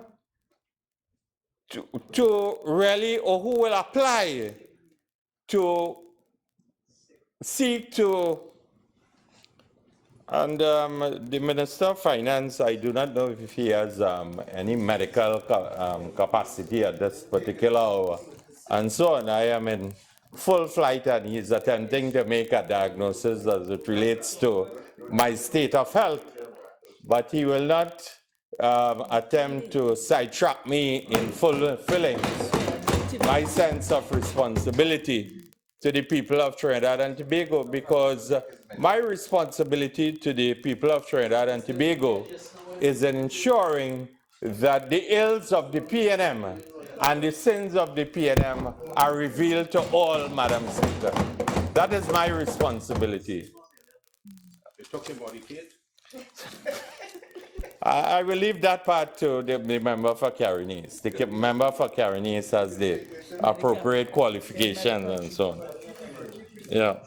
So, Madam Speaker, I'm coming back to the issue of why did they benchmark or choose to benchmark when the Joint Select Committee report had, where there was a fierce argument that was put up against this benchmarking. And as I said, that in this particular salary that was set of $50,000, in my opinion, really cannot attract the relevant expertise, experience, and so on to deal with acting in a very fiercely independent manner, Madam Speaker. And Madam Speaker, I am merely making some observations, and I hope that the observations that are being made here tonight on behalf of, or this morning, on behalf of the opposition, will really give the government a sense of direction in saying that we want to deal with procurement, we want to appoint someone who we believe will tackle the issues that we want tackled in a very decisive and clear-cut manner. And Madam Speaker, I say so because, as I said, this person will have oversight over billions of dollars in Trinidad and Tobago, over cut across ministries and state enterprises and so on. And I just want to give a little insight on the salaries of CEOs and so on that are that they enjoy. Just give a little insight into the compensation packages that this person will have jurisdiction and oversight, because we want an independent person. We want someone with an impeccable character and integrity and so on, and someone who can withstand political pressure and probably the characteristics of a Minister of Finance who is prone to all kind of wildcard statements and so on in the performance of his duties. But coming back to, well, certainly we are not of a 0-0 position and so on, Madam Speaker. Madam Speaker, and for example, the procurement regulator will supposedly have oversight over the president of Petrotrin. And the base salary for the president of Petrotrin is $170,000 per month, and he's entitled to a fully maintained company's vehicle, medical plan, contributory pension plan, and so on. And I also want to read from a Trinidad Guardian article dated the 28th of February 2015 that was written by Gail Alexander, when she wrote that the CEO of WASA received a basic salary of $88,500, a housing allowance of $8,850, a transport allowance of $14,000, reimbursable entertainment, gratuity of 20% of salary, and performance incentive bonus of 25% of basic salary. And Madam Speaker, also at the National Gas Company, the president at that time in 2015 was enjoying a monthly salary of $150,000 with housing and allowances and so on, Madam Speaker. And at TNTech, the general manager received a basic salary of $70,300 plus a housing allowance and being involved in the employees' saving pension plan and all that goes with it. And as I said, even at NIPDEC, at that time in 2015, Madam Speaker, the general manager's salary was $58,250, and at UDCOT, it was $65,000 monthly, again, with a number of allowances and so on. So it really tells me that we must review or attempt to address the issue of the base salary and also to ensure, Madam Speaker, that we attract the right person in this particular job. Because at the end of the day, Madam Speaker, we have a responsibility to ensure that the person is fiercely independent, Madam Speaker, and based on the salary and based on what has been outlined by the Minister of Finance, I really want to put it to the Parliament and put it to the stakeholders that the government of Prime Minister Dr. Keith Rowley is not serious about advancing the process and operationalizing the entire procurement regulation in legislation as it relates to the procurement regulator and members of the board. Because I want to make the point in combating corruption and ensuring transparency and value for money, that the person who is recruited at the level of regulator, deputy regulator, and also members of the board, they must be what we would call beyond reproach. They must be like Caesar's wife, Madam Speaker, and we must put the checks and balances from a compensation package to ensure that they will be able to act in a very objective manner and not to be under any influence or control or manipulation in Trinidad and Tobago from a political point of view, Madam Speaker. And also, the issue of conflict of interest may arise in this particular issue, and I know that the Minister of Finance may want to spring to defending himself and so on, and defending his ministry, because at the end of the day, too, the regulator will have that sense of oversight over his ministry. And in that particular issue, the Minister of Finance has the responsibility, as I said, of commissioning this report and so on. And in a way, there is a conflict of interest because it is him unto himself. And again, this addresses the issue of whether the individual will be free from what we would call political control and manipulation and maneuvering and so on. And I think that it is important that I spend a little time on this particular issue, Madam Speaker, because, Madam Speaker, up till now, we have not heard from the Minister of Finance really in any clear-cut manner how this report was really arrived at. And in a roundabout way and in a roundabout fashion and so on, he attempted to tell us about this $50,000 salary and the other perks and so on. Madam Speaker, it is important for me to make a couple of observations as it relates to the issue of, and I see that in the subsistence allowance, Madam Speaker, he has outlined a subsistence allowance of $200 per day when traveling on an official business beyond a radius of 16 kilometers from official headquarters and when it is necessary to purchase a meal. And under Roman numeral 2, when on official duty in Tobago, the office holder to be eligible for hotel accommodation and meals as necessary.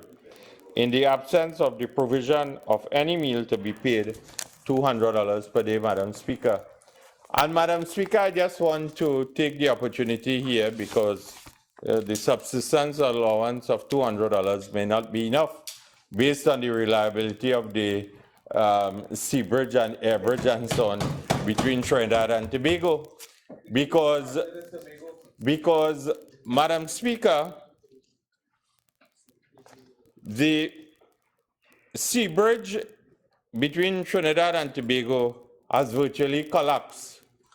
And we are now being told that a barge and other boat was procured by the government of Trinidad and Tobago. It is taking 15 hours and so on to get supplies. Madam Speaker, Standing Order 48-1. Member, I give you a little leeway.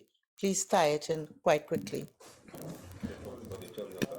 Madam Speaker, I'm talking about the terms and conditions that is outlined in this particular report.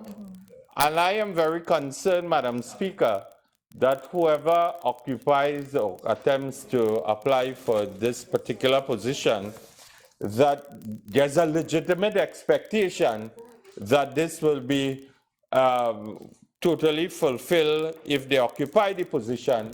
And as a former trade unionist, I would want to ensure that they have the compensation package that will allow them to function effectively.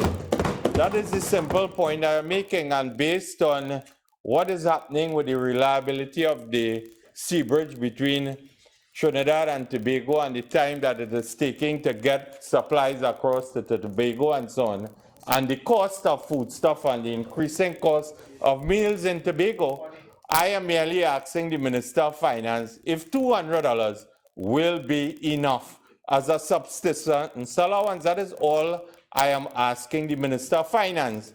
And based on the lack of transparency as it relates to the procurement of the boats in Tobago, Madam Speaker, which this very regulator may one day have to review and so on, Madam Speaker, it is important to get it right at the end of the day. And Madam Speaker, when I look at the medical benefits under the report that the Honorable Minister has piloted, he has indicated that under the terms of medical benefits, the individual is entitled to medical attention, treatment, and prescribed drugs for self, spouse, and children who are unmarried and under the age of 18 at any healthcare facility under the regional health authorities, including the Orquetta Medical Sciences Complex, where such medical attention treatment is not available and so on. At such healthcare center, the office holder to be entitled to have costs met at any other hospital and so on. Madam Speaker, from a standard point of view and so on, the Minister of Finance may want to consider from a children's point of view, once as evidence can be provided that they are enrolled in tertiary level institutions and so on, recognize one that is that the medical care be extended to their children up to the age of 18 and so on. And also from the point of view of legitimate expectation, could the Minister of Finance guarantee that if this office holder, whether it is the regulator, the deputy regulator and so on, if he or she seeks medical care and attention and there is some kind of serious medical emergency for that person to access medical care at the Mount Hope Medical Sciences Complex, that he or she will be guaranteed that they will not be the recipient of what we would call contaminated blood and so on, Madam Speaker. And they will go in there healthy and then you come out and be diagnosed as an HIV patient and so on. These are the things that we must be able to look at and examine, Madam Speaker, from the point of view of healthcare, and whether the Minister of Finance indicated that gratuity and vacation leave and sick leave and so on were benchmarked against what exists within the Public Service and the Salary Review Commission. And and this leads me back to the earlier point that I made, and I will leave that again for my colleagues Caroni East and Caroni Central if they choose, because they participated in the Joint Select Committee's report.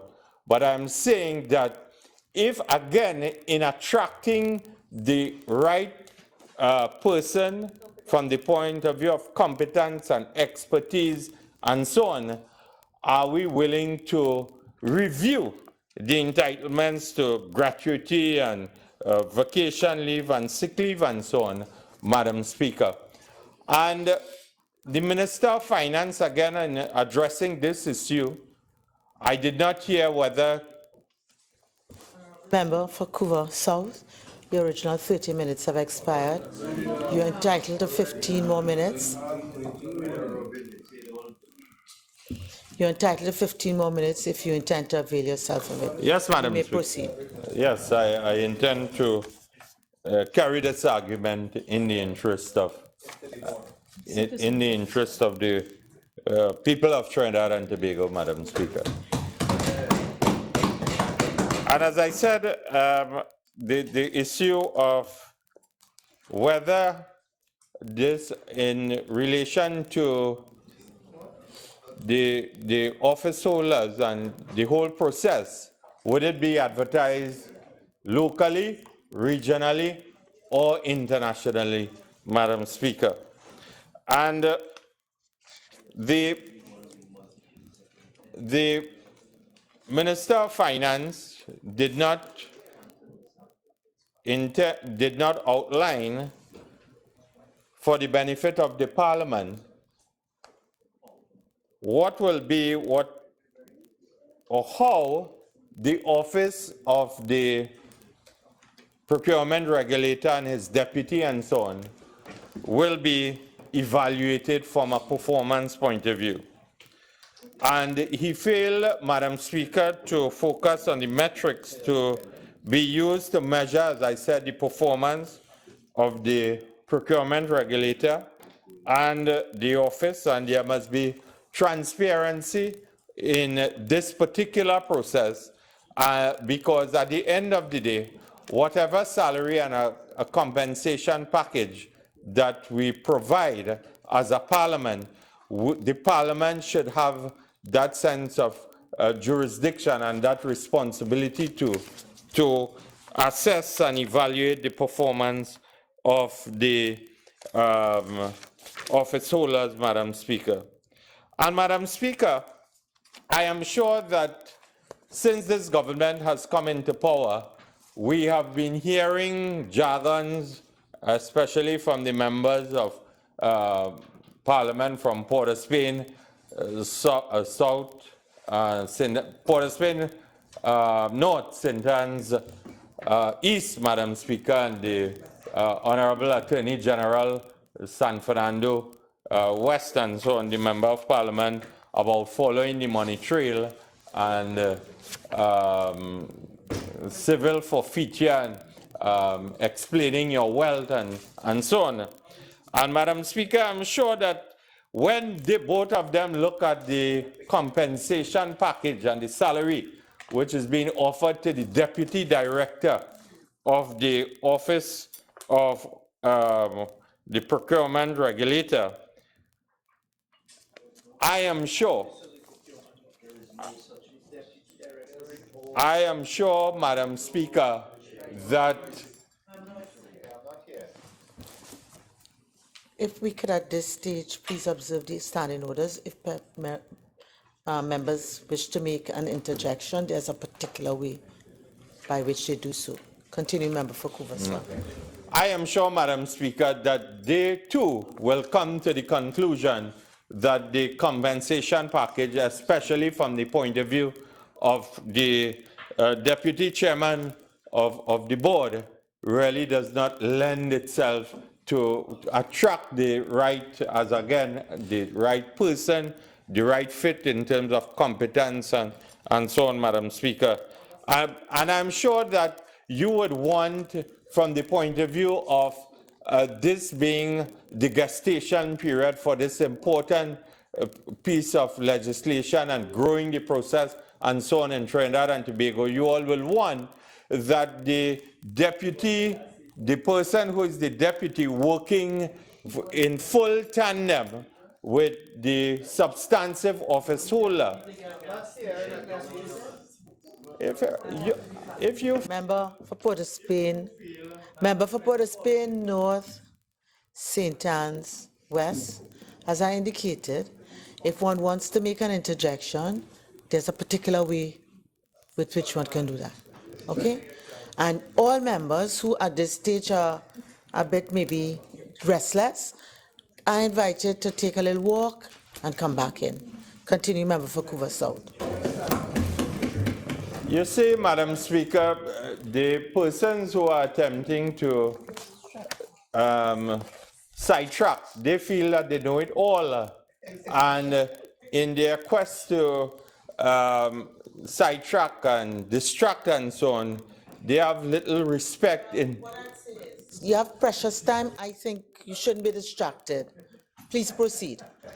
Thank you, Madam Speaker, guided. But at the end of the day, the corruption busters of the government,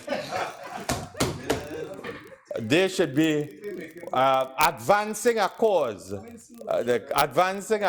for a proper compensation package. Because as I said, in this growth period for this legislation and carrying the process forward and so on, and operationalizing the act, certainly there's a wide disparity between the regulator salary of $50,000 a month and the deputy chair of $13,000. A wide disparity, and you would really want both individuals working hand in hand, working left and right to make sure that we get it right in relation to addressing the issues, Madam Speaker. And in that regard, too, Madam Speaker, it is important to address the issue of what will happen beyond the recruitment of these very important office holders. What will happen in the relevant ministries and so on?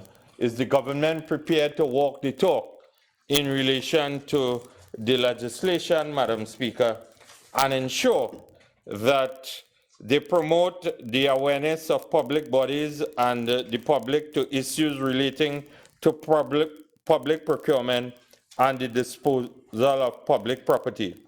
Will the government be prepared, Madam Speaker, to create and publish standard form contracts for public procurement and disposal of public property?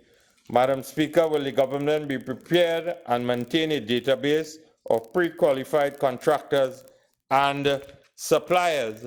And also, will the government across relevant ministries or across all ministries and state entities which fall under the purview of the procurement regulator and the board, will the government be willing to put the necessary finance into what we would call advancing e-procurement and so on in Trinidad and Tobago, Madam Speaker?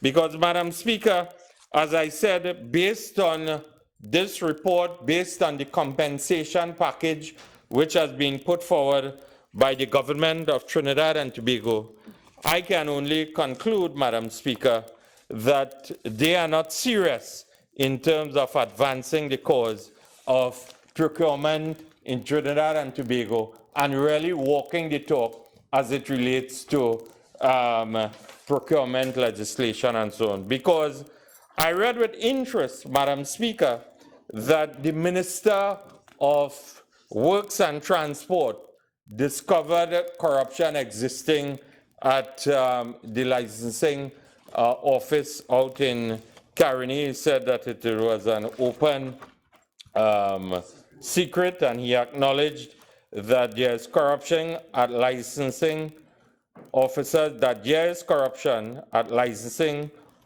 offices, and a working team has been mandated to deal with this.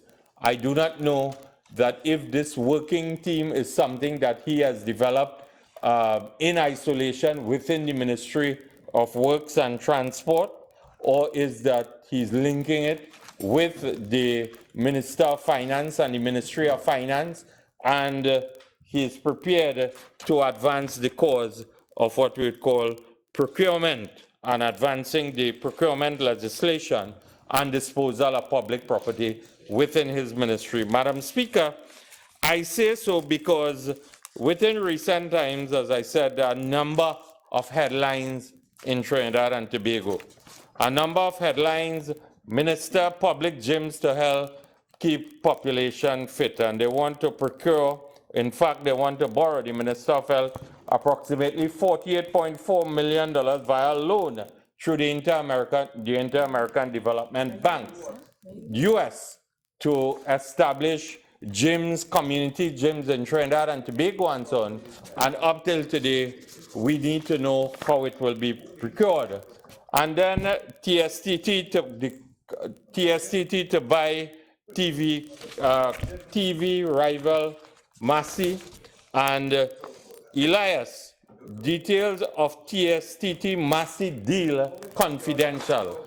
I think, Madam Speaker, in the interest of the taxpayers of Trinidad and Tobago, and in the interest of value for money and transparency and governance and so on, I was rather flabbergasted to know that $255 million of taxpayers' money could have been expended, and the Cabinet of Trinidad and Tobago had no knowledge of this transaction.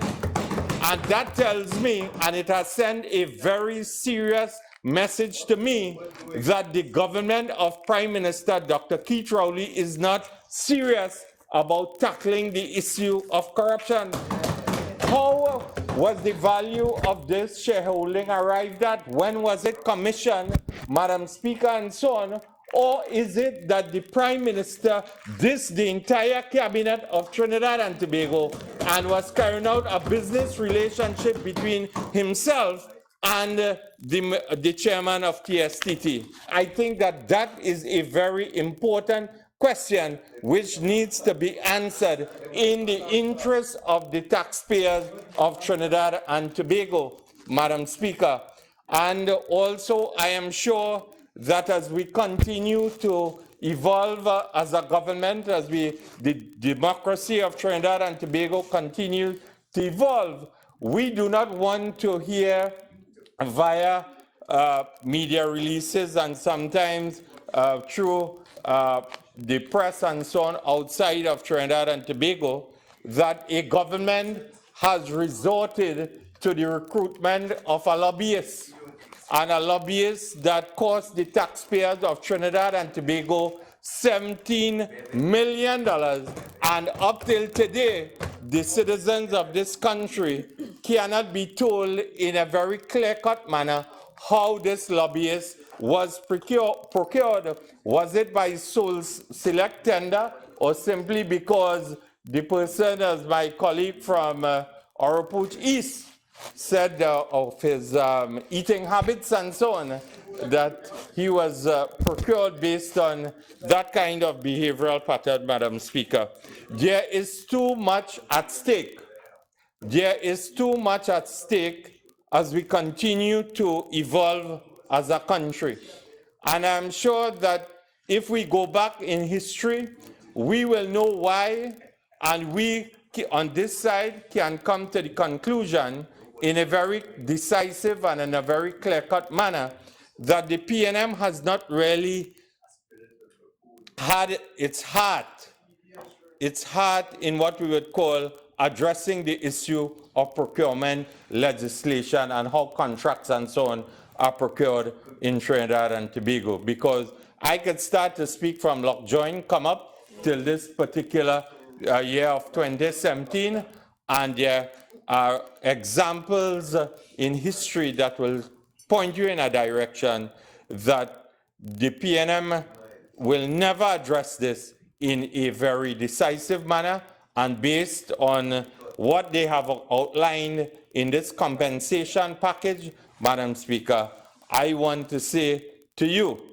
and I want to say to the stakeholders, and I want to say to the citizens of Trinidad and Tobago that they are not serious about advancing this process. They are not serious about working in the interest of the taxpayers of Trinidad and Tobago and saving the treasury of this country, the appropriate monies that can be channeled into schools and a better pension system and a better healthcare system and so on.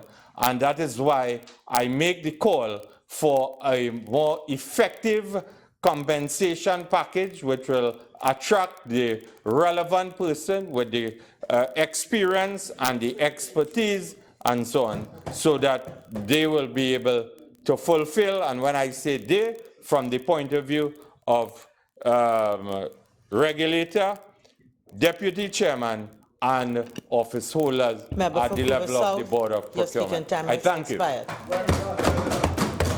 Minister of Finance. Madam Speaker.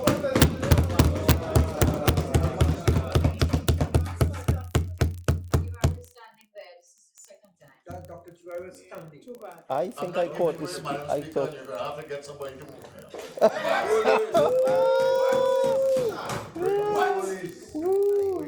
Remember, I don't think it's an issue of giving way. It's a question of who catches my eye. I stood up, Madam Speaker. I was on legs. Members. Members.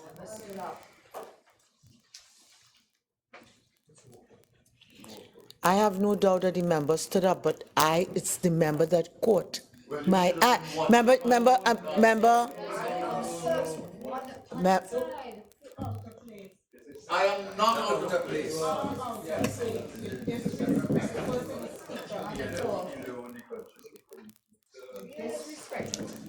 Member for Caroni Central, I realize it's late.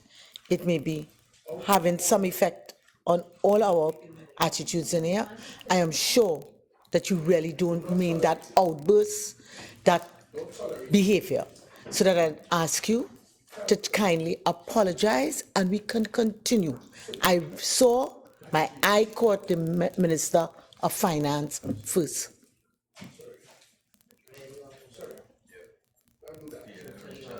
That's what my eye caught. Minister of Finance.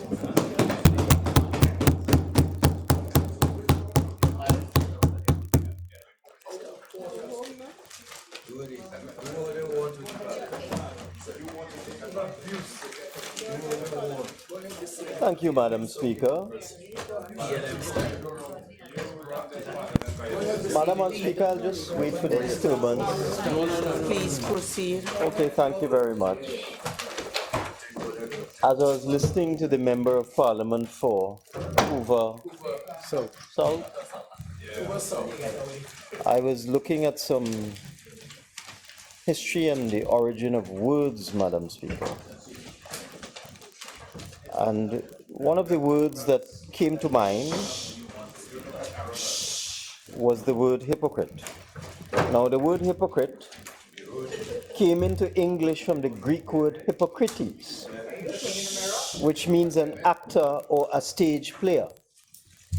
Now, the Greek word took on a meaning to refer to any person who wears a mask and pretends to be something or someone they are not.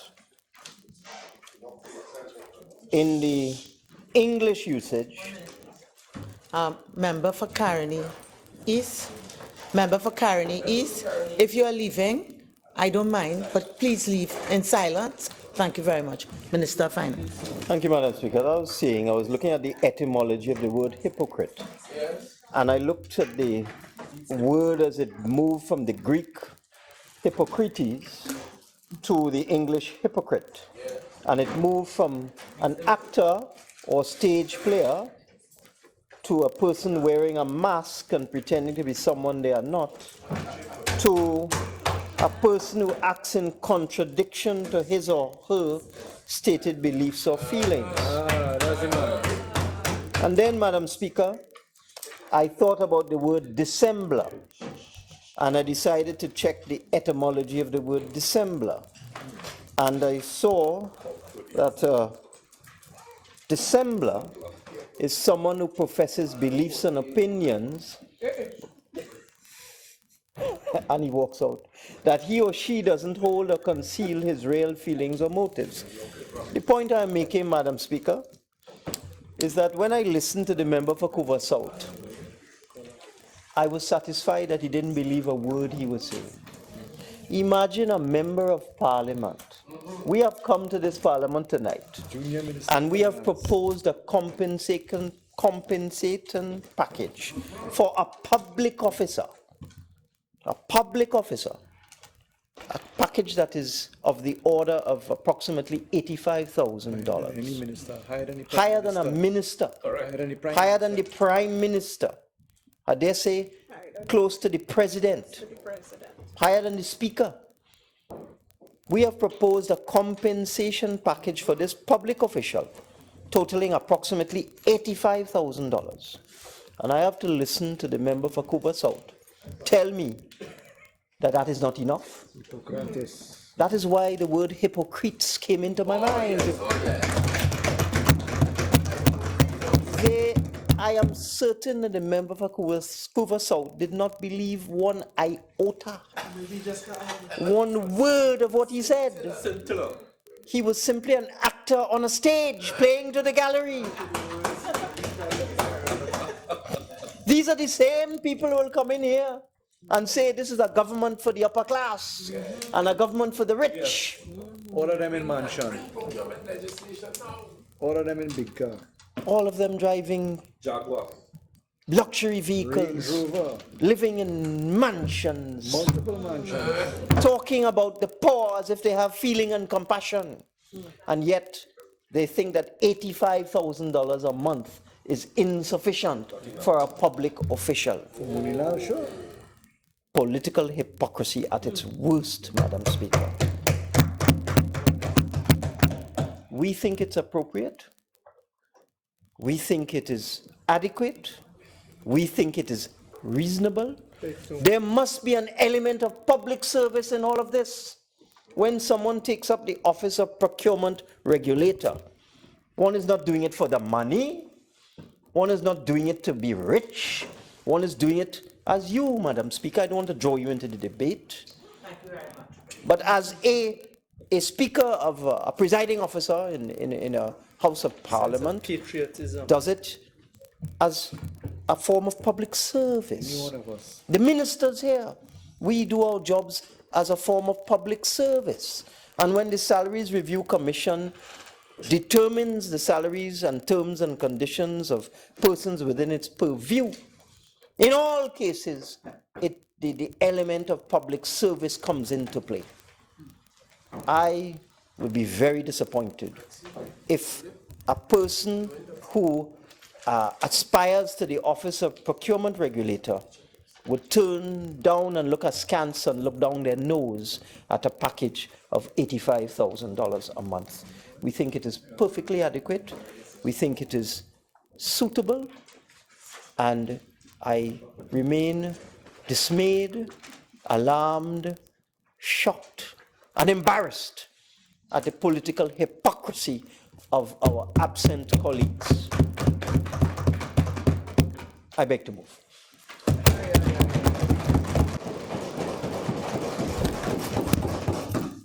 Honorable members, the question is, be it resolved that the salaries and allowances contained in the report on the determination of salaries and allowances of members of the Board of the Office of Procurement Regulation be approved. All in favor say aye. Aye. Any against? The ayes have it. Leader of the House. Thank you very kindly, Madam Speaker. Madam Speaker, I beg to move that this House do now adjourn to Wednesday, the 10th day of May, 2017 at 1:30 p.m., at which time we will consider the report of the Standing Finance Committee and debate the report. Wednesday at 1:30.